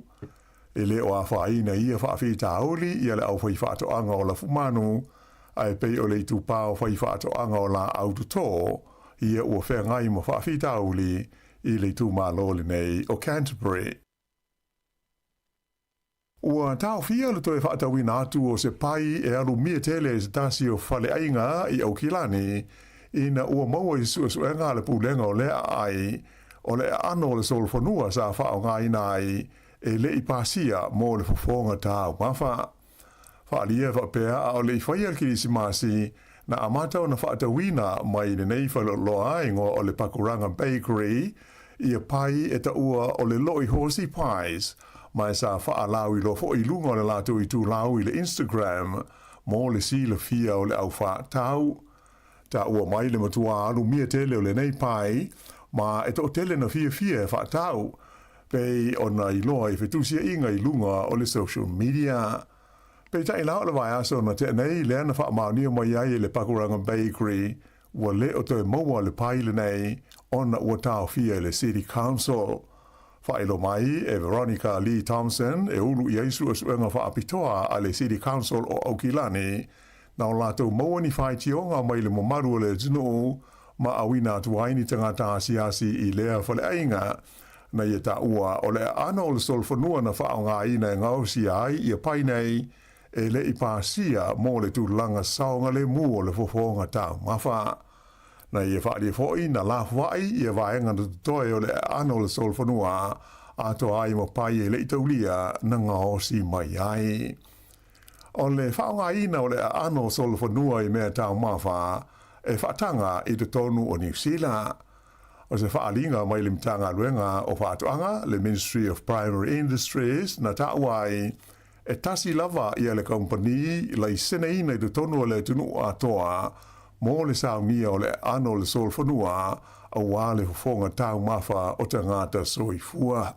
O le tula fono foi o loo i nei, o so se tasi e maua ua i e whaia ma le mautinoa, le whaataui nātu leo le ano le solfonua e unoa ma se le sene, e ma whai o na whaasaleina i le salatupe e o atu i le se lau afe tā la, po o le whale pui pui ai mo le umi e tāsi le tausanga.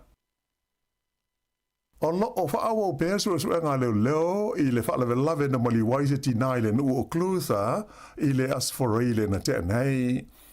O le tamai tai o maliu o whaamtaleina wa pēo stasia lo whangi e tele ma whaalo lungia e tangata sao lato ngāru lue whaatasi. Sa maua i fo i leo i te tono le whale na tupuai le whaalewe lawe i le awalengo o le Adams Flat Road i a se li na manua ti ngā ina mai o lo tau fia I mo tongo fitinga I le whale mai I le teimi nei. Whailo mai e nisi o o mo tangata na ngā lulu e whaatasi ma le neiti nā o mo liu e whapea. O le tamai taile nei ingo I a Gideon Clark sa ngā lue o ia I le whale mai o la fumanu I le Luther Vets I Melton. O se ripoti le wale svasa laua New Zealand na ta wai o lo masalumia leo o lo whea ngai ma le suenga o lea whaalewe lave le pule I le ola I le whaalewe lave le nei.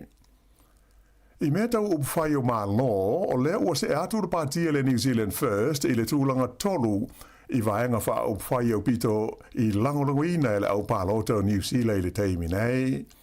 Nei loa le tūlanga I le suenga le tamai nei o manatu o le au palota na whaafoe le wales whaasara laua New Zealand I le Read Research Series.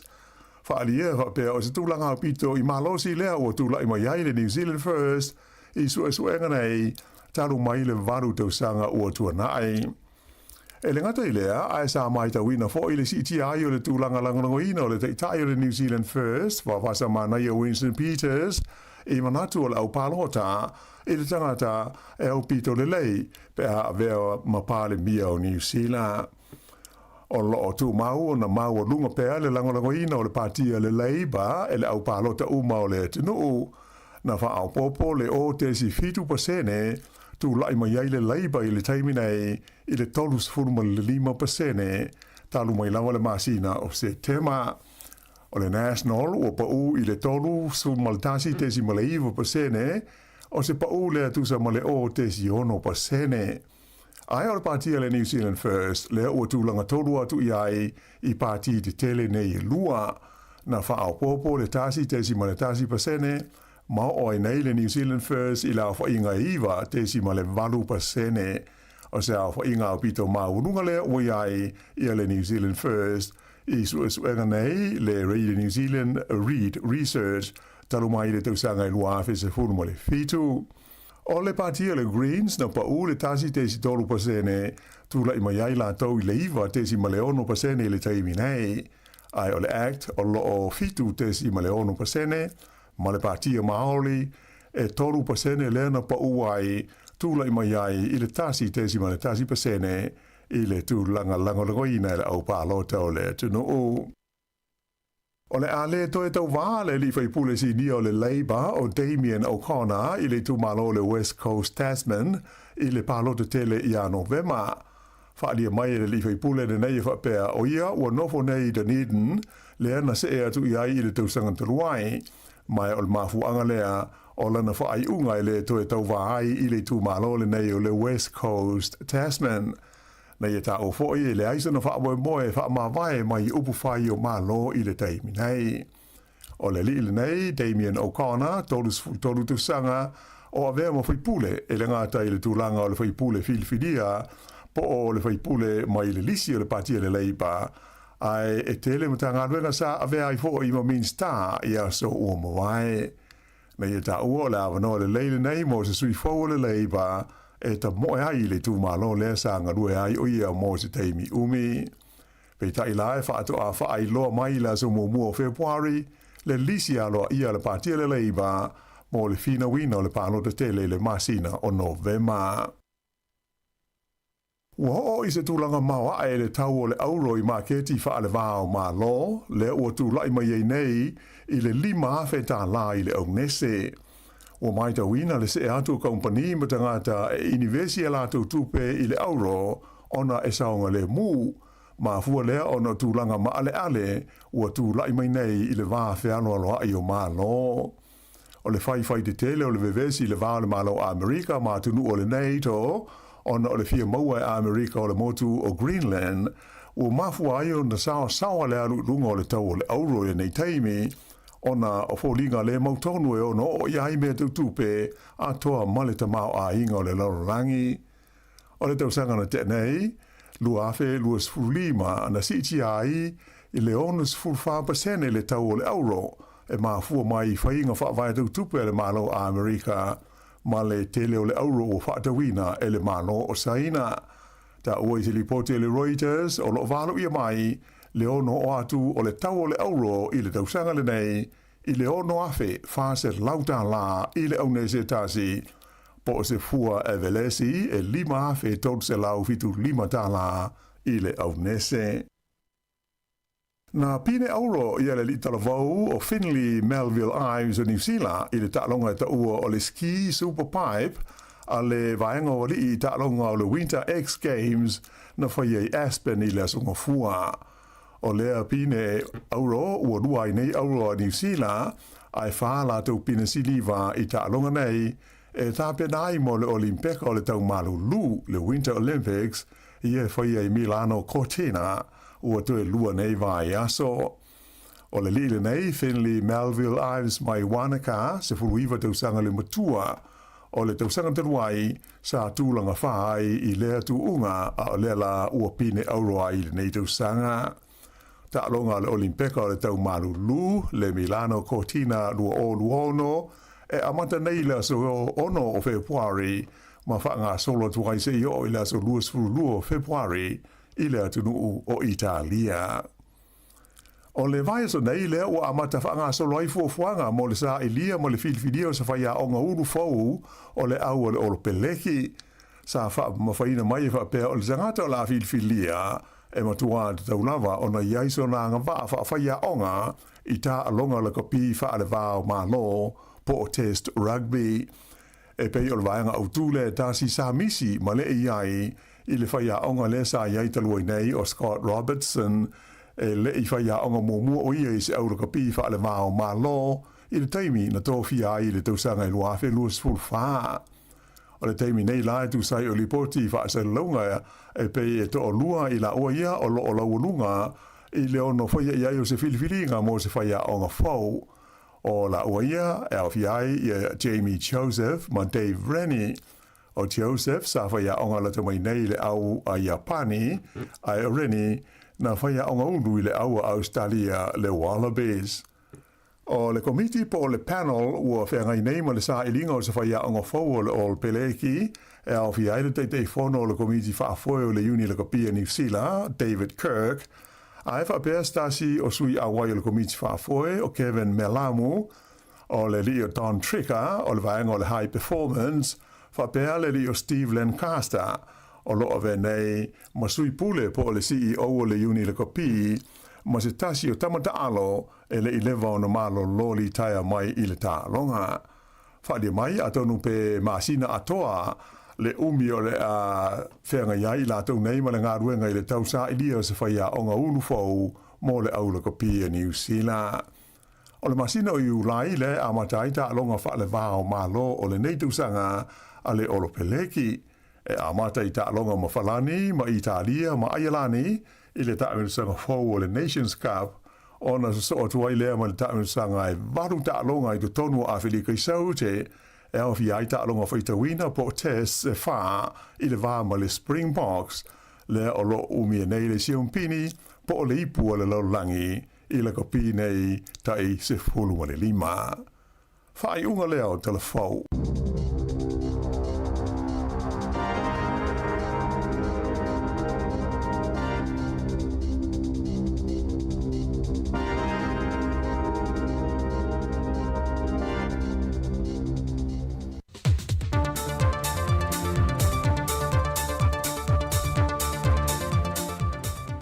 I le hawa tele o te tui whatalofa tuai leo whaafonga le nei fwoi whaopoponga o talafo mai Sāmoa o se mai il whaafonga. Wa whaalau lo mai le whionga le teita i o le atunu, le whionga le pāre mia le lau le mani e tōpula te Valfosi, wa te tala alo ia nei le hawa noa moso se Sāmoa i atunu i whafo ma Sāmoa, e restala e alo ia la vea masui, wa whaia so na sao, e le whaatawina leo se vaale le fau le atanu. E le whaeloa inga le whionga le pāle mia ma le autustala le vaiaso o mawai. Na ia whaamanino ai, o lo iei le fuafuanga i au atu le whaai unga le tausanga le nei. Wa amata i loi lolo le moe mtinga le whainga malo. Mai peo na whaai loe le whionga le taitai o le atanu. E so se sa moe fia whaia so na sao, e amata tu le lima se lautala pe sili atu, fua lava le tupe maua a le tangata. Wa aloa ia mai i le sui komisena o mtanga luenga o leo leo, Le maliwa le tina tu se solo le atunu o ia papali isia fekiao. Le sa tau fia le to ese, e ta lia ele wha solongo lana mata upolo i lumo le wha masenonga. Ele maliwa o sana wopolo fesa mai Amerika.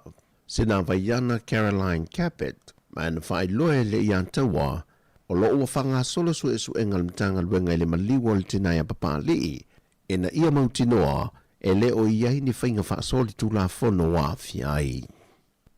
Ua wha mawina le taunu mai le atunu o le wha ta amilo ina leo le tau aveina o le fua o malo le tau pulenga, e le wha tino ina i le lo tātou malo, se fuafanga e wha mamai nai ia la pisiunga ma pepa i ila i le taulanga. Le o lo ova ia le wha la pise i o le totelo lo tātou atunu, e le ngata o lungo talinga lu ai wha pena fo ia le te tele, e meise lava i no fuanga o lo iei whale wha telepasi, ma ta whawhale o whale o lo me pisinesi le taulanga. O se tasi leo mautau ave a ta alonga o malo le tau pulenga o lo lumanai. O le wha mamaina leo la pisiunga, wa a fiai lo tātou sio manga, e to tono malo le tau pulenga e au fiai ma Sāmoa. O le vaenga mua tau mo whainga na tanga luenga puna ofa le nā tura ma le sio manga, na manta mai muli noo, sa ia pa ia le makete o i e samalalo.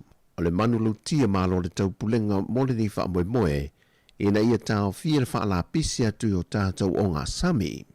O le vai aso nei na tau noo mai iei lea tanga vai ilo tātou atanu. Mai na whidi ei nisi o alo i longo le tātou atanu i ta alonga, wha te sei maalo ma whanau wa onga, la tau te whaata mo e ina lea fua o ta alonga malo le tau pulenga.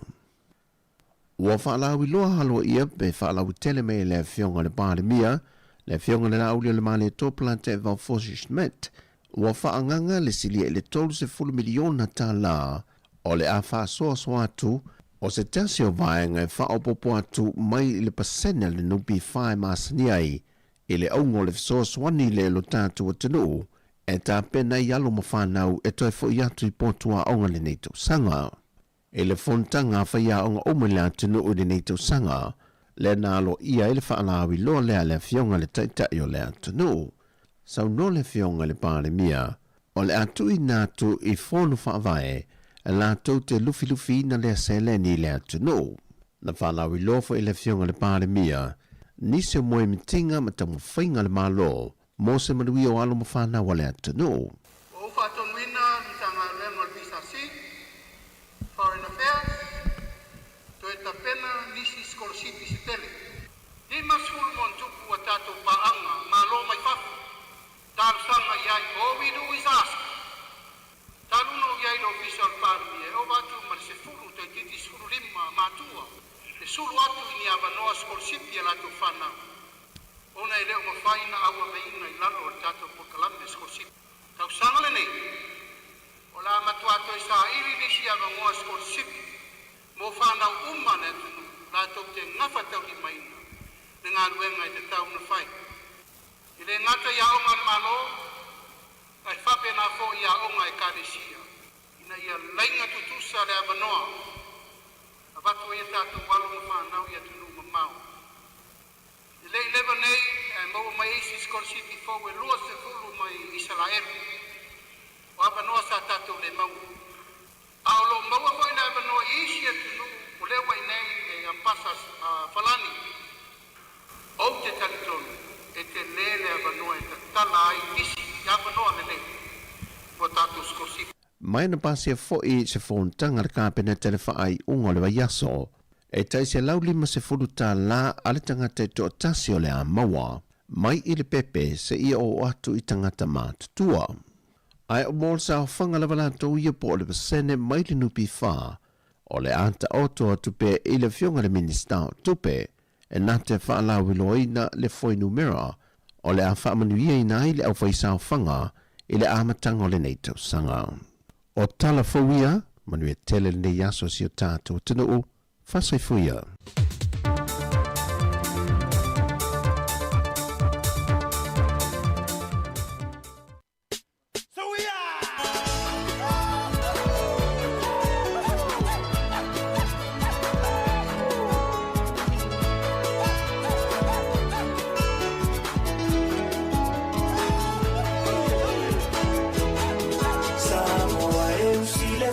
whaafofonga se iyo pese mawhailoa o te lefa tufua o se tana aia ona na whamala malama tangata masi ona paasino manga ole ai ngatawa ana le matua moepo malona ai ngatoa fitu o tama afio mai la ia o ngā whaia ua so o tino so o papa ainga o tupu ainga o papa ainga o ta whaifa ala mai la ia I matau a e sila sila ma whaatatau ia ui mai ia ma whaingata a fionga e mamala ainga tawana se e maia ai whaatapatapa o le au fia o la uta malena la uita whaifa I amapana wailoa ai Sāmoa Sāmoa e usile whaafofonga se iyo pese mawhailoa o te lefa tufua o se tana aia ona na whamala malama tangata masi ona paasino manga ole ai ngatawa ana le matua moepo malona ai ngatoa fitu o tama afio mai la ia o ngā whaia ua so o tino so o papa ainga o tupu ainga o papa ainga o ta whaifa ala mai la ia I matau a e sila sila ma whaatatau ia ui mai ia ma whaingata a fionga e mamala ainga tawana se e maia ai whaatapatapa o le au fia o la uta malena la uita whaifa I amapana wailoa ai Sāmoa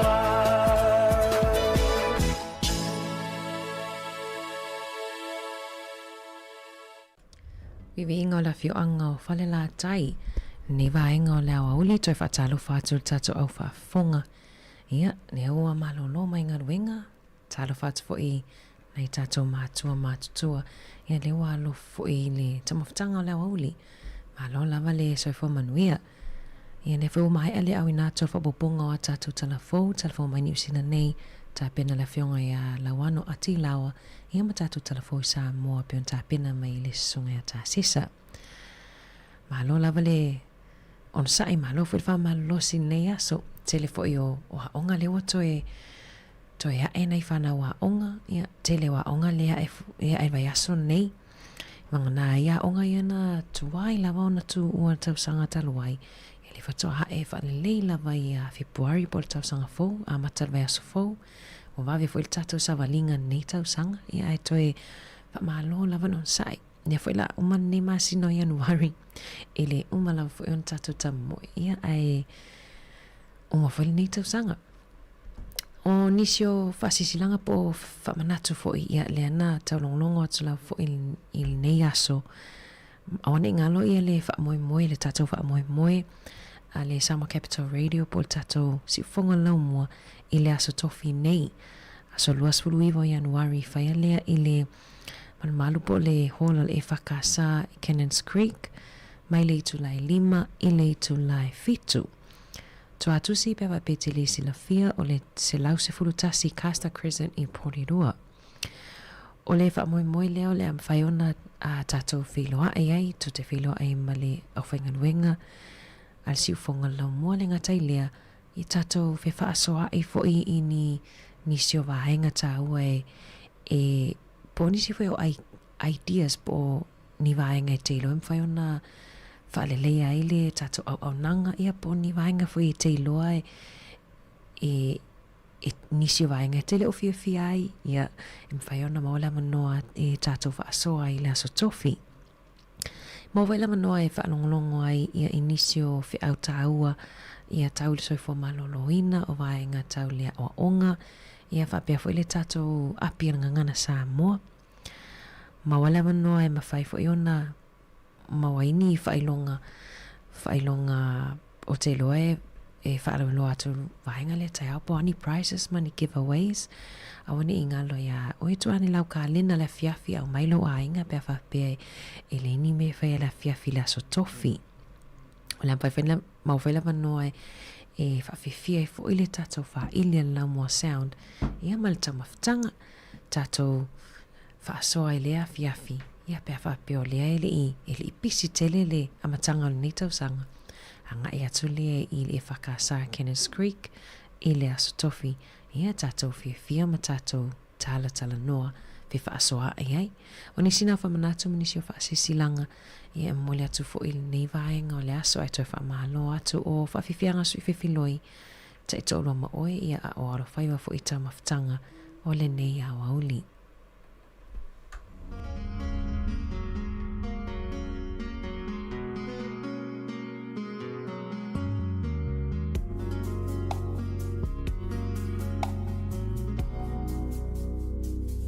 Usile faa fofonga ai se io utala o toina leo langa o le tama Sāmoa iso se aina ua te leo lau mama ona o lele amana ia ina ziona si ule utaule langona ufitia i faa o sosonga Fofola nelo fala tala o nga fauna e mala mai ala uma mole savalina o ala mani fai na tape taya fo I o ele matangi maua alo fa atua malu e male fa ama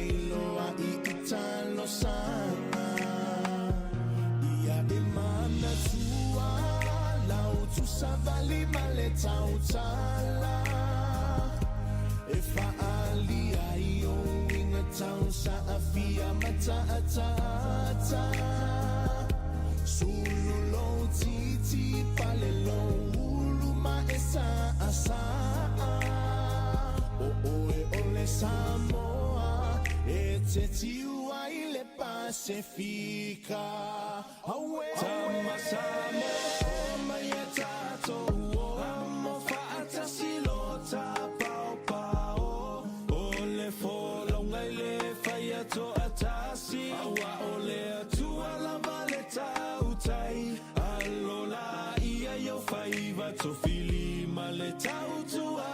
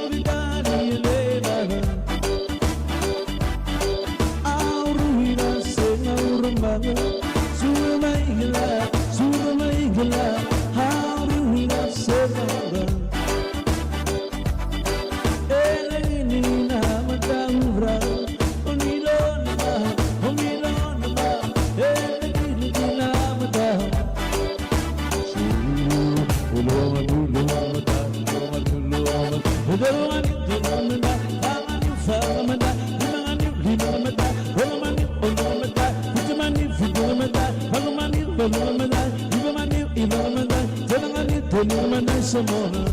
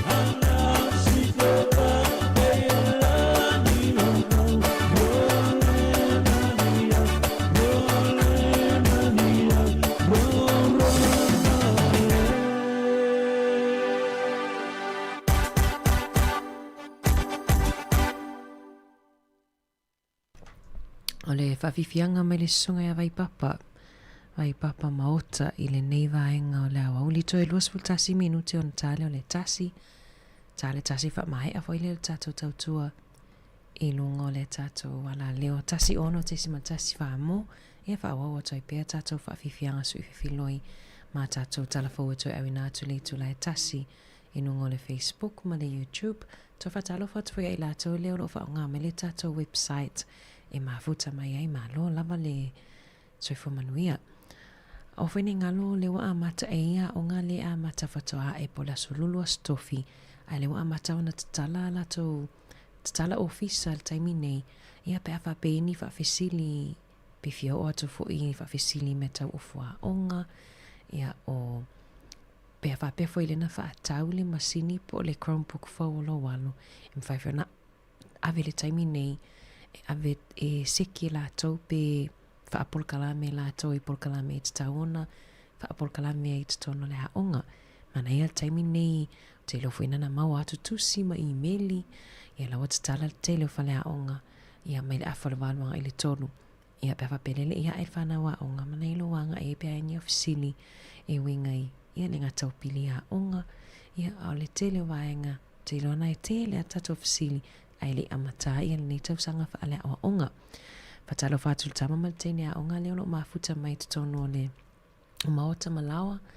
Malo lava ia manuia fo ile toi sauni atu. Ia awa ia a awa onga le nei tau sanga. Tatou tene mal tama le na uma le masenga sfutolu.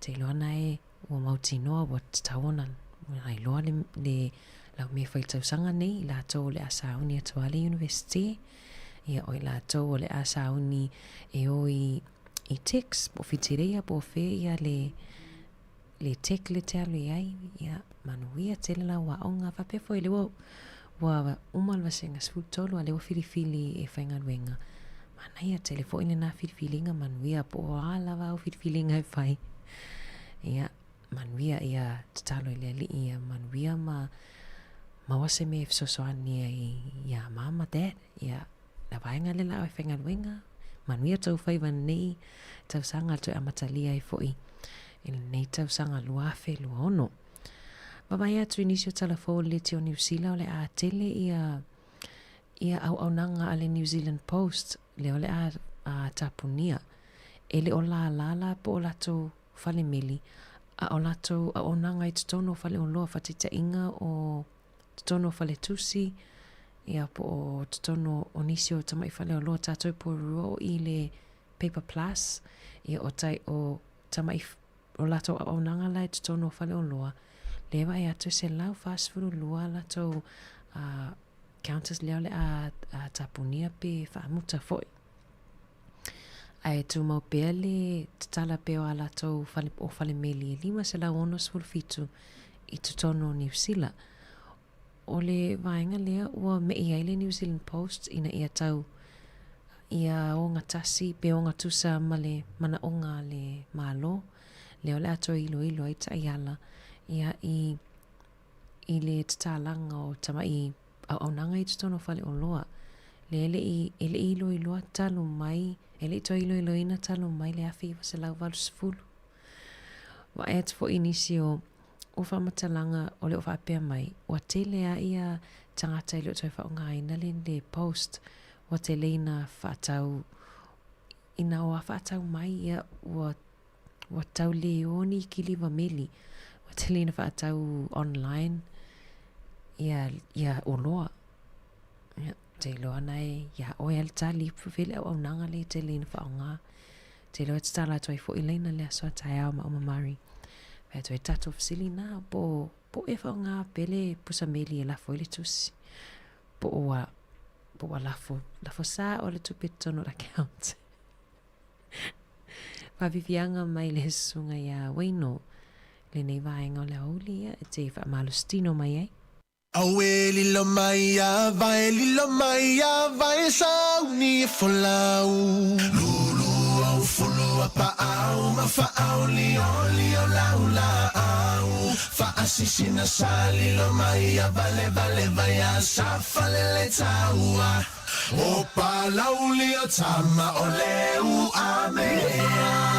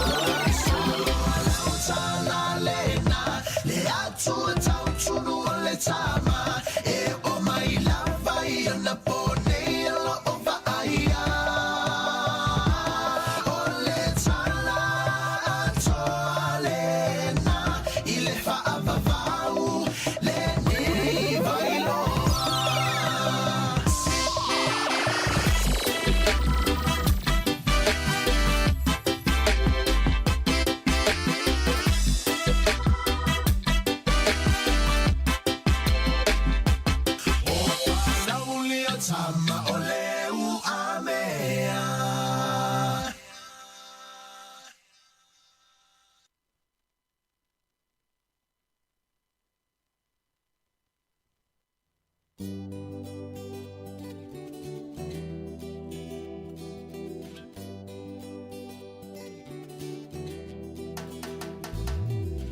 Tele to me, oh my oh, oh la a beautiful Sāmoa.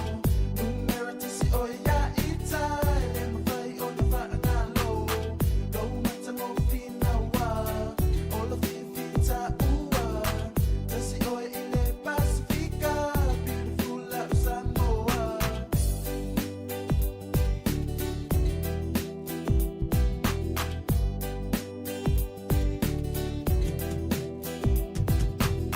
Si o mia o le ele sami, mana felele o le langi.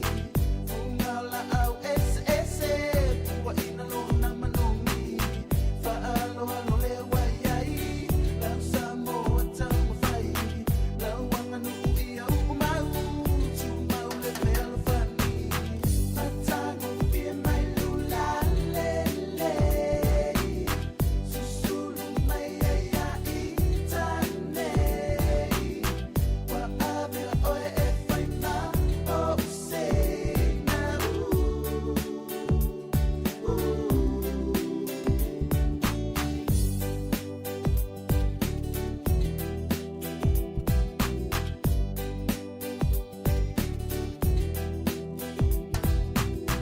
Mana tua so olo mativa, le ai sita mau ainga.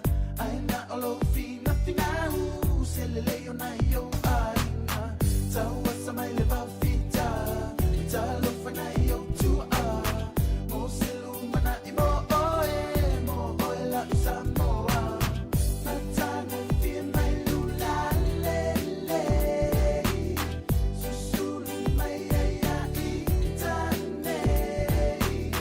Wa avea oe e whaina o se na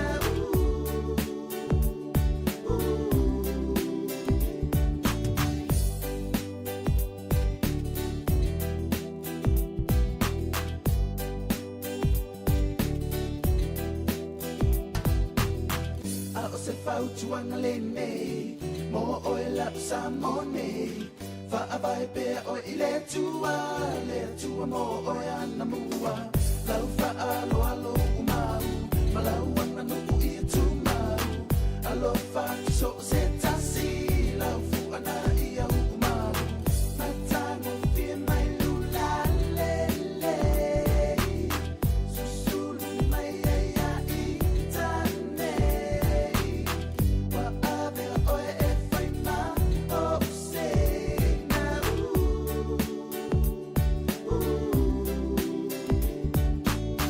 Matango fia mai lula lele, susulu mai ai a itane.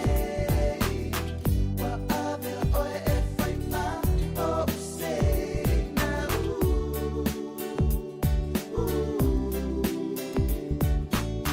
Matango fia mai lula lele, susulu mai ai a itane.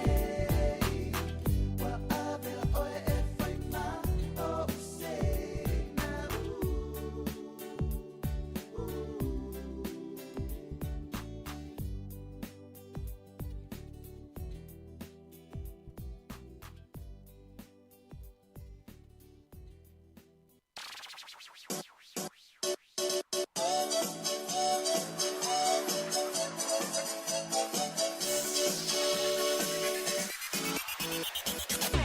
Ia e whātutu atu so o manatu.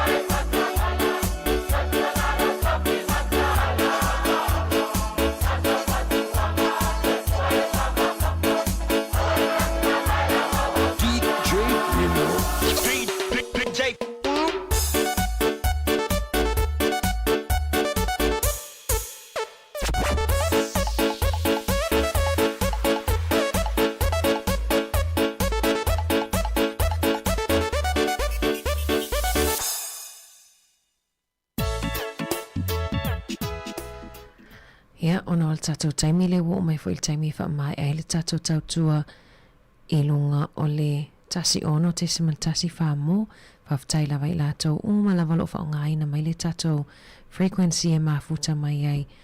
Ia, pamonia le atua wha maangaro wha tautua nei aso peo I se upua le no mali e lau wha afonga ai toi tātou whelua I le tai au I le tula e fitu toi amatali ai fo ia whasala launga po le tautua a le si ufonga lau mua I le aso a tai au. I la tōrunga le tātou Facebook ma le YouTube tātou eva pesa ia pa ia le tula e lua ia ona tātou wha mamai lo lia inungo tātou penga of sota inga. Taurunga atu rawi fianga ma le 5 stars.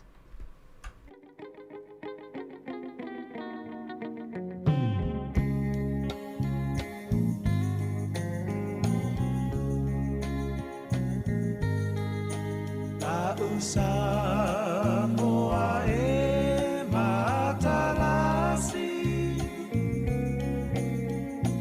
Ua sio mia e le sami Atu mangalanu lauava Mea I pia o tanga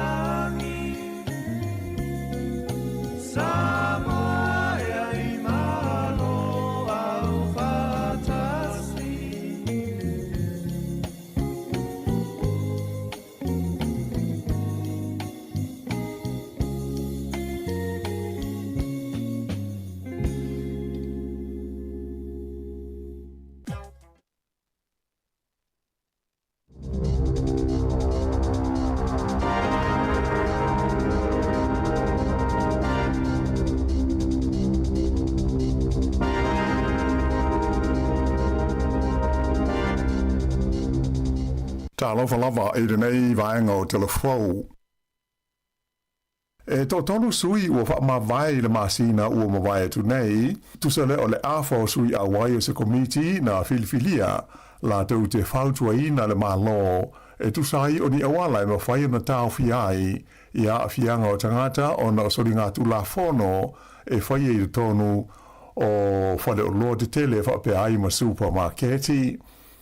O le nei komiti whauvotua e to lima o na sui, ai o lea ua wha ma vai e sui e to tolu, o le sui o lo lata mai nei o na wha ma vai mai lona to finga. O le wha tonu lea o wha la poutonga la au whai o loa e ta ua o le Retail and Z o Carolyn Young.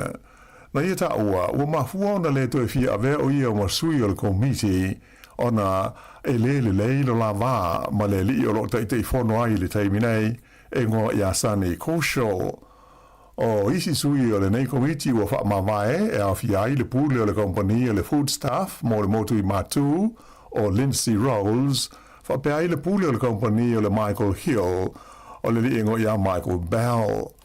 Ua te toi ai nei la na o le to'lua sui o le komiti o lona te fono ma le pule o se fale whaata wai awa malosi Hamilton e ngo ia Ash Palmer.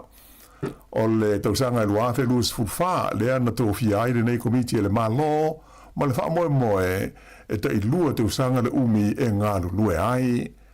E talu na tūla i mai lea komiti ua tele ni whai tionga ua whaia whaasanga iai ona o le tele o tupe ua aluai ai maise lava i le pili mo le tutongi o lona te whono lea na o i lua se lau tōlus furuafe tala i le tausanga mua.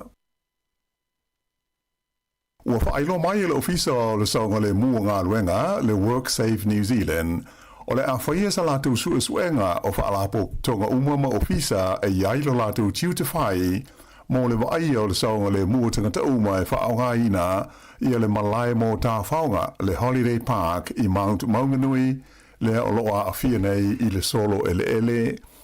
Peita ai sa wha mawhaina mai e le amta ngā luenga le malo, o lo ave le wha mua le teimi nei i ngā luenga ia o lo whaia e tausa ili ai i a maua uma i a tangata ia na whano ai le soifua i lea wha lave le natura. Sa whaari mai e le li asiasi sinia o le WorkSafe o Rob Pope i se talanoanga ma le wales wha sa laua New Zealand o le pulenga o le ai o ranga i le tasi o wha Pope tonga o lo fia talanoa i ai mo se maanga atoa e tusai o le nei wha lave. O le asonga fua na nafi, le sa toi a mata ai ngā ruenga nei, i le sa ilia o tangata o lo tanumia pe i le palapala i le aua maunga, o le maunga o mawao.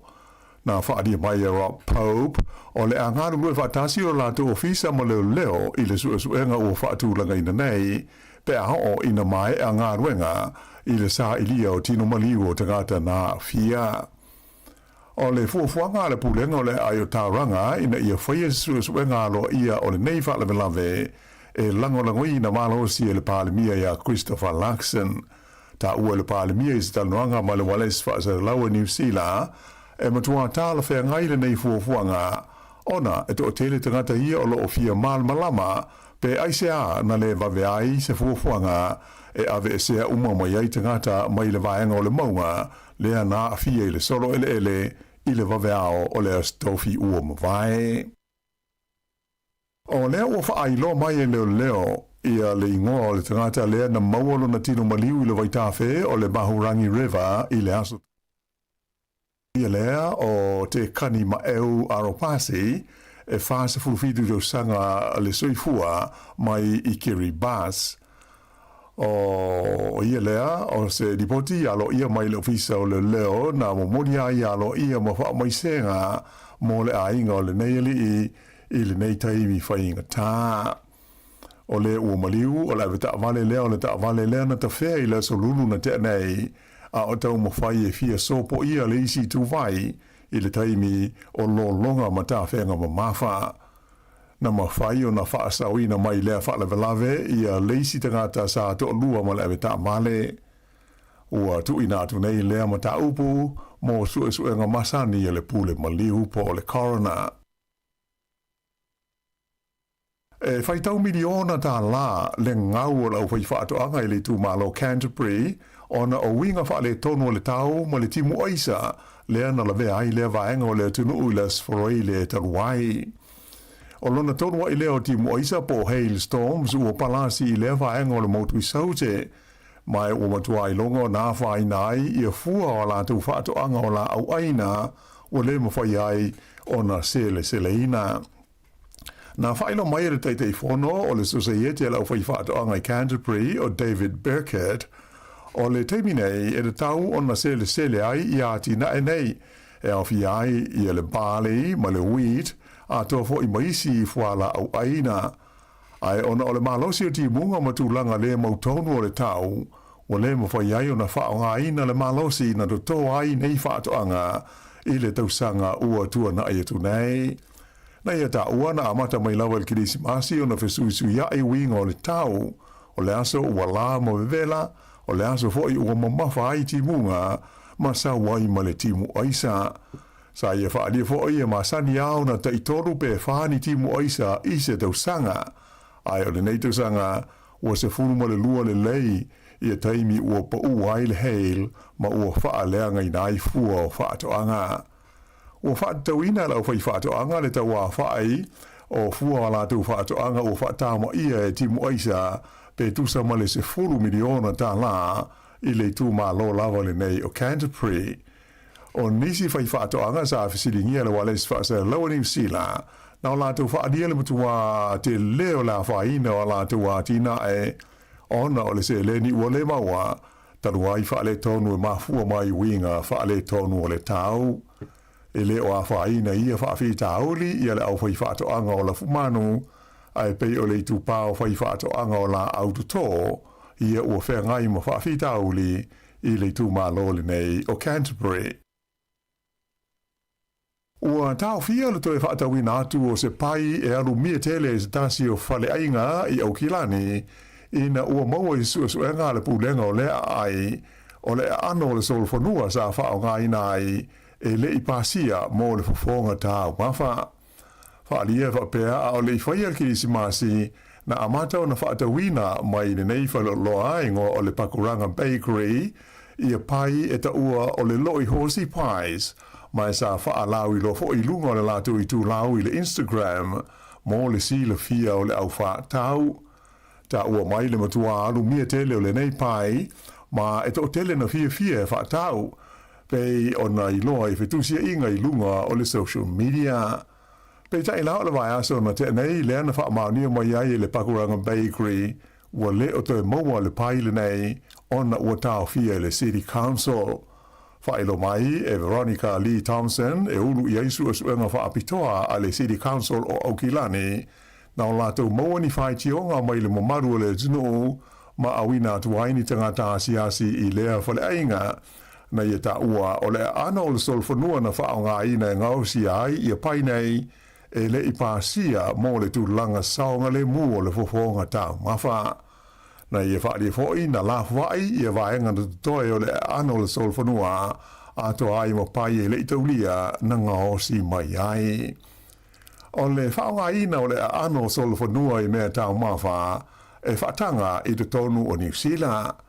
O se whaalinga mai le mtanga luenga o whaatoanga, le Ministry of Primary Industries, na tāuai, e tasi lava i le company la i sene ina i te tonu o le tunu atoa, mo le saungia o le ano le solfonua, a wale hufonga tāu mawha o te ngata soifua.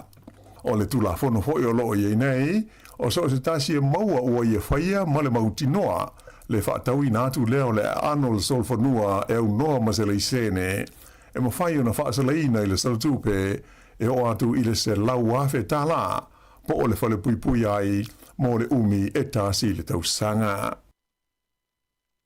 O lo o whaawa o pēr suenga leo i le whaalawe lawe na mali waise tina i le nuu o klutha i le asforele na te nei.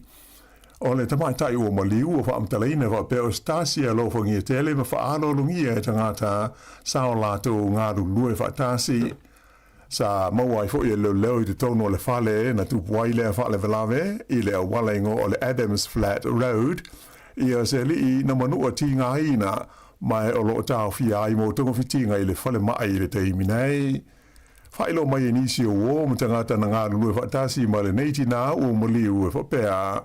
O le tamai taile nei ngo i a Gideon Clark sa ngā lue o ie le whale mai o la fumanu i le Luther Vets i Melton. O se li poti le wale swa lawa New Zealand na ta wai o lo masalomia le leo o lo whea ngai ma le suenga o le whaalewe lave le pule i le ola i le whaalewe lave le nei. I mea tau upwhai o mālo, o lea ua se atu le pātia le New Zealand First i le tūlanga tolu i vaenga wha upwhai o pito i langolangoina le au pālota o New Zealand i le teimi nei. Nei loa le tūlanga i le suenga le tamai nei o manatu o le au pālota na whaafoe le wales whaasara laua New Zealand i le Read Research Series.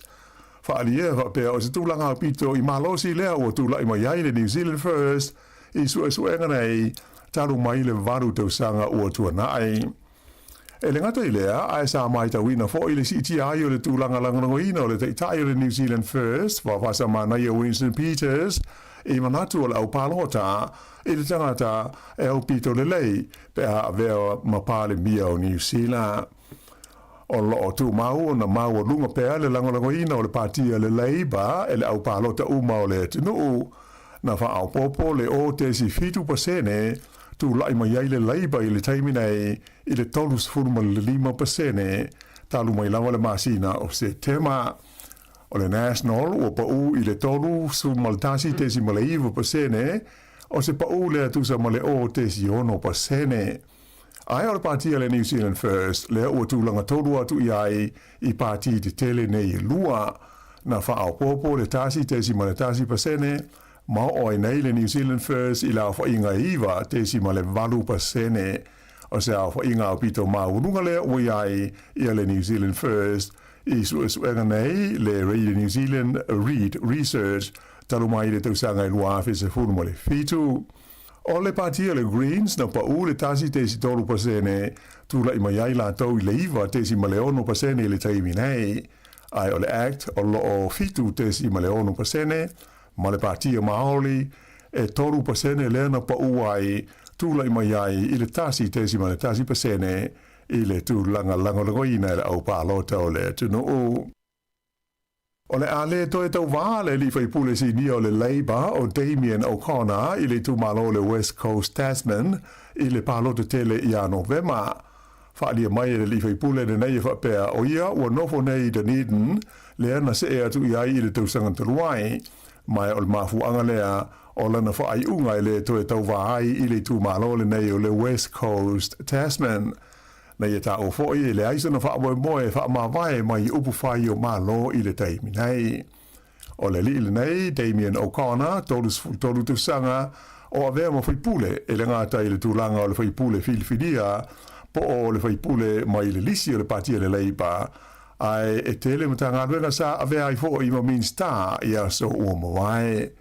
Nei e ta ua le awanoa le leile nei mo se sui fō le Labour e ta moe ai le tūmalo le sa ngā rue ai o ia mo se teimi umi. Pei ta ila e whaato a whaai loa mai la so mua Februari, le lisi a loa ia le patia le Labour mo le fina wina o le pālota tele le masina o Novema. Ua ho i se tūlanga maua e le tau o le auro i maketi wha le vāo mā lo, le ua tūlai mai ei nei i le 5 awhe tā la i le au nese. Ua mai tau ina le se atu kompani ma tangata e inivesi ala tau tupe i le auro ona e saonga le mū, ma fua lea ona tūlanga ma ale ua tūlai mai nei i le vā whiano aloha i o mā lo. O le whai te tele o le vevesi i le vā le malo Amerika ma tunu o le nei to, ona o le fia maua e Amerika o le motu o Greenland, ua mafua ai o na sawa le alu lunga o le tau o le auro e nei teimi, ona o fōlinga le mautonu e ono o iai mea tutupe a toa male tamao a inga o le laurangi.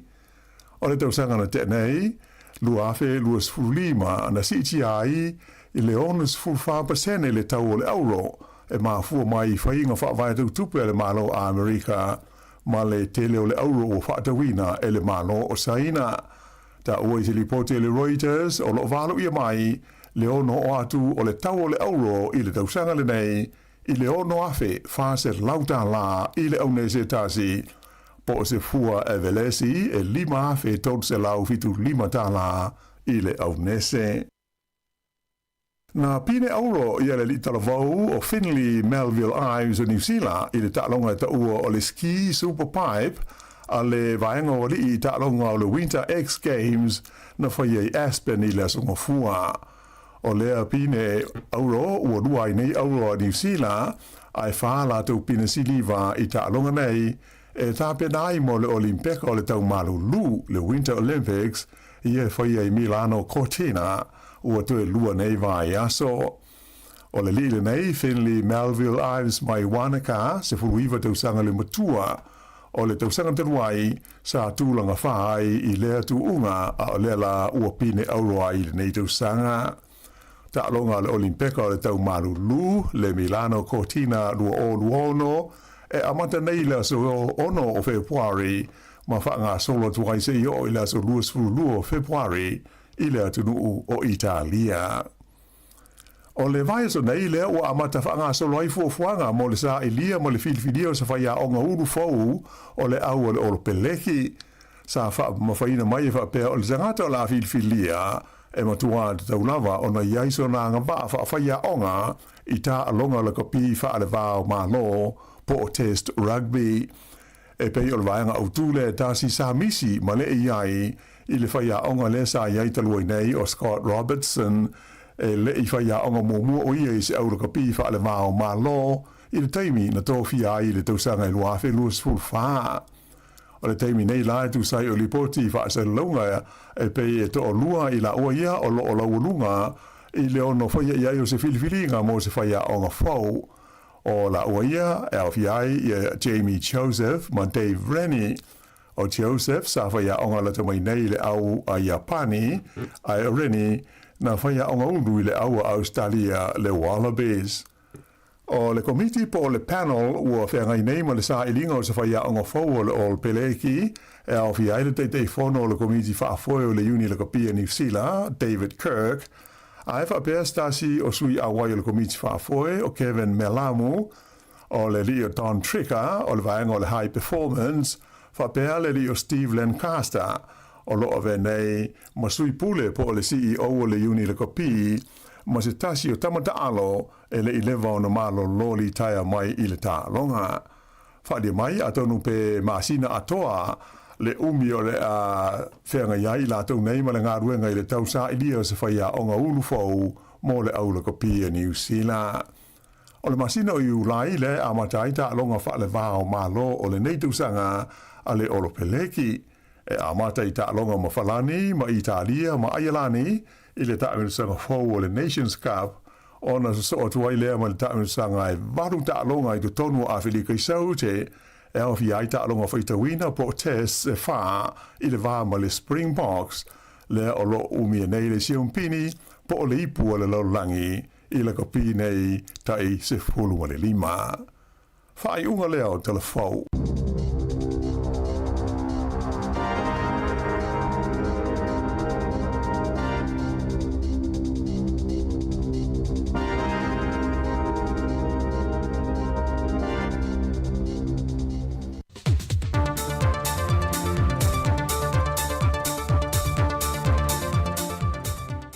Le hava tele o te tue whatalofa tuai leo whaafonga le nei fwoi whaopoponga o talafou mai Sāmoa o se mai il whaafonga. Wa whaalau lo mai le whionga le teita i o le atunu, le whionga le pāre mia le lau le mani e tōpula te vau fose, wa te tala alo ia nei le hava noa moso se Sāmoa i atunu i whafo ma Sāmoa, e restala e alo ia la vea masui, wa whaia so na sao, e le whata wina leo se vale le fōa le atunu. E le whelo inga le whionga le pāle mia ma le autu stala le vaiaso o mawai. Na ia wha manino ai, o lo iei le fōwhanga i o atu le wha ai unga le tausanga le nei. Wa amata i loi lolo le moe mtinga le whainga mā lo. Mai peo na wha ai loe le whionga le taita i o le atunu. E so se sa moe fia whia so na sao, e amata tu le lima se lauta la pe sili atu, fua lava le tupe maua a le tangata.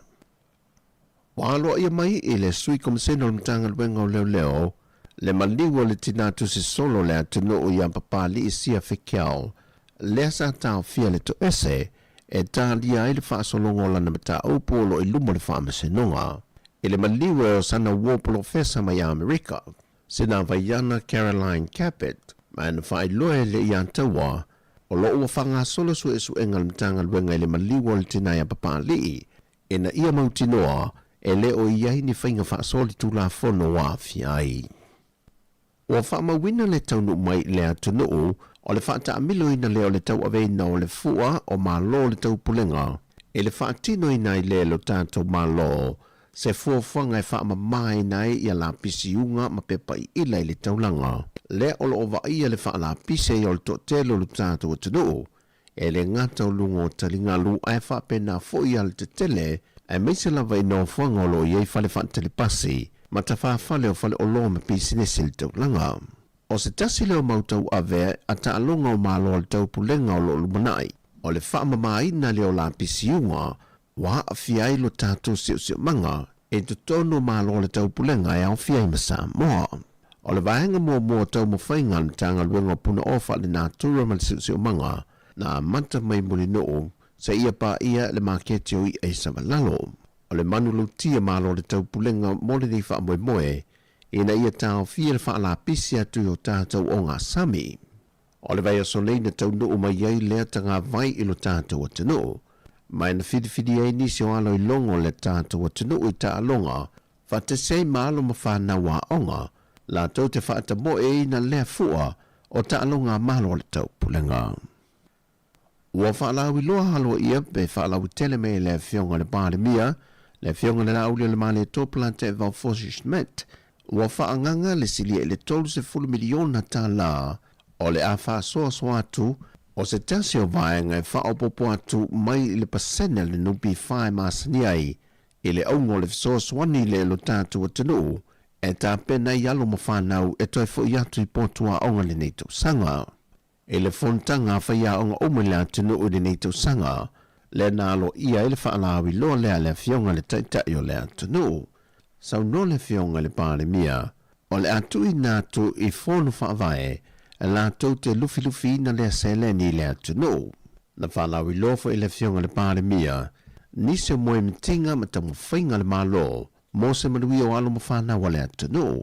O whatonwina ni tanga lengo le visasi, Foreign Affairs, to e tapena nisi scholarship i sitele. Ni masul mon tuku a tato paanga, malo mai whafu. Tārsanga iai, all we do is ask. Taluno iai lo visa al parmi, e o watu ma se furu, te titi suru lima, matua. E suru atu ini avanoa scholarship i alato whanau. Ona e leo mawhaina awa veina i lalo o tato por kalamne scholarship. Tau sangale nei. O la matuato e sa iri nisi avangoa scholarship. Mo whanau umane tunu, la tau te ngafa tau li maina. Nenga luenga e te tau na whai. I le ngata ia onga malo, ai whape na fo ia onga e kadesia. Ina ia lainga tutusa le avanoa. Avatu e tato walu ma whanau ia tunu ma mau. I le leva nei, e mau mai eisi scholarship i fau e lua se fulu mai Israel. O avanoa sa tato le mau. A o lo mau a fai le avanoa isi e tunu, o lewa i nei e ampasas falani. O te talitonu. E te lele avanoa e te tala ai nisi i avanoa le lele. Mo tātou skorsi. Mai na pasi a foi se fontanga le kāpena te le whaai unga le waiaso, e tai se lauli ma se furu tā la ale tangata e to tasi o le a maua, mai i le pepe se ia o atu i tangata mātutua. Ai o mōl sa whanga la walato ia po le pasene mai le nupi wha, o le anta oto atu pe i le fionga le minista o tupe, e nā te whaalawi loina le foi numera, o le a whaamanuia i nai le au whaisao whanga, i le amatanga o le neitau sanga. O tala fawia, manu e tele le yaso si o tātou tinu, whasai fuia.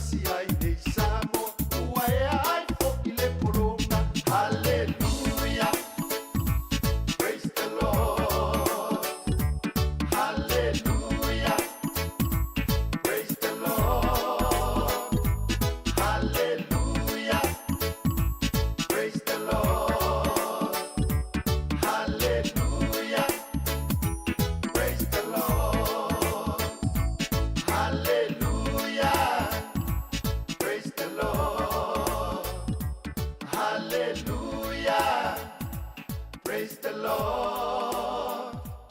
Hallelujah. Praise the Lord. Hallelujah. Praise the Lord.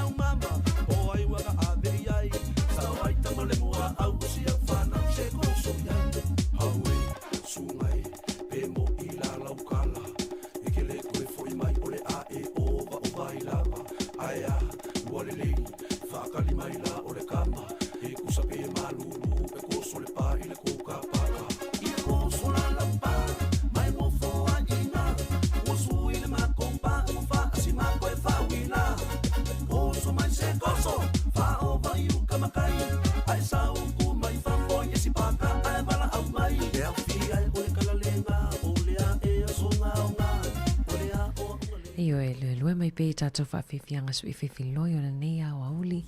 O awatoi fwoi nisi o tatou tala le olo o lawanunga mai talafou le nei aso. O le vavai atu lunga le li potia le nisi o li potia le teo New Zealand le tae au na leila. Mana ia te lene me alofa me alofa al persteni o fiti le wama ia saina. Wha me alofa atu e saina ia le taavale o le tuainga taavale foi limousine. Wha me alofa mole persteni o fiti o ratu ngai rama lala palavo. Le na wha me alofa atu iai i le asonga fua. Wha me ole i tuainga taavale lea o le H9 e te leina whea vea e ia tangata maululunga o saina. Tangata maululunga lea o fia i malato diplomats ia po o tangata maululunga malo e whea vea i taavale alo wha me alofa atu ia fiti ma le wha me alofa mole persteni a fiti ma le wha upunga e wha apea e whesoso ani ai ia alalu luma advanced technology to sort pule le whaonga mai ia sitia i le tūlanga whangango le teknolosi ia lingatai leo i to ai ngā tāwale fo i wheo e ia tāta maulunga o fiti. Ia o se vaenga whailea po se matatia wa au sia fo i e whaamalo sia atili ai ia le whainga pā anga i le wao Beijing ma Zuva. pe o le whamatalanga na mai le malo fiti. O le wawai atu tu so le whamatalanga la e le websites po le upinga tawailangi li ta o le carsales.com.au a Australia. Whamataltala ia vahenga o le taawale le o le H9 e whapea e taipei lava o le Rolls Royce po le male BMW i tuainga models tuainga taawale mai mawhaiona o atu i le ivas fulu awhetala atu pe Australia. Ia vaila mo te lefa i mea lo whaasaina mo fiti. O ni sina tala o lo whapeona a lawalunga mai le taimi nei. O le alawalo o mai lawa tatu tala fo i le aso ma le aso i winga i solonga palapala i Mount Manganui. Ia le wawai atu wa tele lawa li poti maua mai o lo whai alawa fo isu inga.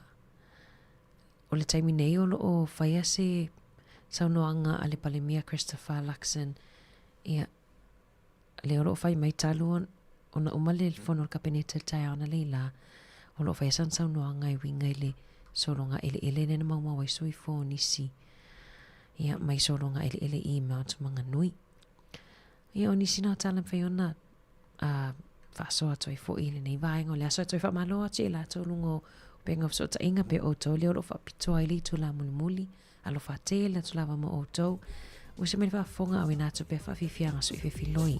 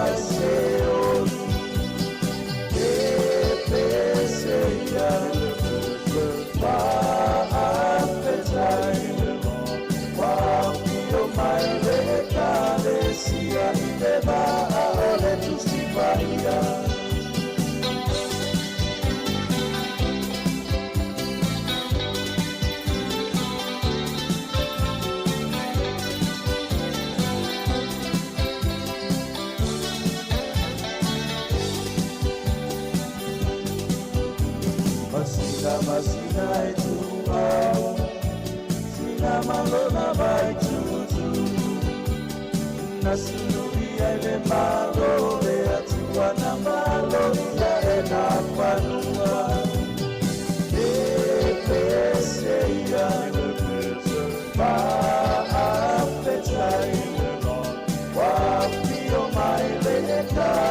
sia i le va'a o le tusi paia.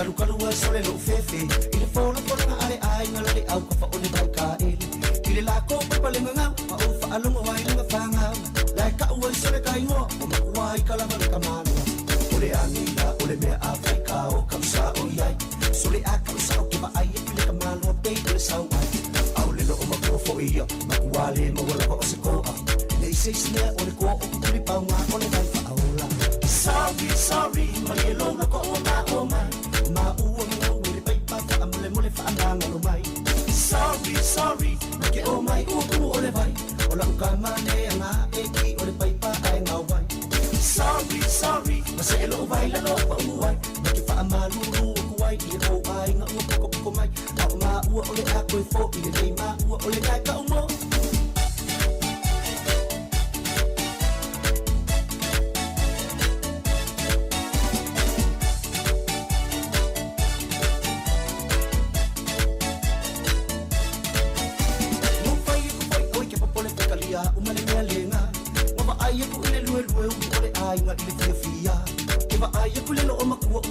solonga roi maka ele kangi ile fia ele anga ole kangi sole ele ika o mangai lao le lo makua mare ko inga ko lo fanga se awe ke tole ele le yo ma ole bele ko sausa ya asa o fila oi le mo fau tu o to lo masau ngale fia lo a lo ko fi kuli mai ai o lo mele le se lao sole ele mama i foi ngai fanga mo bini ile kai ko fi ku o lo kama muri ai le ai sorry ke o mai o ku ole vai ola ukama le nga e ki o le pai pa ai nga wai sorry se lo vai la lo pa uai ma ke fa amalu ru ku ai i o ai nga u ko mai a ma u o le a ko fo i le ma u o le ka ka mo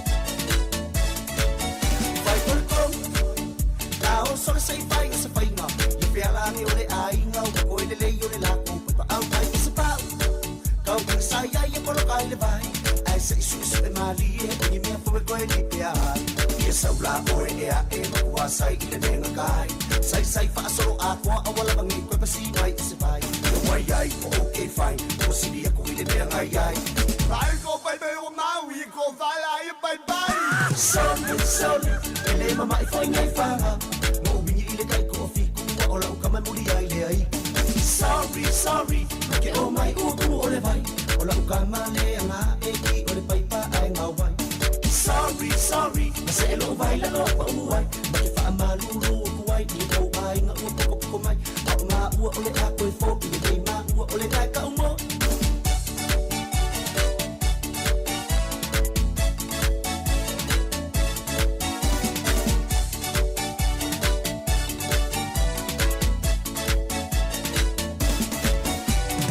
ai ko pai pai o ma u ko vala ai bye bye ya ai to pai pa na pa ai lo to pa pan pai Sāmoa ya so te malo atu tata o fafo ia o le famele vai ngai o lai papa pai Sāmoa sa ili si fafine e sele mali e va ai mai lo foi le o te se lo matua i nisi o whanau le whainga o lava tulo te whanau atu fafine na whai mai ha e se tu una tala o tala nana whai aso ia le papa paipa le i o atu le pai tua.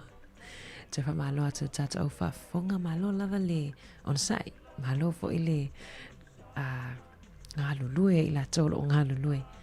Ia, tātua si ufonga lau mua leo toi sifutolo minute tāle lua wha mai al tātou tautua. Ia, ona whalongolongo me fo ili inisi o whawhiwhianga sui filo i lungo tātou website. Tala wha i lātou o tele lātou le mau atu o loo mafuta mai lungo le tātou website. Malo lava le on sai whaftai fo le langolango ma le mafuta mai. Tautua si ufonga lau mua wha awa o te pe whawhiwhianga sui filoi.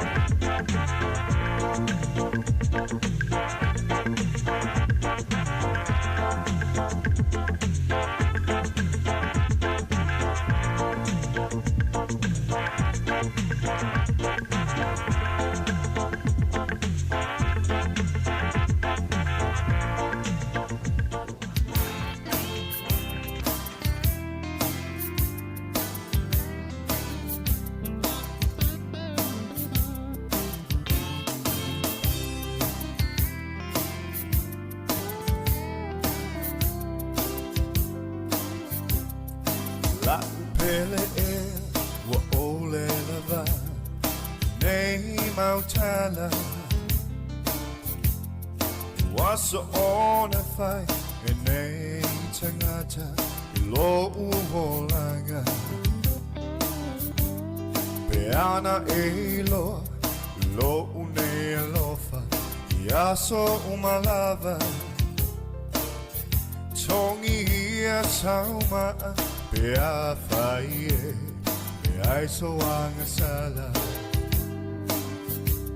so se la fo I fonga va a tele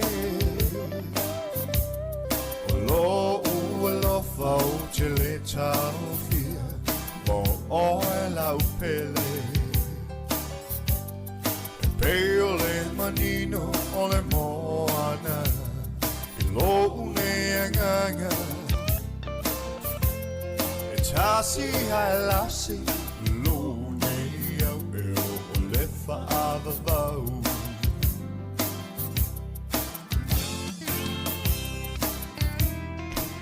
Ia ona o tātou taimi ia mole atulanga ngā whaftaiti ni lava hei lātou mafuta mai lungo tātou bengo so ta inga whaftaile mafuta mai tātou toi whilo ai tai au i le itu lai fitu ma ngā lua tu fo ile malituanga ni a mari wha awa o le tautua ti ufonga lau mua ai mona taimi nei mātou te awalofa atu ma mole o tō matalofa anga me le fionga i le li pule ma le au whainga wenga mātou te whatofa whasoifua atu mole nei taimi.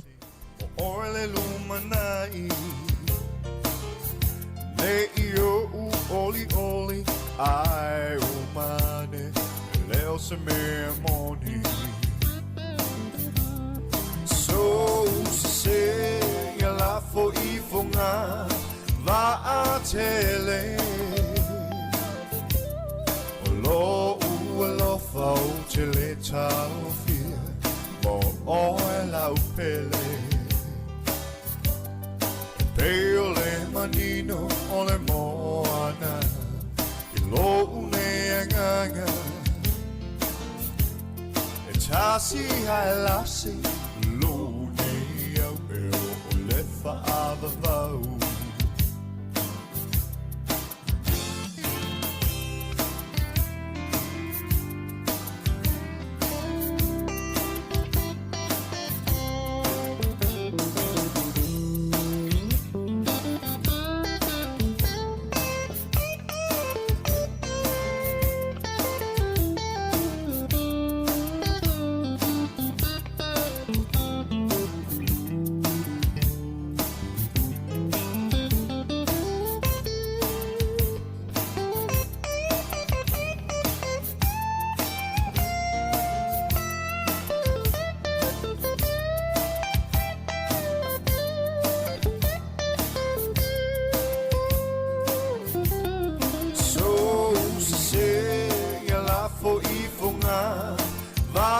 tele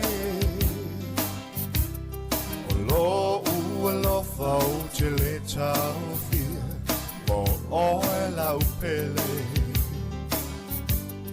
e peo le manino o le moana I lo une anganga e tasi hai lasi lo ne au e o le whaava vau Tasi hai lasi lo ne au e o le whaava vau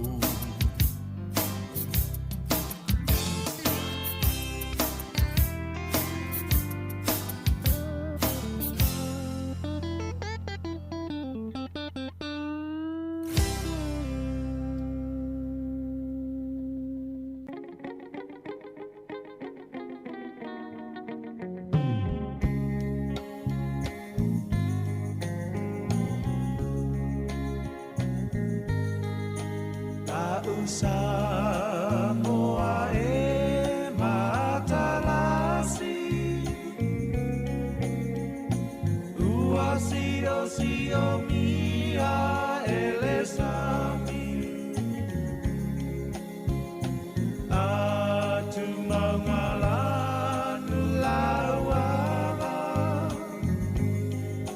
Mea I pia pia o tangata Sāmoa la usa moa ea mea tua e lau wahawai e moni lea lea oro malo tali ilangi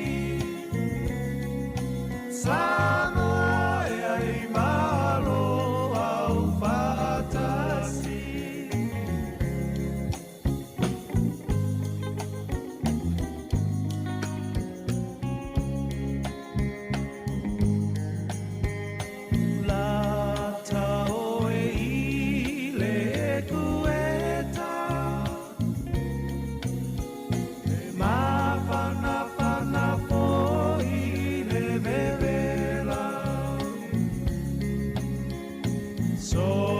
Se mea aua le popole E mamulu mai le pamole mole La usa moa la usa moa ea Mea tua e no Paamai e moni lea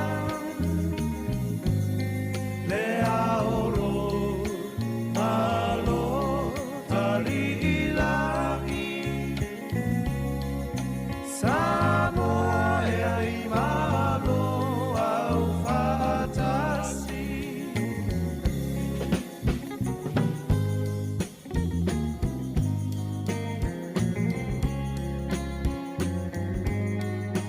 Mali e toa ua malo tau O nai upu whaala e au